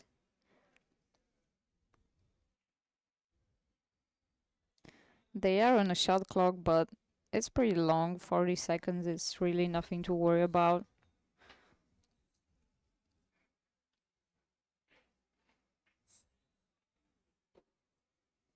Okay, so I think she was thinking about going to rails, and then she changed her mind and decided to play the combo. It's I think the combo is a little off. I mean, obviously it's not that hard, but on this pocket, yeah, you gotta make sure you hit it perfect. And that's another thing. Now she needs to force the pocket a little bit. Thank you, J.D. Young. Yeah, yeah, she's fallen a little flat on this, but she'll just play this. What does she play it with? A little right hand spin? Oh, Yeah, how many times have we seen that? man. I'm telling you, like, if you fall flat at all on this table, it is so unforgiving. It just rattles. You can hit inside the pocket and it still doesn't go in. It's not just, I play at Iron City, I play in less than 4-inch pockets sometimes. Sure. It And still humidity. goes in. It's not like that. So I don't know if the cut is a little different. I don't know what it is. But you hit a ball like this in the tables, like at Iron City, for example. The pockets are much smaller, but it goes in if you hit inside the pocket. And here, it just doesn't. So it just really confuses you. It makes you question Question everything you your know. skills and oh boy. We're not really sure because, like Birmingham, where Christina is residing right now, it's humid there too. It's not like it's not humid. Yeah, it is humid, but I really don't feel it. Maybe they, just keep the AC and everything, but it doesn't feel. It feels fine. I don't think it affects the tables as much as here. And I don't know if that's the humidity here that makes it. Of course, it makes it tough, but I think it's just really that the cloth is now brand new makes a big difference. With oh my god, Oh boy, it's like it's implosion. It's imploding. All right, Elmer, thank you so much. Got you down. Yeah, this is like it's just getting worse for Han. Just keeps getting worse. She's worked really good. Her southern accent's better. we're Kiko. not doing that again. Her southern accent's getting better and better, let me tell you. It's almost like if you've ever heard of a Bulgarian hillbilly, that's what Christina's starting to sound like. I hope not. She's learning how to say, bless your heart. Which, if someone in the South ever says, bless your heart, it's not nice. They're making fun of you. Oh, I didn't know that. I hope nobody's doing that to you. You know what? I gotta make sure I'm not too loud because I could hear when you and Jeanette were you doing could hear commentary Jeanette. a few times, and then when I had some situation when I like didn't know what to do, I was like, if I get closer, maybe I can hear what she suggests. Maybe I can Right. come on this side of the table and hear something of maybe she could do this or this. Yeah, Jeanette giving her some pointers from through the plexiglass. Yeah, we were It didn't trying. work. We were trying. I obviously we're behind a plexiglass window, so you don't realize that sometimes people can, Yeah. Well, I'm not too worried about them because their English is not that great, so they wouldn't, when you're not very fluent in one language, you can shut it off very easily. Yeah, if So- you travel, you know, you don't even know what they're saying anyway. So, thank you, Nate. Got that taken care of. All right. Well, Rita is making and taking full advantage of the mistakes from Hanyu, and as she should. I think Hanyu would really rather it not be that way. Oh, she tried to go for the side. Oh my gosh, she just got there. She's fine. Not the angle she wanted to, but she can definitely make that work.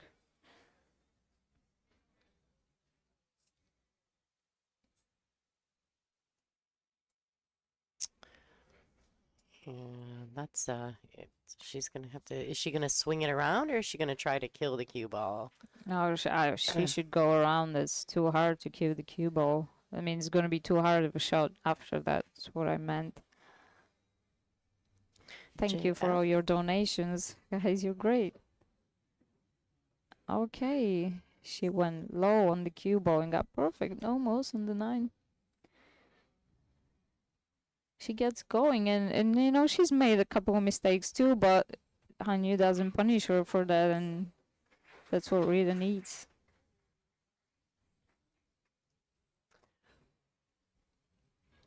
Wow. This is not the score line that I was expecting in this match. 5-0. Rita Cho taking full advantage and playing well. I mean, she's, I think fortune tends to favor the person who's getting up there and just, keeps grinding. Like I always say fortune favors the bold. If you get timid rolls, like things start happening funny. Yeah. And so I think that Rita, she's been playing nonstop since this morning. And it's showing because she's getting steadier and steadier.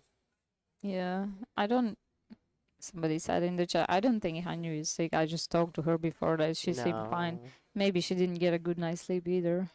That's possible, Like- right? The pool is crazy. Yeah. And when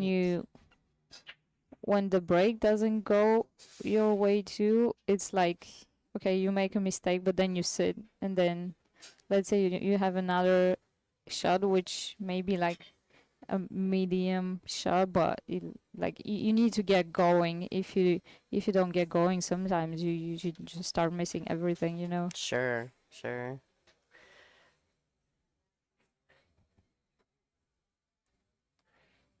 Yeah, if you just can't get anything rolling and the other player seems to settle first.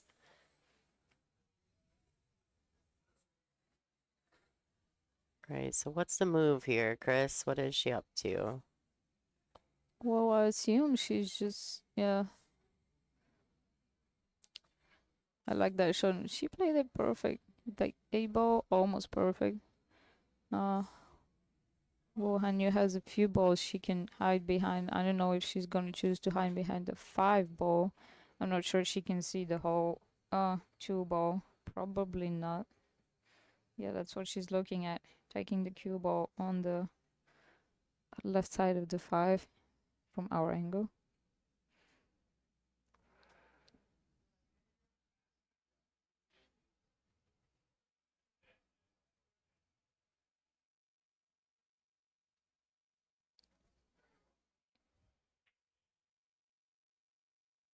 Yeah, just off, just a bit off in the safety place as well.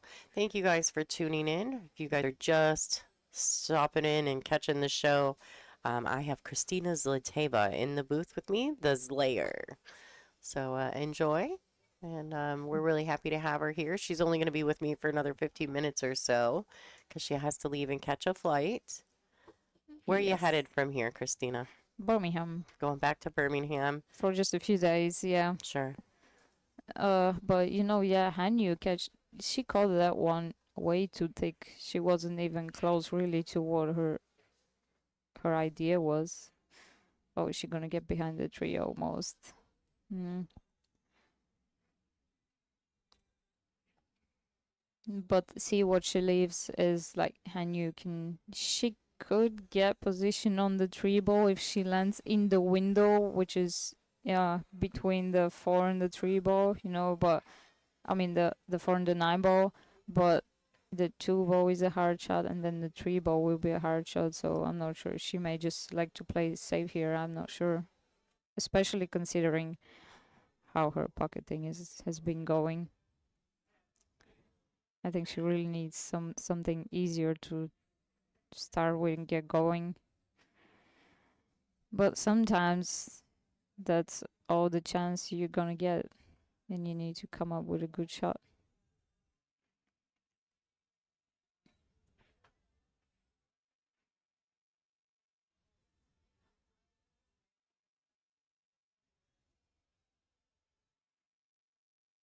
Let's see if she decides to go offensive here.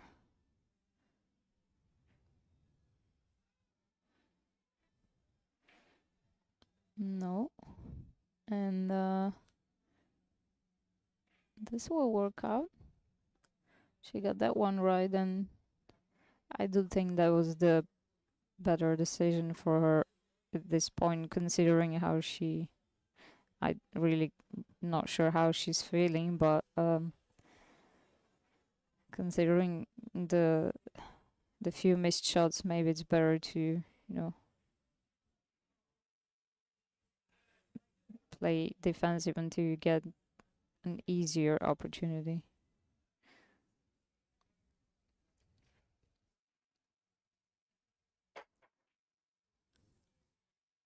Here, I'm not sure if Rita was even trying to make the 2 ball because there wasn't really much future. If she had made the 2 ball, and now this is a better chance for Hanyu, and the 3 ball is right there.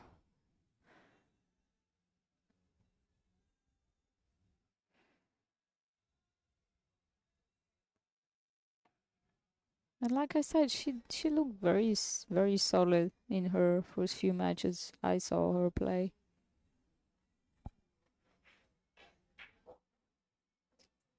That's a nice stroke. Like, she didn't try to baby it or anything. No, she went all the way through that shot.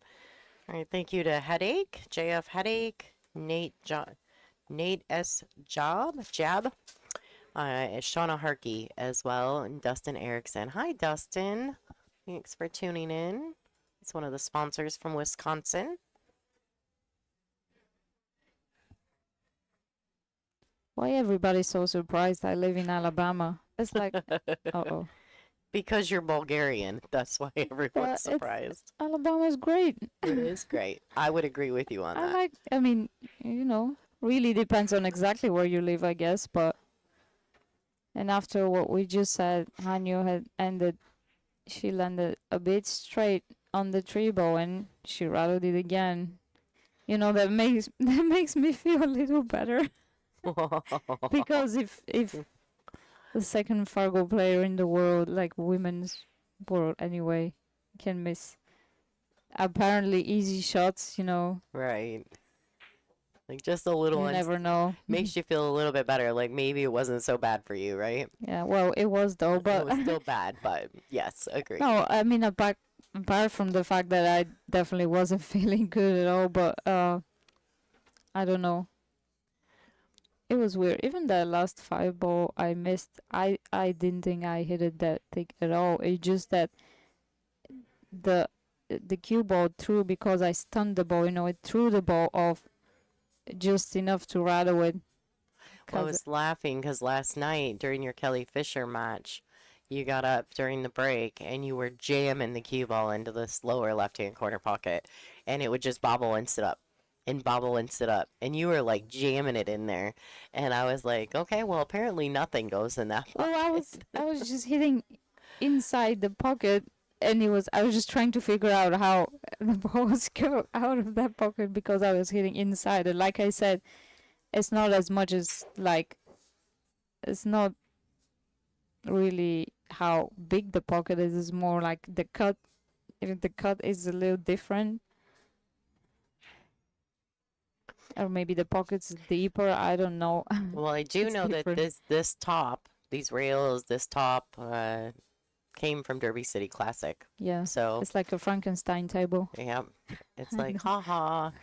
They put it to the WPBA. They're like, haha, you girls think you're good? Check this out. Well, I'll tell you what, the tables at Derby play easier. All right, so here we go. Rita Cho. That's how I always remember her name. She is trying to make this 6 zip over Hanyu. Hanyu's just like trying to figure it out. You can just see her sitting in the chair, really just absorbing it. Like, what do I even do? What do you even do here?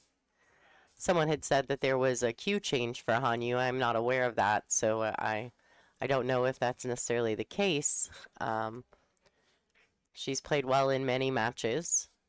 She's had troubles on the feature table more so, I think, than anywhere. But I would think, based on listening to Christina, that that's kind of the general consensus. So, all right, with this 9-ball, Chieh Yu Chou is taking the lead dominantly, 6-0 over Hanyu. Yeah, that's, well. Well, all diamonds have a deep shelf, so it's got to be more than that. We're used to playing on diamonds, so.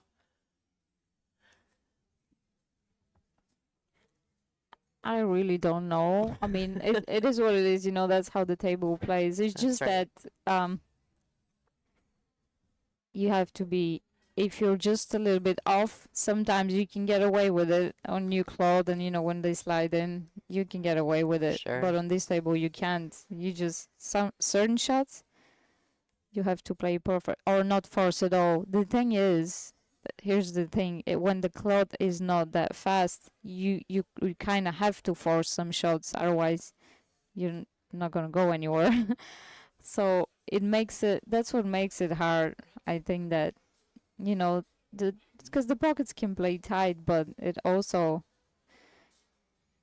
when it's, it's just different conditions, and you really have to change your game. And some people do that better than others. You know what's crazy? That yesterday I played Kelly, right? And she had a great match against Margaret on the outside table. Mm-hmm. And when she came here, we were both, all over the place. So it's really, I don't know what it is. She said she feels the balls are, like she said, the balls like feel different, whatever. I really don't know. But it's interesting, right? Yeah, I mean, I don't know. We've played with the black series of balls numerous times, as has everyone. really, Yeah. on tour. So I don't know what it is. I know it's tough, but the outside tables, everybody was playing great. Yeah. It's I wish it was the other way around. it's probably because this is Christina's table. Christina took a match. It's Yeah. her table, and she's like, she put the She jinxed boogie it. woogie on it or something. Look, nobody's going to play good on this table except for her, and she made sure of it. Although she was eliminated by Amber Chen. She lost her very first round in this event to Pearl Chiang, and then took a beating from Amber Chen in her last match. So she was eliminated. She did make it to the business end, just top 16, 9th through 12th maybe. Yeah, And- she had a pretty tough draw too, to be honest. Yeah, she did. Yeah, was there an easy draw? I mean, yeah, I guess there's a couple that you would classify as easier draws, but this tournament was so stacked. Tough draw. I mean, she played like several Taiwanese. Yeah, yeah, And she would have kept playing Taiwanese Yeah. because Rita played Amber, then she played Wang. You know, they all came together Yeah. and then they had to play each other. mm-hmm. Yep, absolutely. So the deeper you got into the tournament, the more likely you were to run into some monsters along the way. All right, so a good safety here. Han's kicking. Yeah, she has to hit right before that side pocket. And I think she's a favorite to get a, kick safe. It's a very, very favorable position. Just got away. It was so close to being like a perfect response. She didn't leave, obviously, the easiest shot. But she left a shot and she's 6-0 down. Yep. It's going to be tough for her to fight back from this deficit. The winner of this match will face Chezka Centeno in the finals. And it is just a straight race to 10. This is not a true double dip, double elimination format. Once you get to the finals, if you're sitting in the hot seat, Oh wow! oh Look at that. man, how'd she hit it, folks? She has the mean face now. I saw when she was coming back. She was like, "What's she gonna do now?" That's what her face was saying. Rita is all in. She's totally invested. Rita's had a rough path through this event as well. After losing that match to Kaylee, she really had to go through the field, and it was not an easy path to this point in the Not event. at all. Wow, she played. What did she play? Jasmin, Mhm. Amber, Wang, Yep. almost in a row, I think. And then Pia. Yeah. So it's been. I'm telling you, and to be fair, like I said, there wasn't an easy draw in this tournament. Yeah. I mean, Honestly, I'm happy how far I've gotten. Yeah. Considering I'm just, not happy. But I guess Hanya's not gonna be happy either. right.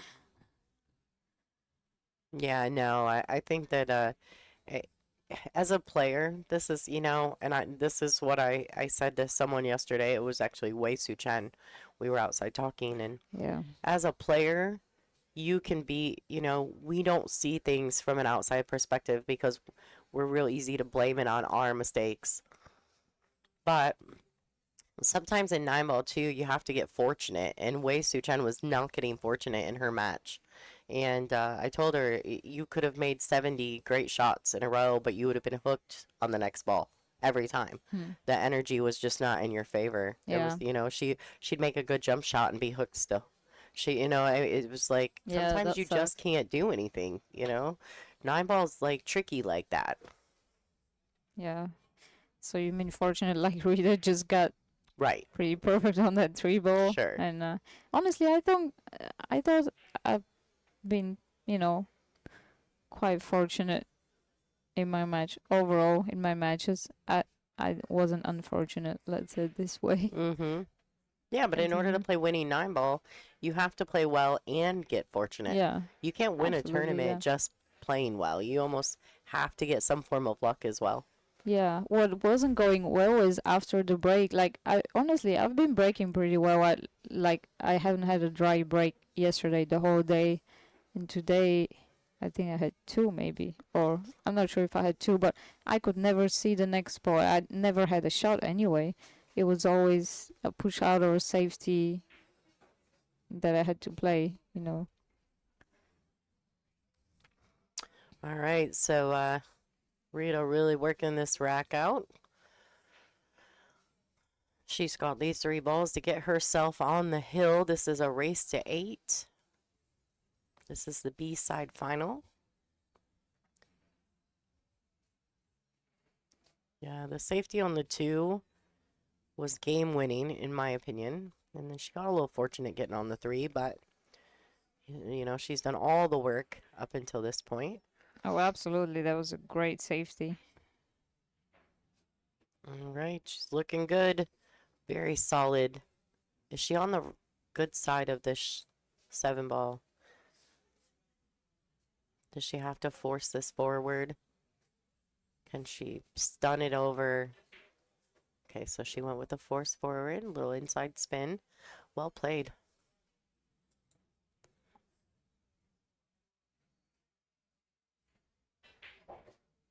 All right. Rita sitting on the hill, 7-zip. Well, there was over no Han way. Yu. There was no way I would have guessed that, you know, I don't think anybody No. expected this score. No, not at all.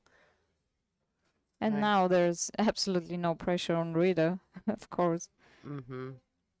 No, she gets to just sit and relax and wait for an opportunity. Not saying that she's gonna relax too much, but all right, Christina, you let me know. What do you need, girl? It's 2:31. Are you leaving us, or can you stick around for another rack? Yeah, I'll see the next rack. Okay.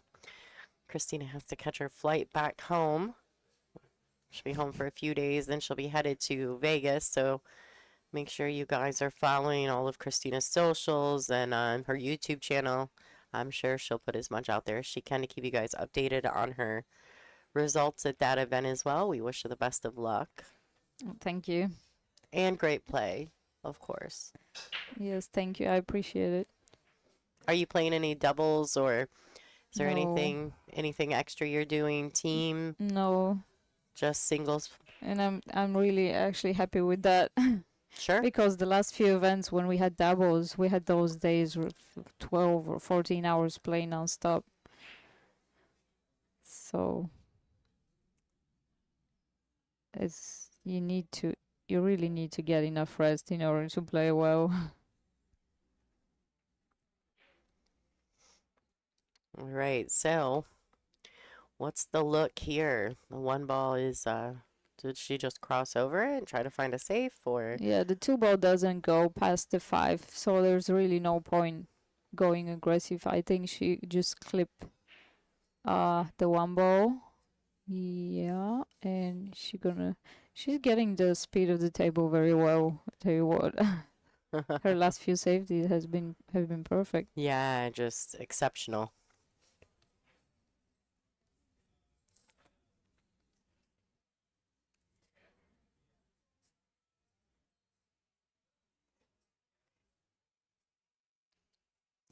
And well, there's a little insurance here for Han Yu because Rita has to do something with that 2-ball.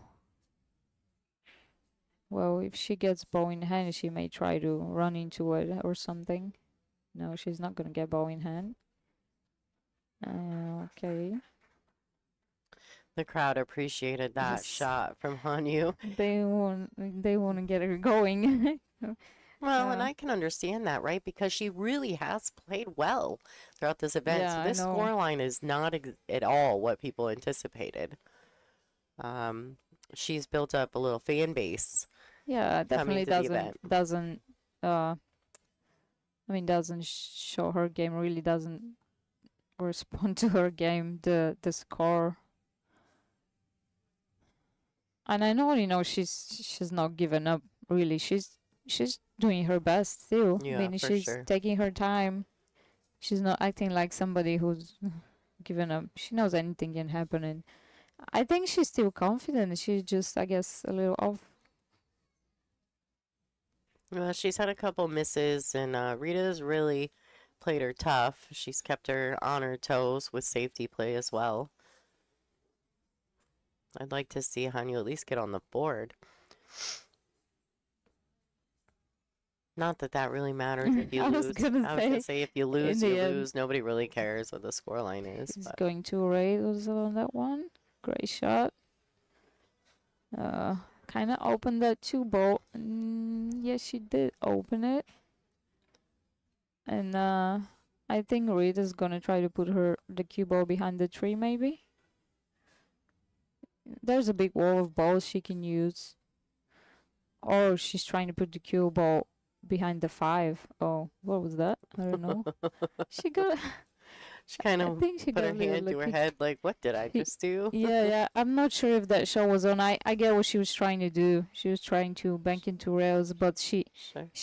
the one ball touched the cue ball on the way back, so that's what I'm saying. She may have gotten a little lucky, but I'm not sure if Hanyu has this ball. She can make it. Yeah, I thought there was a better safety though, because she had a wall of balls with Oh, the this is a nice 3, shot. 9, and 7 earlier. This is a really nice shot. Did she open the 2 up all the way, Chris? Yes. She can see down the line of the table. So there were some questions. Will you, Christina, when you go to Vegas, will you be staying at Savannah's house? No. Nope. There's your answer, folks. No, they don't have this availability, unfortunately. Okay, that's a good speed she used. Well, Hanyu has to bridge over those 2 balls now.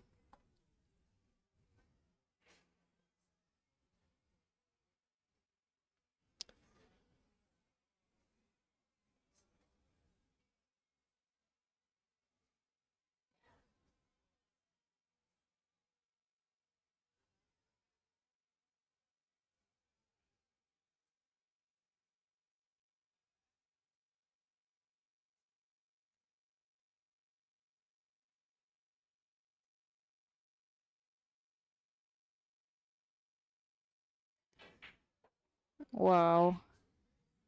That was a great stroke. Yeah, it was. She came all the way through that shot just beautifully.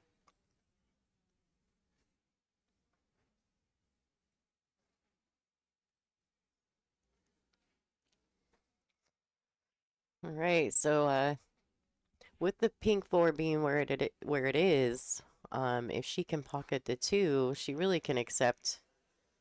Like if she comes more out towards the center, there you go, kind of where she's looking right now. She can take a little bit steeper cut on the 3 because the 4 is right there.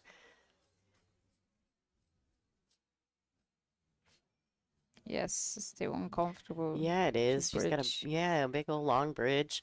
And I think after you've played, more and more, you get steadier, you can get a little more comfortable with a longer bridge. But like Mark Wilson says, if you get, your bridge too far back, then you can't see the tip of your cue, and it can cause some problems. What's going on here? I'm not sure I don't know exactly what that was. So. why she didn't.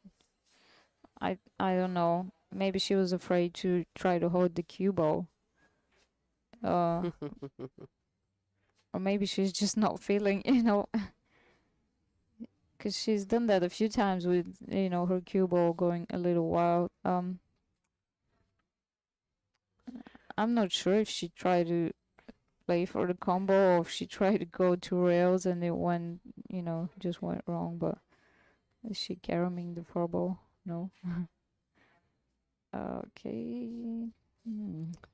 Yeah, a lot of strange things happening in this match, I feel like. just maybe a bit awkward for Han. Maybe she just woke up and she was like, not feeling my best today. You know, the travel and coming over from Asia. I mean, I'm sure it's been a completely different environment for her. Oh boy, The the cue cue ball's ball. going in the pocket. Right. Han Yu, let's go. Han Yu, come on. Hmm. I'm trying to pump her up from the booth. Like, she has no clue that I'm helping here.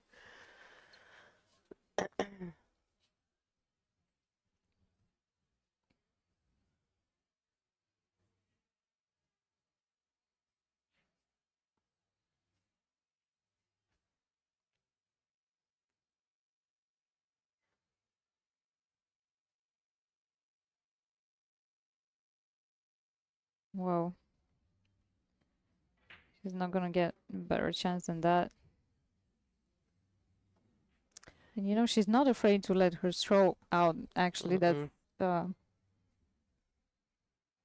that hasn't served her well this match in particular, because that's why she really had a few misses, because letting your stroke out here can, you know. Yeah, and it's effortless. You know, I feel as though it's quite effortless Yeah. when she does so. But you know what, now she landed awkward again. She has to force it, or she does have to force it. You know, she has to go all the way to the left of the 7 ball, or draw it, I guess. But in the end, she just took what the table gave her. Really, she didn't try to do too much, and now she's over the 8 ball. It's just one after the other, really. You know, I find these shots in particular very hard on this table, because you just catch it a little bit thinner, it's never gonna go in. That's right. Like compared to other tables, anyway. The pockets just seem so less accepting.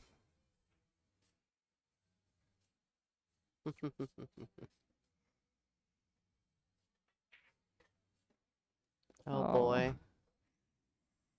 One more. She must be. She's not laughing. Never mind. I was like, if that was me, I'm gonna be.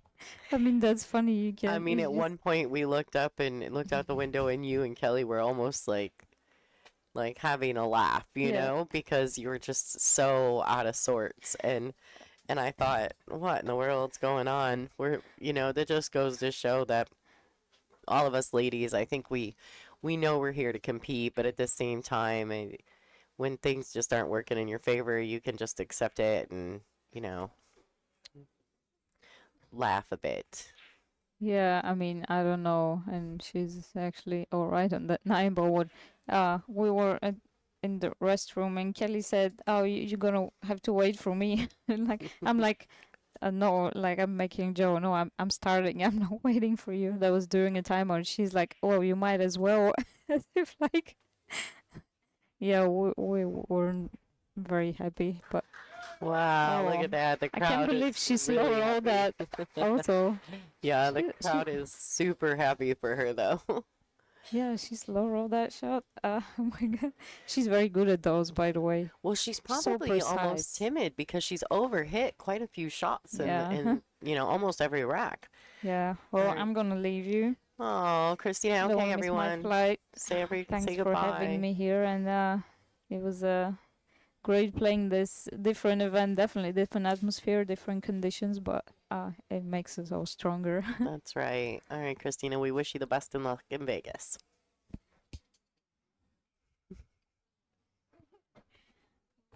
Bye, honey. See you later.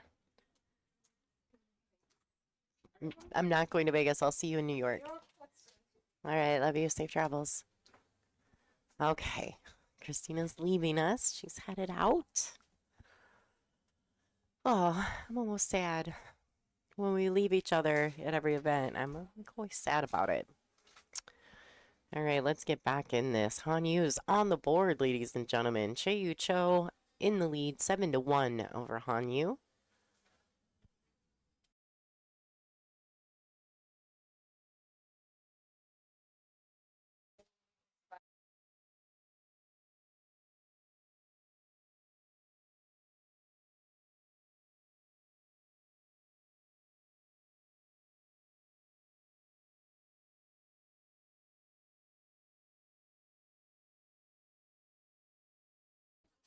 Oh my gosh, I love Christina. Guys, she just stopped and she's like, "Here, I'm bringing you this bag of snacks because then I don't have to throw them away before I hit the road." All right, so back in action, dry break.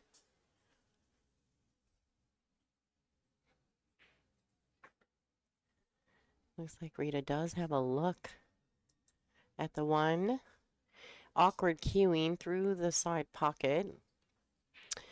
You know, that's one thing that I think is tough on a diamond table is the leather on the edges, because you can get fairly level cued, but not all the way level, and so you get into a position like this where the cue is really deep in the pocket.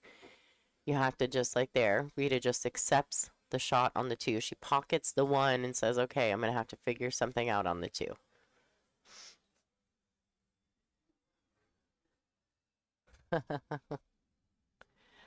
I have no idea where Ada is today, guys, but I'll let her know you guys are looking for her. She may be on her travels back to New York. Not sure if she's going to Vegas. I haven't seen her much this weekend. We've both been busy doing different things. All right, so Rita attempts to lock her up under the 4-9, but doesn't quite get it there. I think Hanyu can see the edge of the 2. Now, I'm not sure if she'll go with more of a containing safety or if she'll really try to swing the cue ball around. I think if she can see the 2, she might want to just keep it simple. These ladies are on a 40-second shot clock with 40-second extension. They do get 60 seconds after the break. Chieh Yu Chou on the hill, 7-1 over Hanyu. Rita's played pretty exceptional in this match, although I expect nothing less. Rita is a phenomenal player. And she's really sweet. Like, her English is getting better. I chatted with her a little this morning. She's really a kind woman. She looks so intense when she's playing, but she's really, really sweet. All right, so that's about as good as Hanyu was going to get. It's kind of crazy to me, but you know, when a safety from that kind of distance is just as hard as the shot, sometimes it's beneficial to go for the shot. And fortune does tend to favor the bold. So there, you know, she's got a few options here. She can kind of play it with draw and bank the 2. She wants to bank it past the 3, though. She wants to make sure she gets past the 3. She can drag the cue ball to the left long rail and back underneath the 7-3. So we'll see. She may need a bridge or an extension to reach this.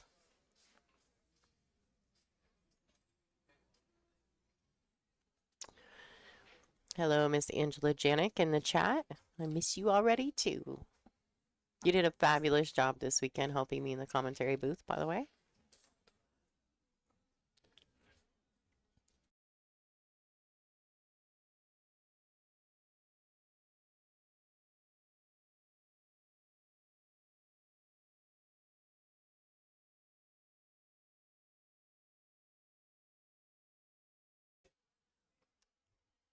All right, so a valiant attempt, although I'm curious as to whether Hanyu can see this 2 ball.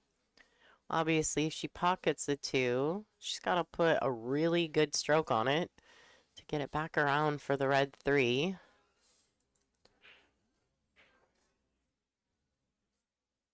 I don't know if she can just roll it forward and bump the 6 to hold the cue. Thank you, David Franklin. Got it.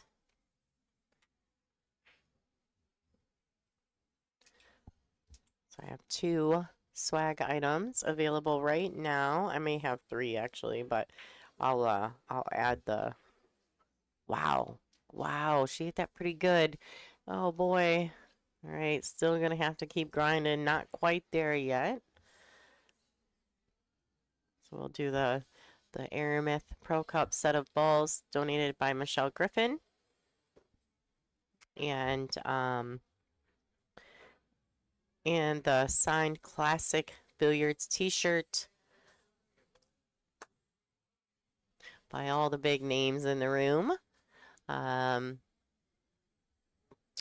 Kristina Tkach and Alexandra Gulikova, all of these ladies here, Hanyu, Chezka Centeno, Kristina Zatava.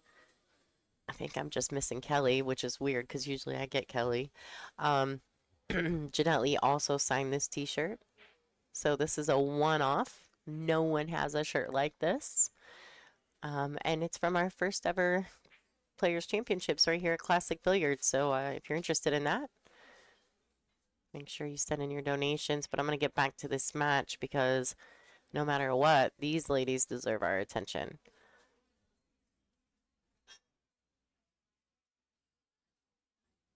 $7,000 for third place, $11,000 for second, and $17,000 for first place.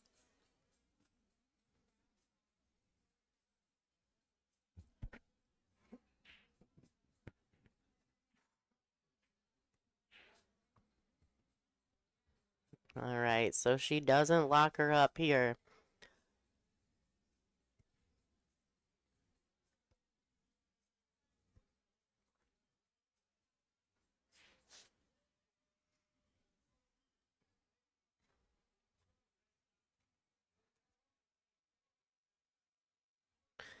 Thank you, Lisa Carver.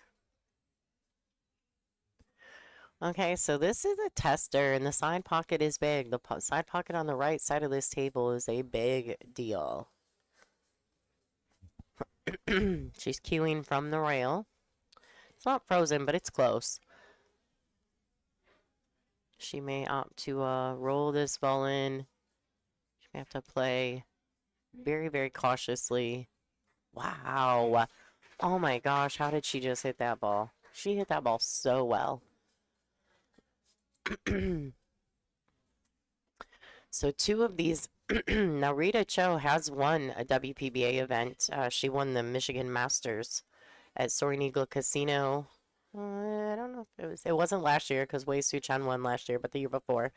And coming all the way from stage one. But this is a 64-player field, and Hanyu nor Chezka have ever won a WPBA event. So we could potentially have a new winner.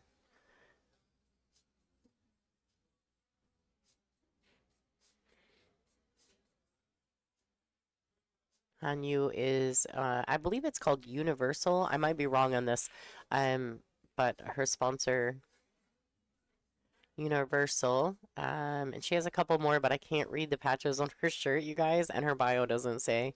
And then we've got Chezka Centeno, who is sponsored by Q-Tech, newly sponsored by Q-Tech, so they're pretty excited to have her. She is currently, I believe, the only female on their team in the American contingency.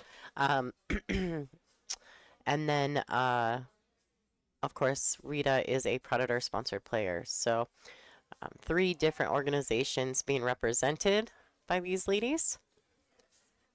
Hanyu's really got to make sure she puts in the work here. Thank you, Mickey Wilson.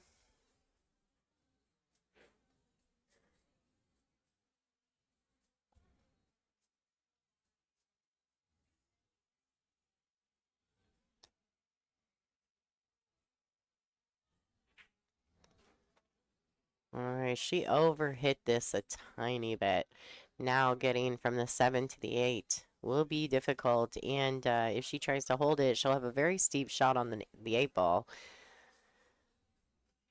She may opt to, I mean, to be fair, she's down 7 to 1. Does she swing the cue ball around? 1, 2, 3, 4, 5 rails? Does she go for it? Is it worth holding?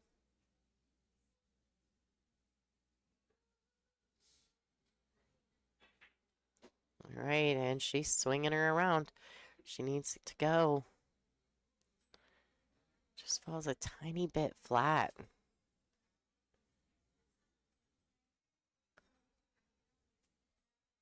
Just a little flat on this. Yeah, so this tournament had $50,000 added. This is our 50th anniversary, our 50th year producing events.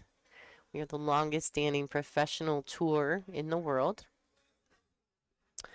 And as you can see, it is getting better and better. The talent is just phenomenal. And of course, who doesn't like $17,000 to win? I mean, they should be coming out of the woodworks to play in these events. And we're looking at well, it was $25,000 added at the Rex event in March, but now we're looking more at they may be at $35,000 added. There were rumors there was some more additional money added. I don't know that for a fact, but stay tuned. So we may have another international barn burner.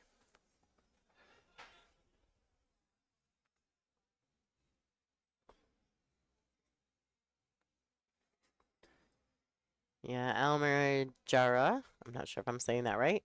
We will be in West Hempstead, which I think is like Long Island, right? In March. Thank you, Stacy.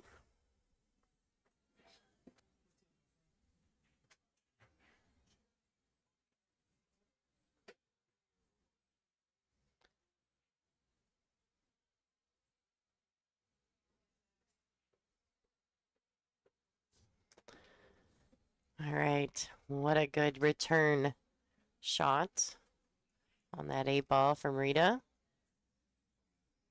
I mean, this has been a serious uphill battle for Han Yu. Nothing has worked in her favor. She's needing a little bit of fortune. Okay, and that's not it. So, this may be all she wrote. This may be a curtain call for Han Yu. Still think $7,000 is a decent payday in her first stop of her American tour. Thank you, Marissa Kavanaugh.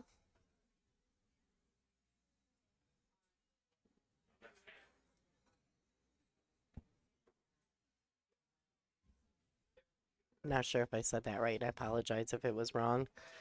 Wow, look at that. Ladies and gentlemen, Chieh Yu Chou will be meeting Chezka Centeno in the finals here at the Classic Billiards Players Championship.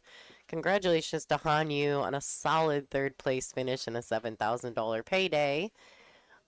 We are going to reset the stream, get things set up for the final matchup. It's going to be a single race to 10.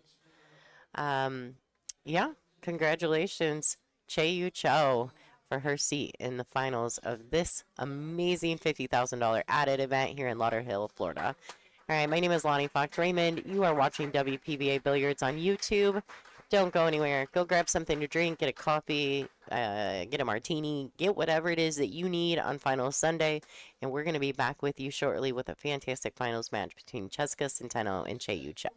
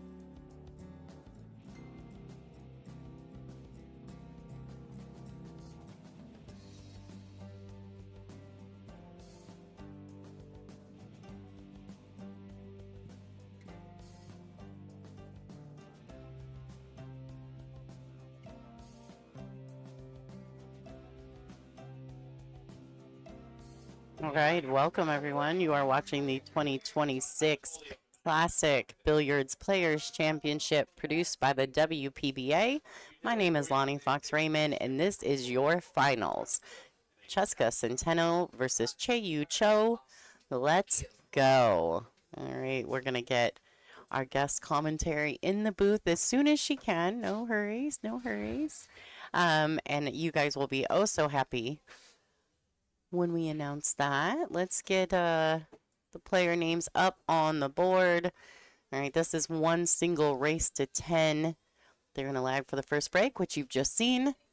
It's an alternate break format thereafter. They are racking with the 9 on the spot. There no break box. There is no 3-point rule on the break. It is 3 foul rules is a loss of game, and this is cue ball fouls only. Ladies and gentlemen, please welcome Miss Jeanette Lee. Hello, hello. How exciting. Let's get it going. These are two of the best players on the planet Earth. This is going to be exciting. From what I've seen, they're both playing fantastic. Oh, yeah. Fantastic. They're comfortable with the speed of the table. They both seem to have a very consistent break. Now, on the break here, the goal is a bit of a cut break. It's mostly a full ball. I'd say you're hitting 90% of the left side of this ball from where she's standing. And you want that cue ball to hit about the third diamond, come out to the middle of the table. You're playing the 1 in the side and the corner ball. She made the corner ball, but she's got perfect position on the 1 ball. All right, Cue ball's naturally going to get position from the 3. This I don't know if you can get a nicer looking rack than this. She wants to make sure she stays above the 3, or actually, honestly, you can get anywhere on the 3. But they are using a template rack, the perfect rack. And Rita has been playing absolutely phenomenal the last few matches. She took a solid win over Pia Filler to get to that last match against Han Yu, and made quick work of Han Yu as well to have her seat here in the finals, and then to start with a break like that. This is like every player's dream start. yeah, she's got a choice here. She can try to hold it. She's got a little more angle than I think she'd like. She can choose to go to the center of the table and let the cue ball, just put that cue ball right there and let the cue ball follow 2 rails for position, natural position on the 6. Or she can just slide on over with just a little bit of draw, but it looks like she's going to hold it because she could have shot the 5 in the other corner pocket. But if she can hold it, she let the cue ball go forward a little bit more than she wanted, but that's okay. This is no problem with high ball. If anything, she wants a little bit of an inside to lengthen the angle versus letting it come deep into the corner. So high, just a little bit of inside English. 2 rails.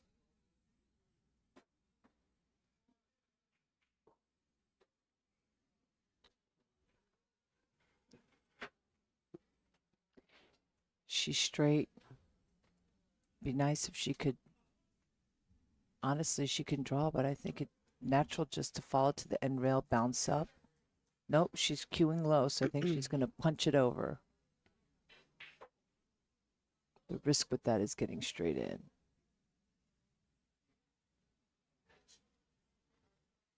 This, you have to be careful. She's going to rob the pocket a little bit. So you can put inside English, but you've got to hit it where the cue ball can snap to the end rail and then go forward. If you have too much topspin, you can easily actually go forward, hit the end rail, hit the point, and end up back on the end rail. So just not too much topspin, more of a little bit of a pop with inside English like that. Perfect. Almost no English, just a pop. Mostly high ball, but that's okay. If she can hold it with a little inside English to the 2nd or 3rd diamond on the side that she's at, she'll be straight in on the 9. Just like that. Overhit it a little bit. That's okay.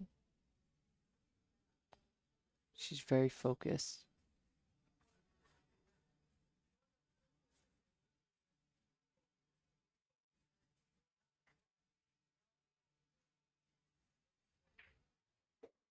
Wow. And work. with some pace, yeah, with some pace. Chieh Yu Chou taking rack number 1. This is a race to 10. These ladies are on a 40-second shot clock with 1 40-second extension per rack, and they will receive 60 seconds after the break. Not that I expect either one of them to need that, but it is there. Chezka is a Filipino player. For those of you who are not familiar, haven't seen much of her, I know you guys have heard of her. They call her the Flash. And Chieh Yu Chou is a Taiwanese player. So both of them, Chezka, this is her first ever WPBA event outside of the Women's World 8 Ball, which we produced in July last year. Really? Yeah, so first time playing on the WPBA in a ranking event. And then Rita Cho was our, I think it was 2024 Masters champion. So she has actually played in a few WPBA events. All right. So she does pocket a ball in the break, but not a great look at the one. No, yeah, she didn't make the one ball in the side pocket. I think it hit the point and then came back down. I'm not even sure she made the corner ball. She just cut it a little bit too much. So now it's a matter of she's looking at the possibility of going rail first, back cutting the one into the corner pocket, and then coming naturally. Look at that. Wow. Fortunate kiss on that 9 gave her a nice place. Now she's just going to go one rail for the 3 in the side. Quick work. Look at her. She's quick. But she couldn't be any better. Not afraid to let her stroke out, that's for sure. And it shows her level of confidence.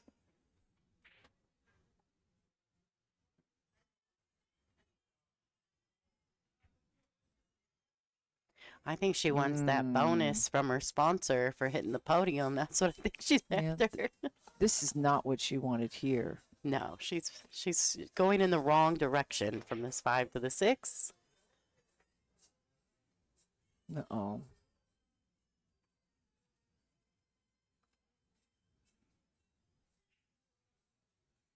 That's the danger of being that fast. You're not giving yourself a chance to really make sure that you feel the right amount of speed. So you're always playing in an area instead of a really tight angle. Almost made that ball too. Let's see how it turns out. Wow. Looks pretty straight, but she's just got to hold it a little bit. I think if she can hit it, I think personally she's better off to actually just let the stroke out, because when you try to baby this ball, a lot of times that 6 ball hits that end rail a couple of times and hangs up. Just hit it clean. She's just got to avoid this 9 ball.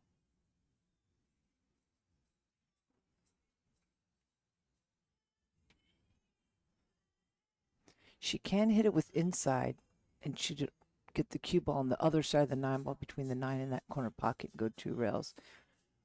Just like that, but she hit it.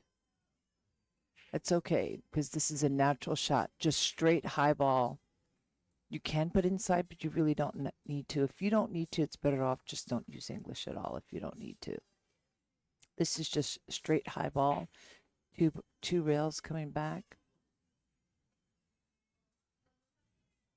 She's aiming low. Maybe she's trying to draw the ball instead. Taking a longer shot. No, she is hitting higher than I think.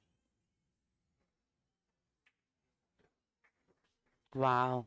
Beautiful. Nice shot.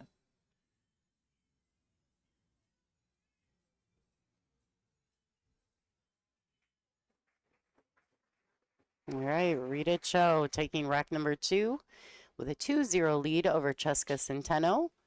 I'm not sure if anyone has had a 2-0 lead on Chezka throughout this event.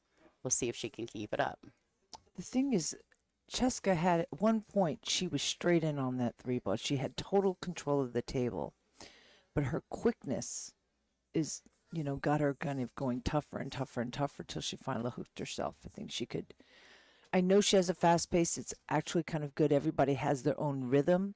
And the fact that she sticks to her rhythm, but you've got to get to where you can actually picture and visualize what is the key shot here. Where do I have to make sure I'm on what shot for position on the next ball? Another thing I want you to notice, when I notice Rita when she's playing, when she gets out of line, there's a lot of people that will shoot, and of course we all want to be perfect, but we're going to get out of line, and I could see people like bang their cue and get all frustrated because they didn't get exactly where they wanted. So now it's tougher. But when you're in a battle, you don't have time to sit there and be a victim. You've got to figure it out. And the sooner you can just kind of be pliable and go, okay, it's not perfect, but this is where I'm at. Where do I go from here? If you can just move quickly onto being a problem solver rather than sitting there judging and analyzing yourself during a match, the better you're going to be. Because something people don't think about in competition, they're just thinking about playing well and not reserving their mental stamina, their mental energy. When you're always thinking and frustrated and wanting perfection and not getting there, you just build up all this. It wastes energy when you can use it all to really focus. That actually was a phenomenal shot from being 9 feet away to have the actual the accuracy and the speed control she had to split the balls. Oh, it looks like she can actually catch a piece of it. Yeah, through the 9-3 window. That's wild. I'm not sure what she was trying to do there, hitting it that thin and going back across with that kind of speed. I could understand that thin and then getting the cue ball on the other end, but she hit it hard enough to go across. This is cuttable.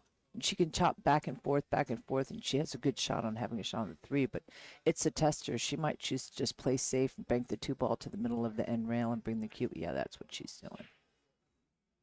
But I think she gave her a window again. No. Perfect. Yeah, this time she's definitely got her jailed up. There's 2 rails underneath this shot. Is that what we do here? Yeah, but she's got to catch. I was going to say that actually, the way that she hit it, if she hit it a little bit easier, it worked out here because of the couple kisses, but if she hit it easier, that 2 ball could have went to the side and the cue ball could have stayed behind the 3-9, I think. But again, it's always easy to say it from back here in the booth when you're down down there shooting and looking at it. Sometimes things look a little bit different. We never miss a ball from here. I'll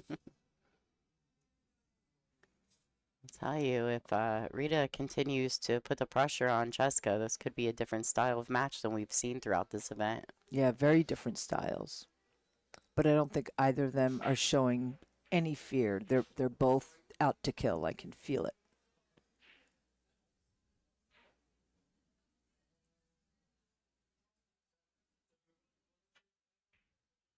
Oof. Okay, easy. Yeah, she wants it to slow down. She was kind of tapping her hand. Wow. She was trying to hold it. She didn't need, see, she had low left English. Trying to bend around, possibly hit the 9, but I think if she just used low, then it would have killed the cue ball, because anywhere down there would have been good on the 3. All right, this is going to work out for her. Well, the bank is open. So is the combination. I mean, excuse me, so is the safety. So a lot of this is just how you're feeling right now, because it's actually lined up. No, looks like she's going to play safety, but gotta be. I was just going to say, it's very easy when you're trying to bank it to end rail to realize how that 3 ball is going to come right into the 4. And if she banked short of the 4, then the 3 ball would have likely hit the 9 ball just the way that it was laying. I think she shot that a little bit too fast. Let's see what she does here.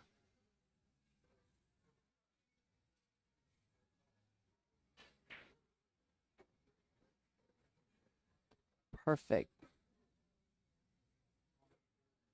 Just the right amount of speed. If she came over too much, she would have been playing around with that 7 ball, but now she can just come straight across. She can choose to get straight on the 5, but I personally would prefer an angle like that. That way she can go 2 rails and bounce. Now she's got to choose to go high or low, because you don't want to be straight in on this 7, right? Because you want to have a little angle on the 4s. I mean, excuse me, on the 7 to get position on the 8.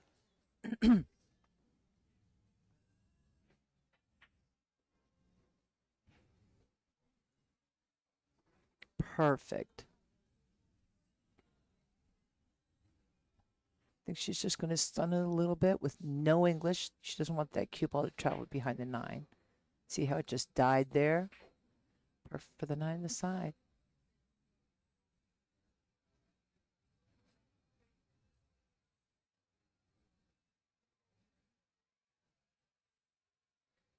Through the majority of this event, I've actually not felt that Rita looked as confident as she looks at this moment. She definitely has that killer instinct. Her facial expressions have changed everything. So Rita Chou taking rack number 3, 3-0 over Chezka Centeno. Chezka will be breaking. Yeah, but she hasn't looked super confident throughout the tournament, and I've seen her play a lot. And this is probably the most confident I've seen her look. That's good. There's nothing wrong with that. That's a perfect timing for it to kick in, isn't it? In the finals. She looked great in her last match, too, against Han Yu. All right, guys, don't forget, we do have the Sunday swag still going. I will draw for that after the finals, after the awards ceremony. So make sure that you stay tuned in.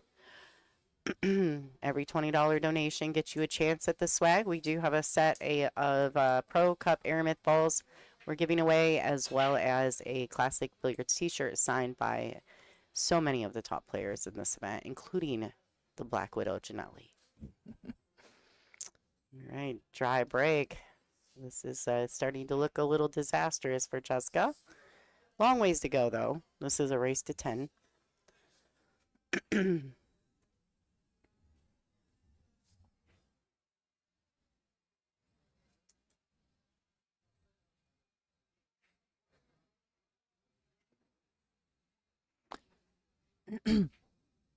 I was watching the guys playing at the International Open, and when you got to that really high level, I saw Skylar Woodward and I can't remember, I can't pronounce his first name, but Yap is his last name, Aloysius Yap, from Singapore. Fantastic player, but I really like about him is he is deadly precise over the table, but also when you look at the general attitude, if you look at I look at the matches kind of like a battle. You're a warrior. And it doesn't matter if you're precise. What matters is you keep shooting until they're down. Look, perfect natural angle. She's going to just stun the cue ball across. You don't want just a tiny bit of English. She's hitting low, but if she gives it too much English, then she's going to end up with too much of a cut like that. See, she gave it English and she didn't need to. She just needed to just punch it and let it come across. And this is a very common mistake for people. If they look at the tangent line, it's already going upwards. You add English, it's going to come wider instead of coming straight across. It should have just hit the rail, come across table for a natural angle. She can still just spin this in. She doesn't need any draw because she doesn't want the cue ball to come 2 rails into that corner pocket. You're just using spin to come across, just past the side pocket to the other side of the 8 ball. Oh no, she chose to stay up table. That works though. Easy. She's looking at drawing again, and she could maybe not like this again. I would just hit it with a ton of inside English and come straight 1 rail and avoid letting the cue ball get too loose. But if she can draw it, and she intentionally didn't give it a lot of English. But if you're not giving it a lot of English, English is what makes the cue ball speed up. So you have to hit it with a little bit more speed when you're not applying much English to get that cue ball to travel the same amount as you would have with English.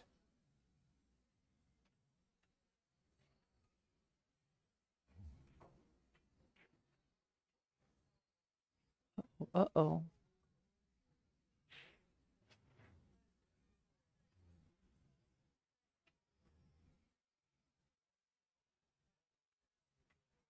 I don't know if she can follow it. She might have to either stun across or just give it a nice good stroke with draw and come across to the other side.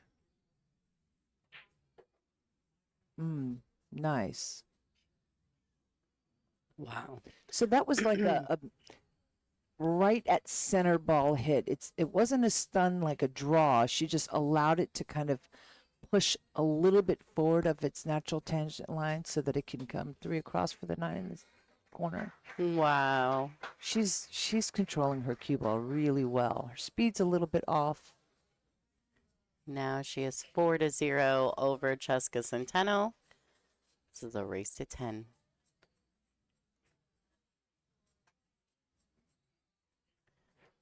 Wow, she is playing so fierce. I really, and I love it when Rita starts to play like this. Just her pace and her style around the table. All Although, business. yeah, although different than Chezka, still just equally as impressive. Yes. All right, let's go, Rita Cho. I think Rita takes more care. You know, she's Sure. Do you think she- that might have something to do with she's a little older as well? more experience, Maybe. Mm-hmm. maybe more patience. Chezka reminds me a little bit about Vivian. Vivian Sure. was a great shot maker, so much heart, fantastic player, but she would get a little bit too fast where she needed to take a little bit more care. She is, Oh boy.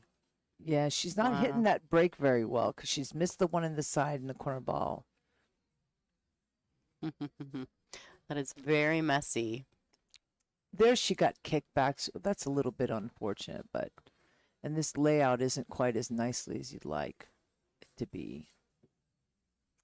Both of these ladies are world champions, I believe. I believe that Chezka won the world championship a few years back, and Rita Cho won the 10 ball world championship as well. So both of these ladies have a few accolades.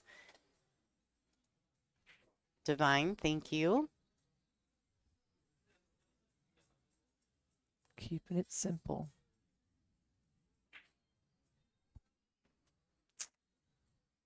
She's there. I'm getting frustrated already watching her because there's so many things that she's having easy shots. She can control it, but she's forcing herself like right there.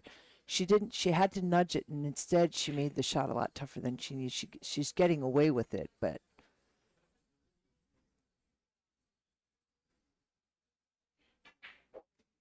uh-oh. She didn't have to hit it that hard. But you see, she's not even reacting to it. She's like, that's okay. I'm going to shoot it from here. Wow, unreal. Jack up, fire it in. But think about that, guys. When you're playing a match, it doesn't matter about getting perfect. That's what you want to do, but once it's done, no crying over spilt milk. You adjust, you figure it out. You go, that's okay, because the world champions, we're not known for making everything look easy. We're known for playing pretty well, but getting out of line and finding a way to dig deep and getting back in line, or missing a shot, our opponent missing a shot and leaving us hooked, and we get in and we kick it in. It's the rise, from the flaws, from the bad luck, from whatever it is that doesn't go your way, watching us kind of dig deep and getting out and finding a way to get that champion. So every time you're shooting and you get out of line, remember that it's an opportunity. You didn't come here to have somebody hand you flowers. It's unrealistic to think. That's I right. will see people just literally go on tilt because their opponent misses 4 times in a row and leaves their opponent hooked, and that opponent, like, literally their heads on their forehead going, oh my God, I can't believe she got so lucky. And if you don't want them to get lucky, keep them in their chair. But in the meantime, if they do get lucky, what are you going to do about it? Yeah. Let's go. Yeah. The attitude makes a big difference in finding a way to win when the balls aren't rolling your way. Yeah, not accepting the victim mentality and keep on keeping on. There's certain things that are out of your control. If you want to control the situation, you have to do the work. Yes, and also think about it. Is it realistic to assume that every time they miss, they should leave you a reasonable shot? No. And that you're so unlucky because they don't? It's not reasonable. You came to play, take all the challenges, whatever it gives you. Let's see where she pushes out to. I don't know. I'm surprised by that. I mean, any top player is going to take this shot. It's a very makeable shot with natural position on the 2 ball. I mean, at least leave yourself some kind of a tough jump shot or, reasonable kick shot. But this is just, you just make the ball. The cue ball goes 2 rails for the 2 ball.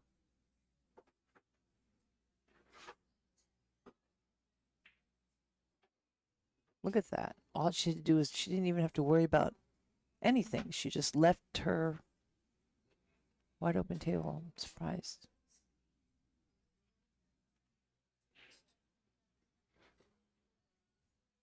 I would say if there was any weakness at all in Chezka's game, it would be a bit of the tactical side.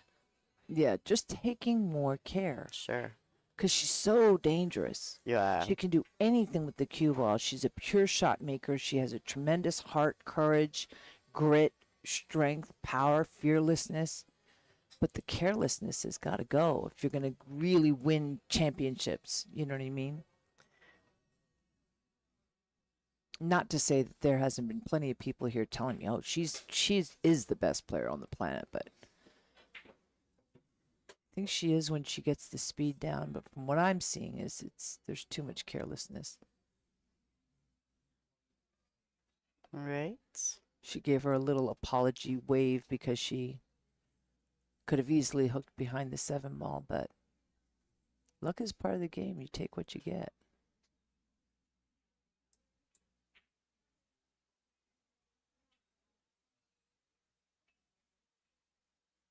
Ooh, Wow. that she dug in, bottom right hand English, but she's spinning it in just to get the cue ball natural shape.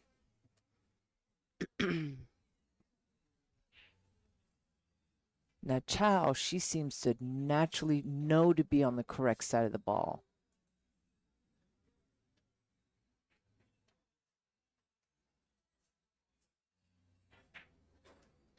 Yeah, just by the first game alone, I've got to bet on Chow in this match. And I don't, I mean, I like both of them. They're both perfectly nice and great, but you never know. I guess sometimes it's also how the ball rolls, but Sure. Look what do at you think? this. I think Who do that, you like in this match? well, just based on what I'm seeing, I think that Rita's going to be pretty unstoppable. Now, Chezka has all the talent in the world, She does. clearly. But I agree with you. I think that there's still little things that maybe need to be addressed. And against a player of Cho's talent, you know, she's gonna have to come with it. So as the way it looks right now, I like Rita in this matchup. And I'm not talking about even for the score, although you know No. it's 5-1 and we just barely blinked. You know, you know. All right, let's look at this break again. You want a pretty full hit, get the cue ball to draw back to the third diamond just short of the side pocket. 1 ball on the side, 4 ball in the corner. Let's see it. So far, she's been cutting it a little bit too much, which makes the 1 ball go short of the side pocket. Yep. You saw the 1 ball came short of the side pocket. If she hit it just a little bit fuller, that 1 ball is going to start popping in the side. The 4 ball didn't go. It hit a little bit low again because she still cut it a little bit too much. Sure. Yeah, and as quickly as the scoreline is in Rita's favor, it can also flip back the other direction. We've seen that with Chezka time and again this week.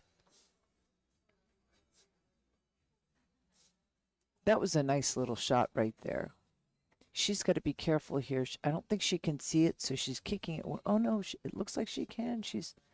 So then you can just cut the 1 ball into the 7. Try to get the cue ball behind that purple 5 ball over there. I don't know. Oh, wow. Or do that.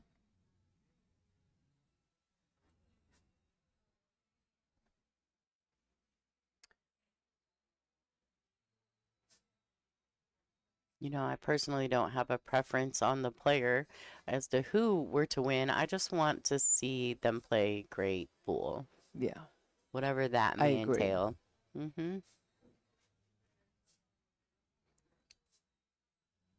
And Rita is definitely one of the most fierce women players currently that we get to see on a regular basis. I think Rita has, she's got such a beautiful stroke, and she understands, you know, she understands the game and the time, when and where to do certain things, when and where to play safeties, and usually with some type of intention. She's just, you know, she really understands the game, and she's definitely at her peak.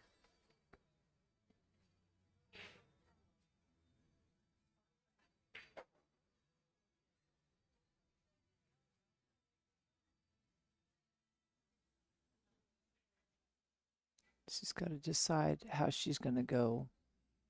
Get position on this 4 ball. If she hit it hard enough. She's got a little too much angle to shoot tap the 4 ball in. So she's either going to have to punch it across 2 rails, or she can play to hit the rail and clip the 5 so that they both kind of move out a little bit. You don't want to hit it too full because then the cue ball's stuck near the rail and the 5 ball's blocked by the 8. But if you can catch just a piece of it, hit the rail and just catch a piece of the 5 to lift it out, separating both. And she actually overcut it. Oh, man. Oh, yeah, she wasn't happy about that. No, because she would have been straighter in on that 5-ball. I mean, there's nothing wrong with obviously she missed the ball, but it takes courage to want to finesse a ball like that. She was able to do it. She just overcut it. All right, well, this is a great opportunity for Chezka. Yes. She's going to take full advantage of this.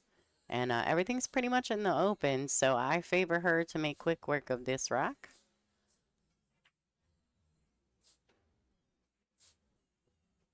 Perfect stroke and speed.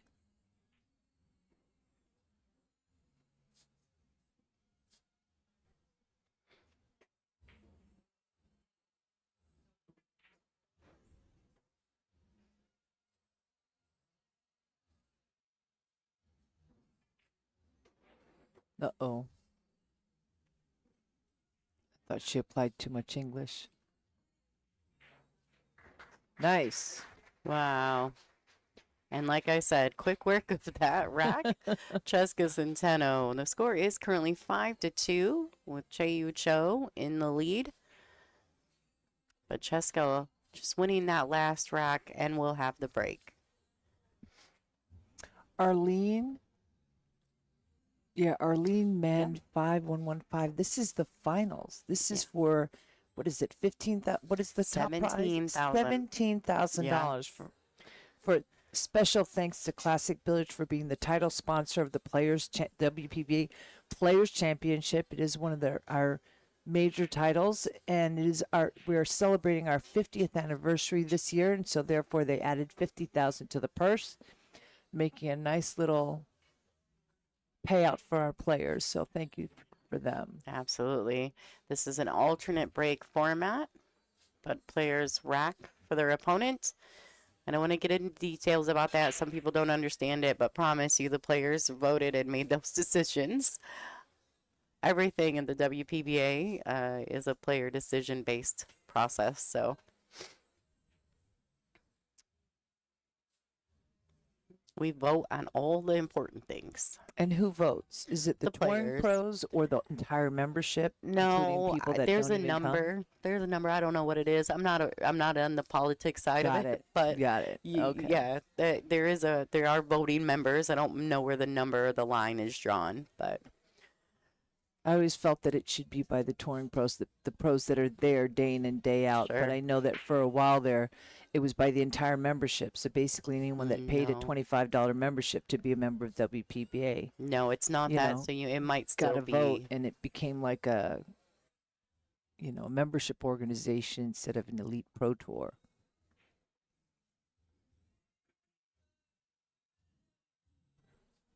No, I'm actually I'm pretty sure it's still like the top 32, the touring pros. Yeah. But I know there's a line in the sand somewhere. I just don't know where that is. Right. Okay. Okay. I get paid to talk about pool, not to make decisions. So Yeah. Good. that's better for me. Yeah. Get to just enjoy the fun part. That's right. I get to do all the fun things with the fans and the players, and that's what makes me happy. She's in a little bit of it. It's just I'm sorry, I missed No, it. sure. Did she make a ball in the break and this is from her? She pushed out. This is a tough situation because there is no easy safety, but there's a bank in the cross side. She could if she wanted to go for it. What? Bam, like that.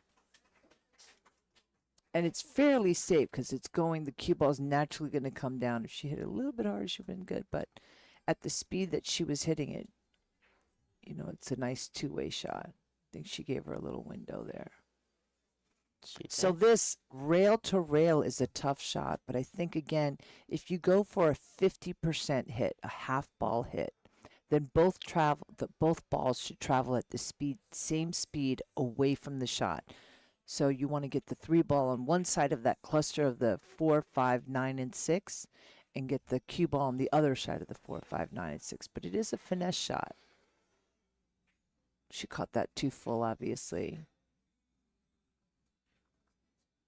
I don't think she's going to like where she's at because she gave Chezka's side on this ball.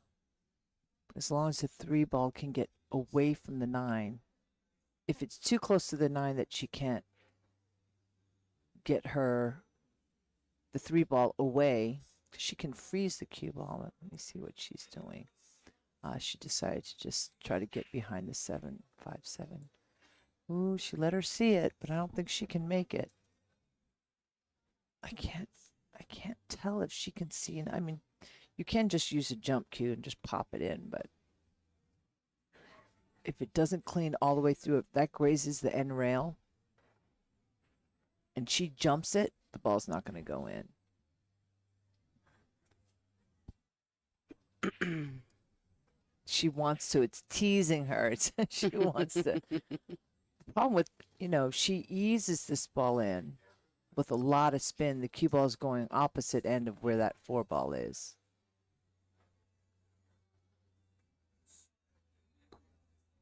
I would have come over and looked from the 3 ball side of it instead of from there, just to make sure she can catch as much as she wants.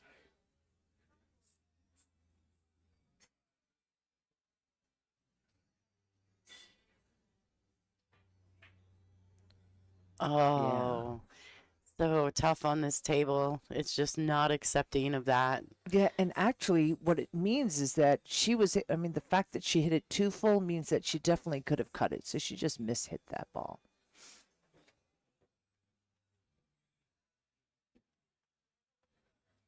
Okay, this is out.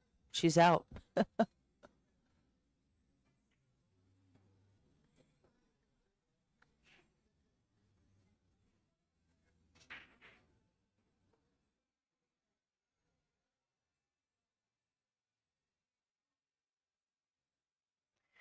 Yeah, these events are not only WPBA ranking points events, but they're also WPA World Ranking events.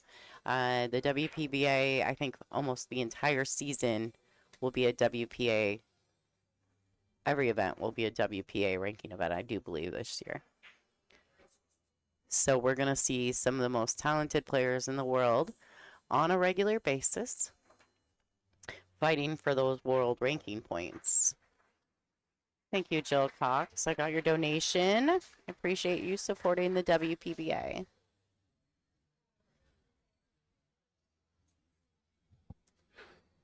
Wow. Chezka, she just makes such quick work once it's open. She's going. Just getting it done. I know there's a lot of fans both ways here. Chezka is from the Philippines. Chieh Yu Chou is a Taiwanese player. Chieh Yu Chou is a Predator-sponsored player, and Chezka Centeno is a Q-Tech-sponsored player. So 2 different companies, 2 different brand representatives, both of them just absolute rock stars.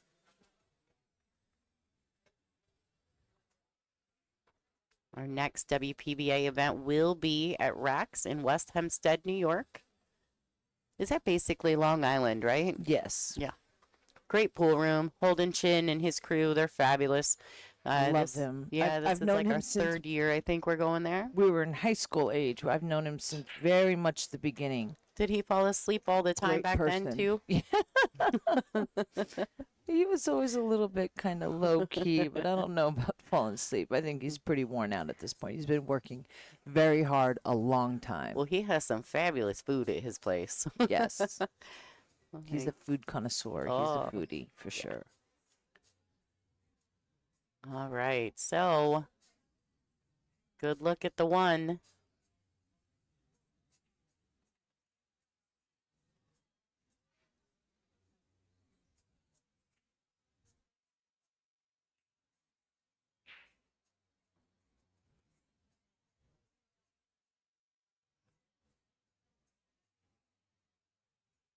There is no 3-point rule on the break here, just so we can clarify for everyone. They took that away. Now it's just 9 on the spot, no pattern racking, which is why we have opponents racking. Long story, don't want to get into it.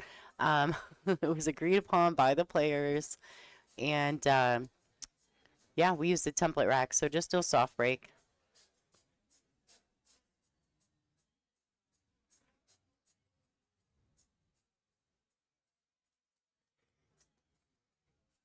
Well, hello, Myrtle Beach Billiards. Thanks for tuning in.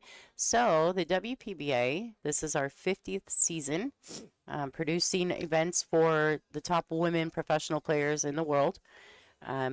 It was started many years ago, and I know Jeanette knows more of this background than I obviously do. But we're celebrating our 50th year, and this year we inducted Billy Billing into the WPBA Hall of Fame for her contribution to women's pool, because she was one of the founders, correct? Yes. I think she was part of that group, and Fran Crimi and a few others. They're all from New York, and they were the top players when I was coming up. Sure. The top women players in that area, so I definitely knew who they were. They were playing and giving lessons in different places at that time. And so basically, since the inception of that, they've went through many different phases of WPBA. They've been through many different presidents, directors, ideas, and they made it a nonprofit organization. They developed a board of directors, and to get to where we are today. We've had the ups and some downs, but definitely on the upswing. And we're so excited to be celebrating our 50th season. We don't have a single event that doesn't have a minimum of $25,000 added to it. And we're so proud of the work that this current board and the past board has put in. So thank you guys so much for tuning in and supporting the WPBA. This is the finals of the Classic Billiards Players Championship. Chieh Yu Chou versus Chezka Centeno. This is a little tester. She's got to hit this nice and easy, intentionally going 8-ball on the side and trying to stay on it one rail with a little bit of inside. Because if you go 2 rails, you could get too low, maybe hit the second diamond. So let's see. Nice and easy. Perfect. See, if she kept going, it would have gotten even lower. So that's why you want to stay one rail. Nice. Wow, she fired it in. Yes. So the score is going to be 6-3. Excuse me. 6-3. This is a race to 10. And this is the finals. The second place will take home $11,000. First place will take home $17,000 US dollars. Great payday. If you're watching her face while she was running out there, there were a couple of times she just wanted to get on this side or that side of the ball, and she came up short, and you could see from her face she was frustrated. And remember that when you're playing, you may not shoot perfect, you get frustrated, but then you dig in and you figure it out. And that's the part that I want to kind of push upon everyone that's watching. It's not that these women or any of the men play perfect. Well, okay, sometimes they do, but Right. for the most part, there are going to be times, even at our level, that we're not going to get perfect. It's about the recovery. It's about saying, okay, work it out. We're frustrated, didn't get exactly where we wanted, but watch me get back in line. Watch me figure this out. Okay, so she made a ball. She's got a nice, decent shot on the 1. The cue ball is going to go to the end rail. I'm curious from this vantage point. Let me see if, oh, I like this. Looks like she's drawing to try to get on the other side. She didn't quite get as much draw as she would like. She was trying to draw it a little bit more, but I think she caught that ball a little bit thinner than she meant to.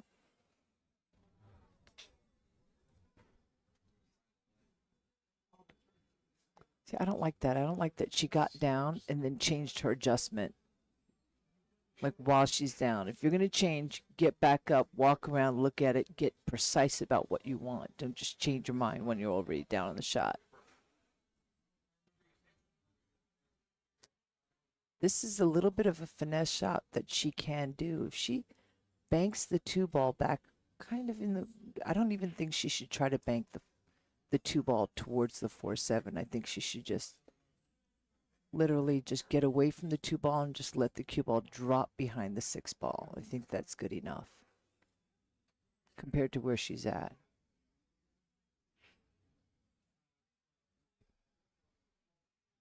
But it's tough because if you catch it too full, you double kiss. If you catch it too thin, the cue ball gets away from the 6-ball and leaves her an open shot. Oh, look at her. Yeah, baby.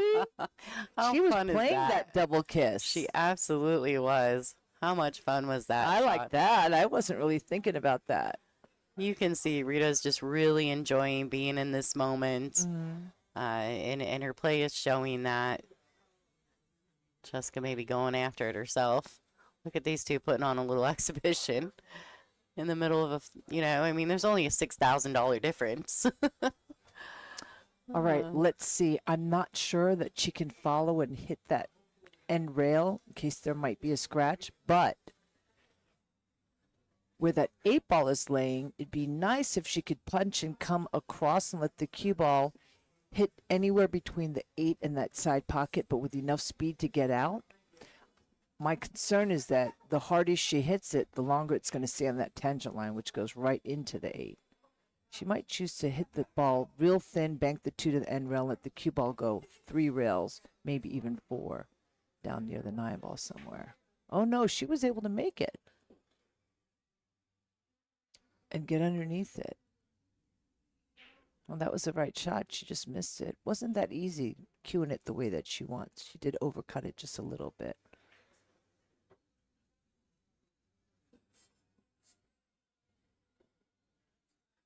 Okay, now what? She could punch draw it. Maybe try to punch right into the 7-ball withdraw if she wants to. Oh, the 4 goes right in that side pocket. She's on the wrong side of it, though. That's okay. Also.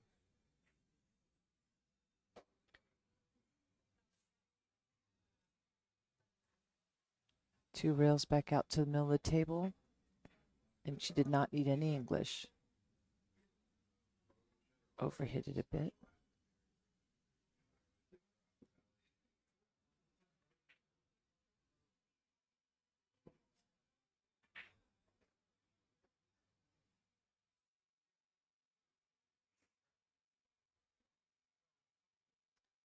She overrun that one a tad as well. She's just so comfortable in her own shot making that she just gets down and fires. But look. It has cost her. Yeah, that was a very makeable 8-ball, so that was a mental error right there. Well, from the looks of things, Chou will punish her with that. Yep. We'll see if she can bear down and drive one in. Yep, just draw the cue ball back about a foot. You don't need to get it all the way down there and risk the corner.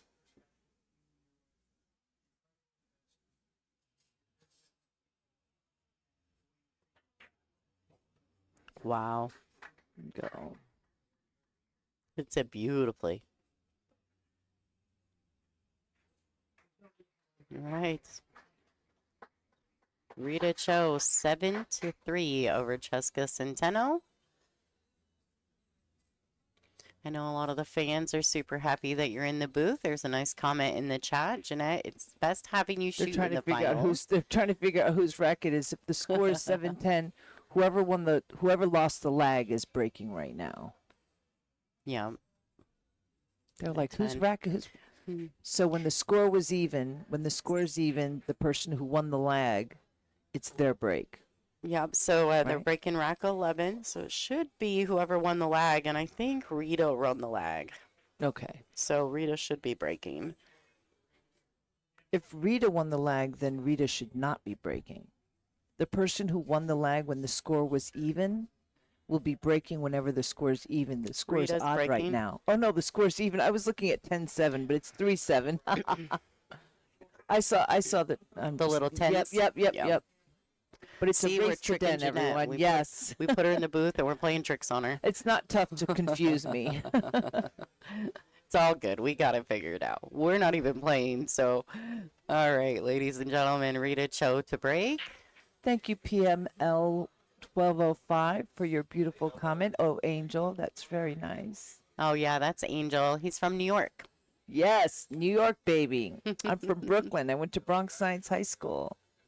I miss it. I visit quite often. My parents still live in Bayside, Queens. All right, she's fairly straight, but fortunately, the 3 balls near the hole.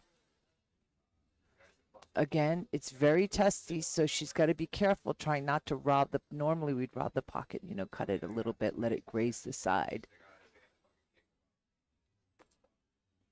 I just saw Tony Robles out in the field. He lives in Miami. One of the best players from New York is here. He moved during COVID. He moved from New York to Miami. Well, Miami's nice. It is nice. This time of year especially. I think you'd much rather be in Miami than New York. All right, this is tricky because it's so straight. She would have to kind of cut it a little bit to the right and let the cue ball follow 2 rails for position on the 4, or she could draw straight back. But if she decided to come all the way out. That's actually better because now she can let her stroke out and get position 2 or 3 rails for position on the purple 4-5 ball. So she's going to cut it, bottom left hand English, draw the cue ball out of the left corner pocket. There you go, 1, 2, and possibly 3, and then bounce. She wants to make sure that she has little natural angle. What you don't want right now, she has a little bit of angle, so the cue ball wants to go forward and back out. But it's really kind of important that she does not get straight in on the 6, because then she can only go forward or backwards. Whereas if she has, make sure that she has an angle. I might even have just drawn and just glanced the 8 ball just to make sure that I have a little bit of an angle. Well, this is a little bit too much, because now she's too straight. Shooting the corner and the side, it's almost too much angle. She'll be okay. High English, and she can just let the cue ball float, but ugh.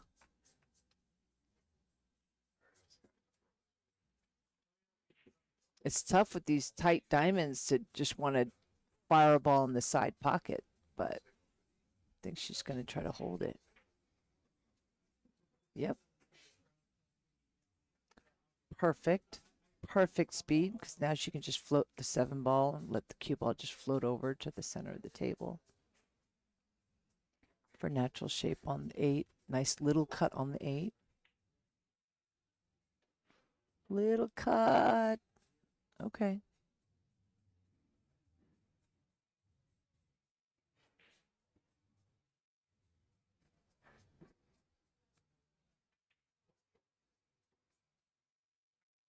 Wow, her speed and her Yes. how comfortable she is on this table right now. She is just playing so beautifully. Right, there you have it. 8-3 over Chezka Centeno. I'm surprised that Chezka hasn't taken a break, to be fair. Like, I mean, just She to seems maybe slow, impatient. yeah, maybe just to slow it down a little bit and get her back in the match. I don't know. You know, the players typically use breaks in their favor, like instead. And but Chezka, she's like, I'm just gonna sit here and wait for it. Yeah, if you don't feel like you're really messing up, you don't really need to get it together. You're right in it. Sure. Sometimes you just want to lock horns. But I get what you're saying. Sometimes if you're not feeling comfortable and they're kind of on a train, you know, running through, you might want to slow it down, go take a break, get your mind right. But if her mind's already right, let's watch the break. 1 in the side, 4 in the corner. Nice, solid. There you go. That was too solid. See, the cue ball never got to the side rail and back out, and therefore the 1 ball came long. Oh boy. And now, she has a little bit of a cut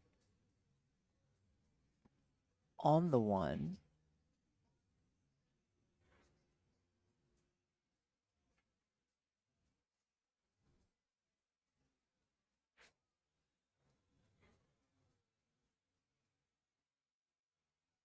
This could be a little bit funny because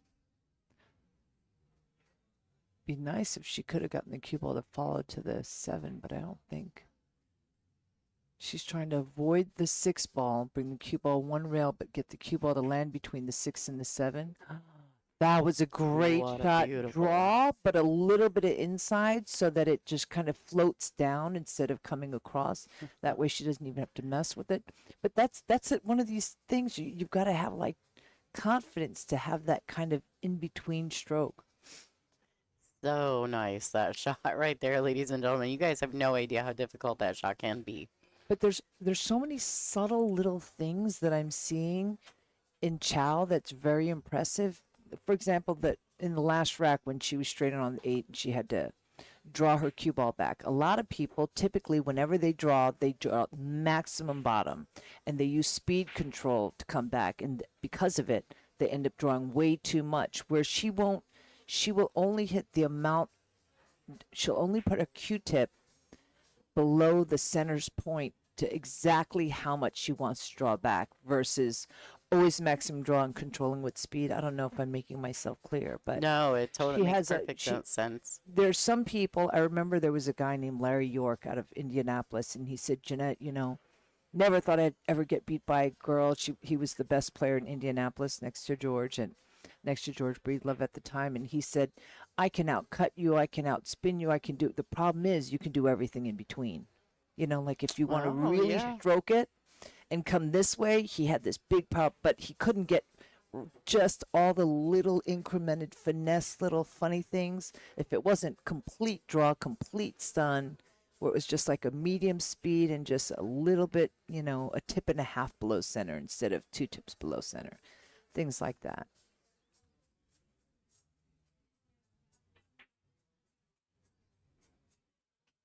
Jumped up a little bit on that shot, but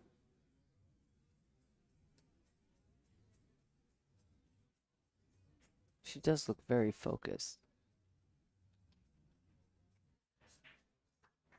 Wow. And that, ladies and gentlemen, is going to put Chieh Yu Chou on the hill. This is a race to 10. She's currently sitting 9-3 over Chezka Centeno.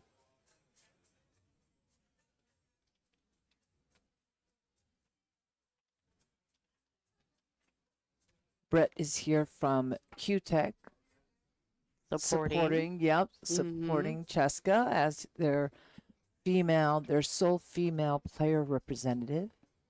Yeah, she's and he's having such a good time. We're so glad he came to the WPBA event. What a great guy. He's wonderful. Yeah. I do want to take just a second before Rita breaks this rack to say thank you to Divine Newman, Jill Cox, Jude Melancon, and Jean Miller. I have received your donations for the Sunday swag. Make sure you guys stay tuned till we get through the finals presentation. After the match, of course, I'll come back and we'll put the spinner up for you guys, the wheel of games, so you can see who won the Sunday swag. The tournament, by the way, Tony, is double elimination until the finals. Once you get to the finals, it's just one final race to 10.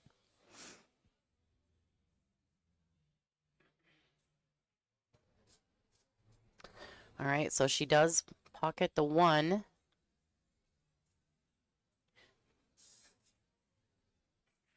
What do we do here with the 2, Jeanette? There's a lot of ways that she can play defense here.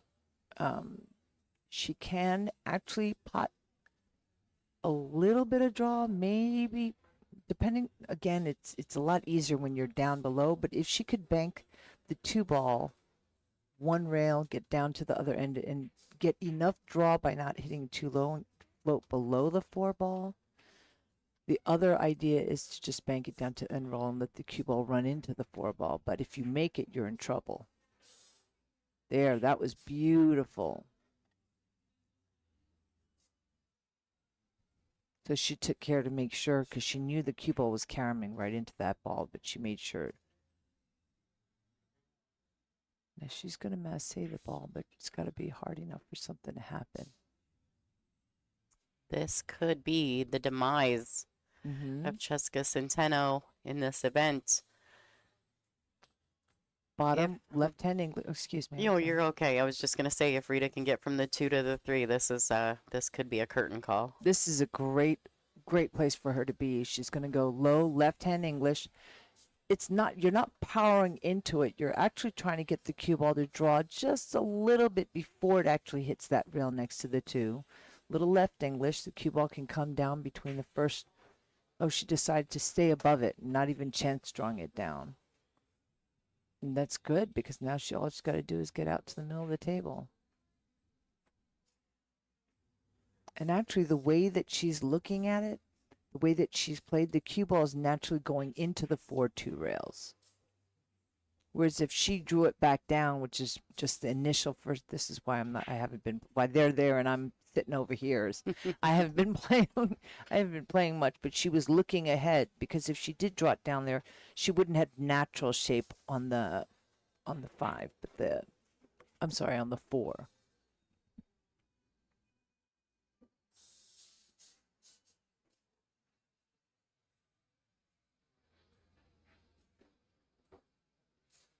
Man, she just looks so comfortable right now and determined.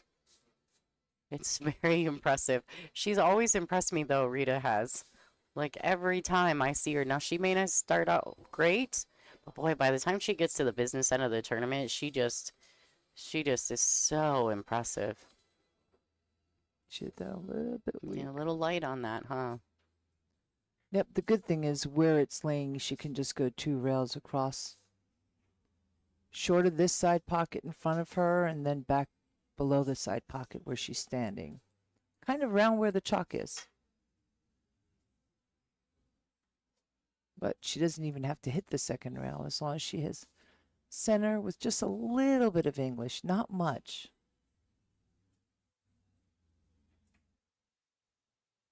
There you go. Right about where that chalk was. And ladies and gentlemen, you are looking at your 2026 Classic Billiards Players Champion. All right, what an amazing showing for Chieh Yu Chou. She took an early round loss to Kaylee McIntosh and just stormed through the B side of this event, defeating Chezka Centeno in a 10-3 matchup in the finals. So I want to say thank you to Jeanette Lee for being just fabulous, because that's what you are. Thank you. It was such a pleasure, and all you guys have been so supportive. Thank you guys so much for tuning in and being part of this. Hope you guys follow me, please, in case you can. Follow WPBA and Jeanette Lee, the Black Widow, on Facebook. My Instagram is Jeanette Lee, and what else? What's the other one? YouTube, Jeanette Lee, the Black, well, That's right. Jeanette Lee TBW for the Black Widow. All right, that's it. You heard it here, folks. Thanks again to Jeanette for her awesome commentary through quite a few matches this weekend. So it's been nice to have her. Really enjoyed it. All right, guys. I'm going to finish up. We're going to leave the stream up for you guys to see the award ceremony. I don't know that they have any mics attached to the cameras. I'm going to check that real quick. If I can get you some volume, I will. And I'm going to do the Wheel of Games after this matches, or after they do the finals presentation. I'll go through and announce the swag winners. All right, guys, stay tuned. Thank you so much. You're watching WPBA Billiards on YouTube. My name is Lonnie Fox Raymond. I am the voice of the WPBA, and I have been so blessed to do commentary with the Black Widow. You guys, it's like a bucket list. So stay tuned, guys. We got more coming for you. Thank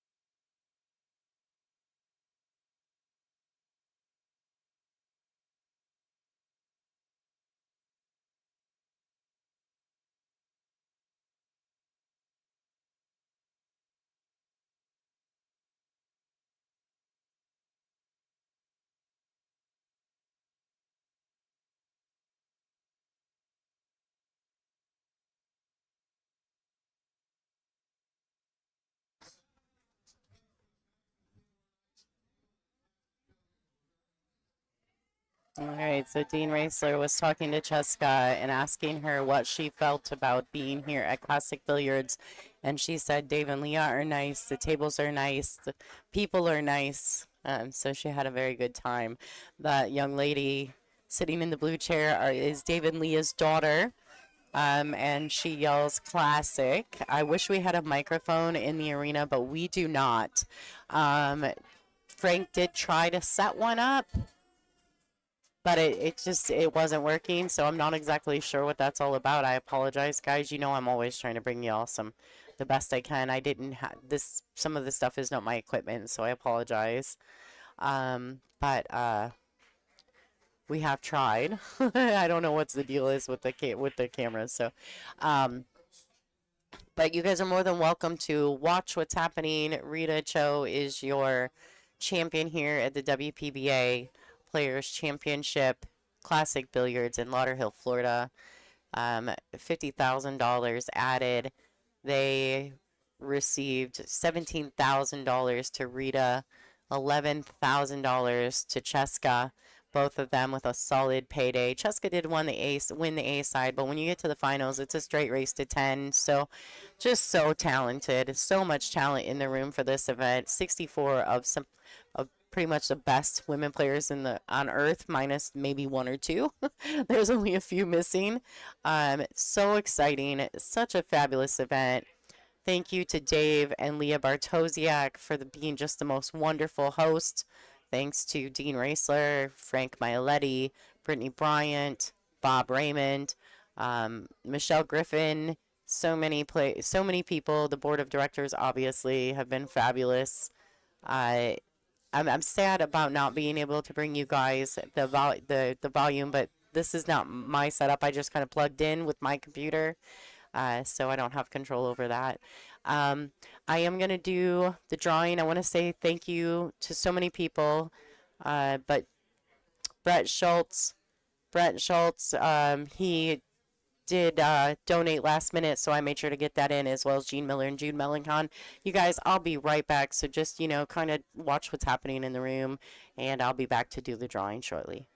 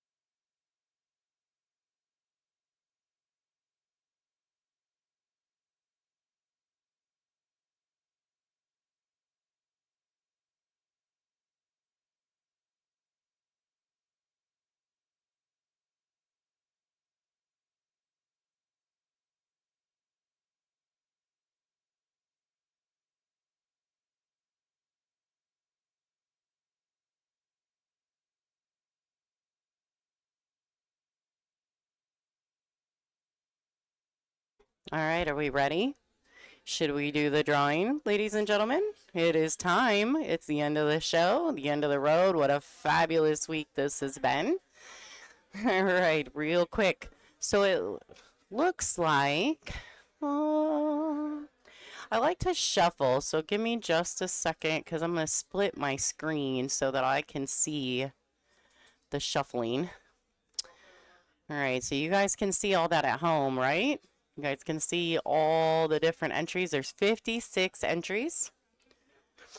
So many. John Blue, Glemser, Chris Cooper, Mr. Kenfer, SC Pitcher, Gene Miller, Jude Melancon, Chenille Ramos, Christine Rodriguez, Goba, Mike Owens, Rick Gray, Placenthal, Kelly Coder, Penny Bates, Evelyn, Stefan, Ed Buds, Pat Hickok, Superman Trick Shots, Eric Swiney, Brooklyn J, Jackie B, Laney Louie, Glenzer again, I Was Wrong, Fuggles Me, James Wells, J.D. Young, Elmer Jara, Nate's S. Job, Headache, Shauna Harkey, Dustin Erickson, David Franklin, Lisa Carver, Mickey Wilson, Stacey Hauer, Marissa Kavanaugh, Nathan Hayes again, KTM2, Divine Newman, Jill Cox, Jude Melancon, Gene Miller, Bretton Schultz.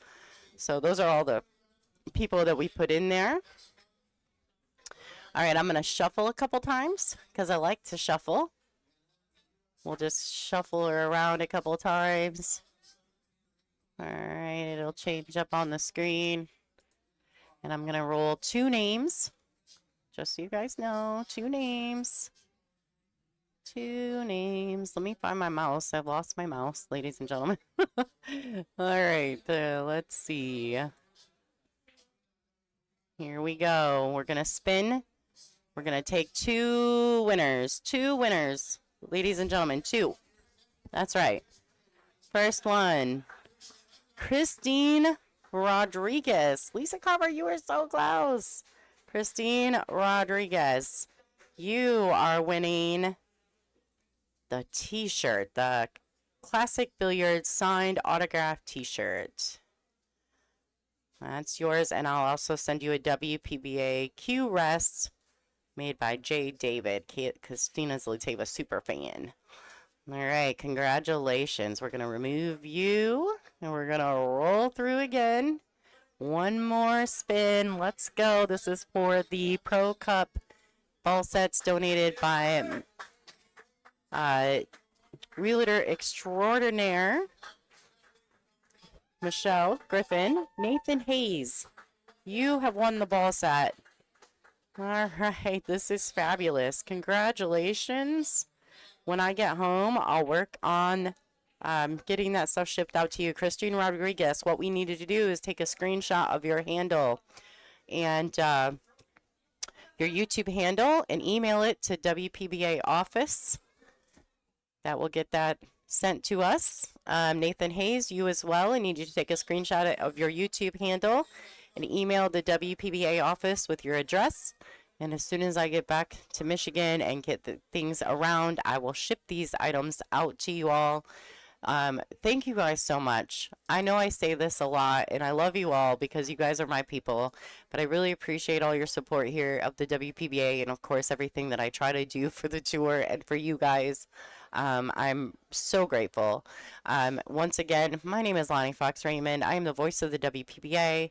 I am so happy to be here, and we're going to see you guys at RACS. So make sure you mark it on your calendars. We're headed to RACS in New York for the Mez Olhausen WPBA event promoted by Caroline Powell. So thank you guys so much, and we'll see you at the next one.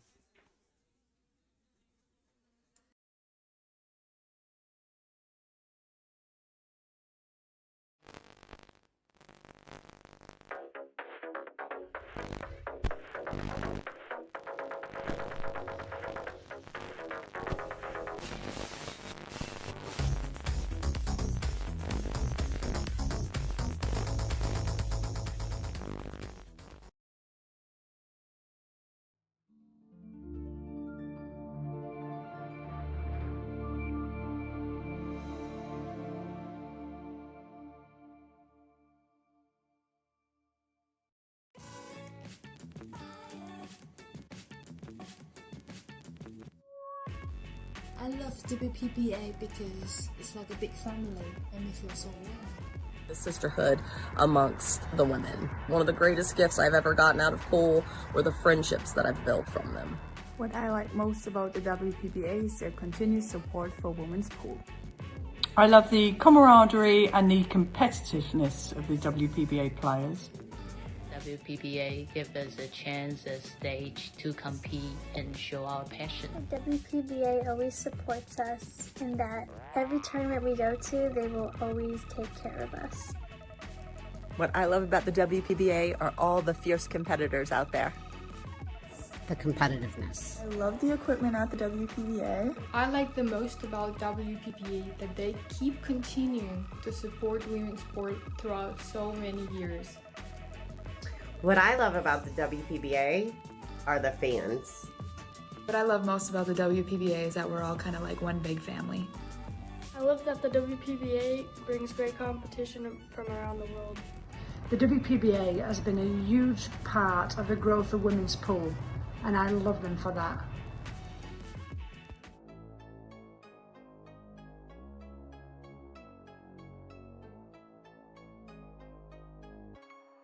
The WPBA is the longest-standing women's professional pool tour and the biggest supporter of women playing pool.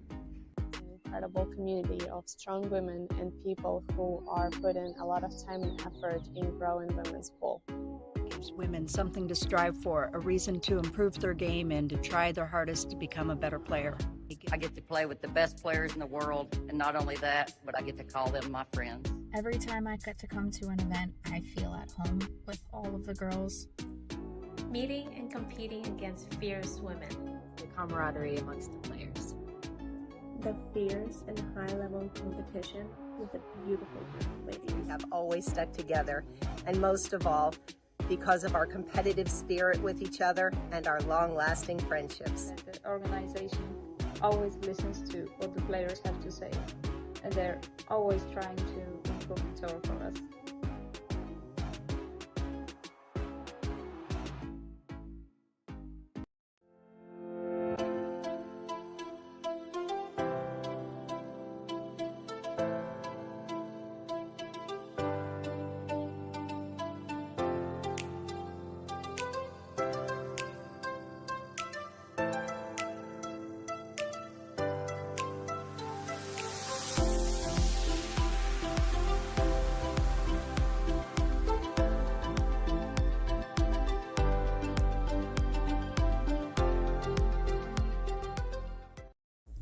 Digital Pool is the ultimate app for billiards enthusiasts, tournament directors, and league operators.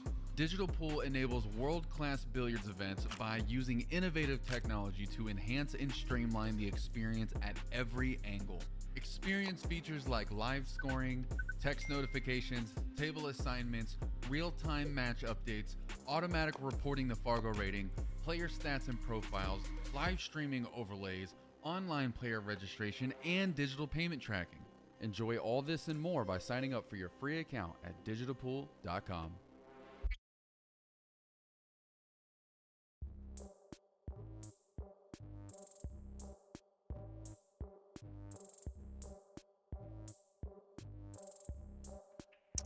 Do you need a set of billiard balls? Well, we may have just what you need.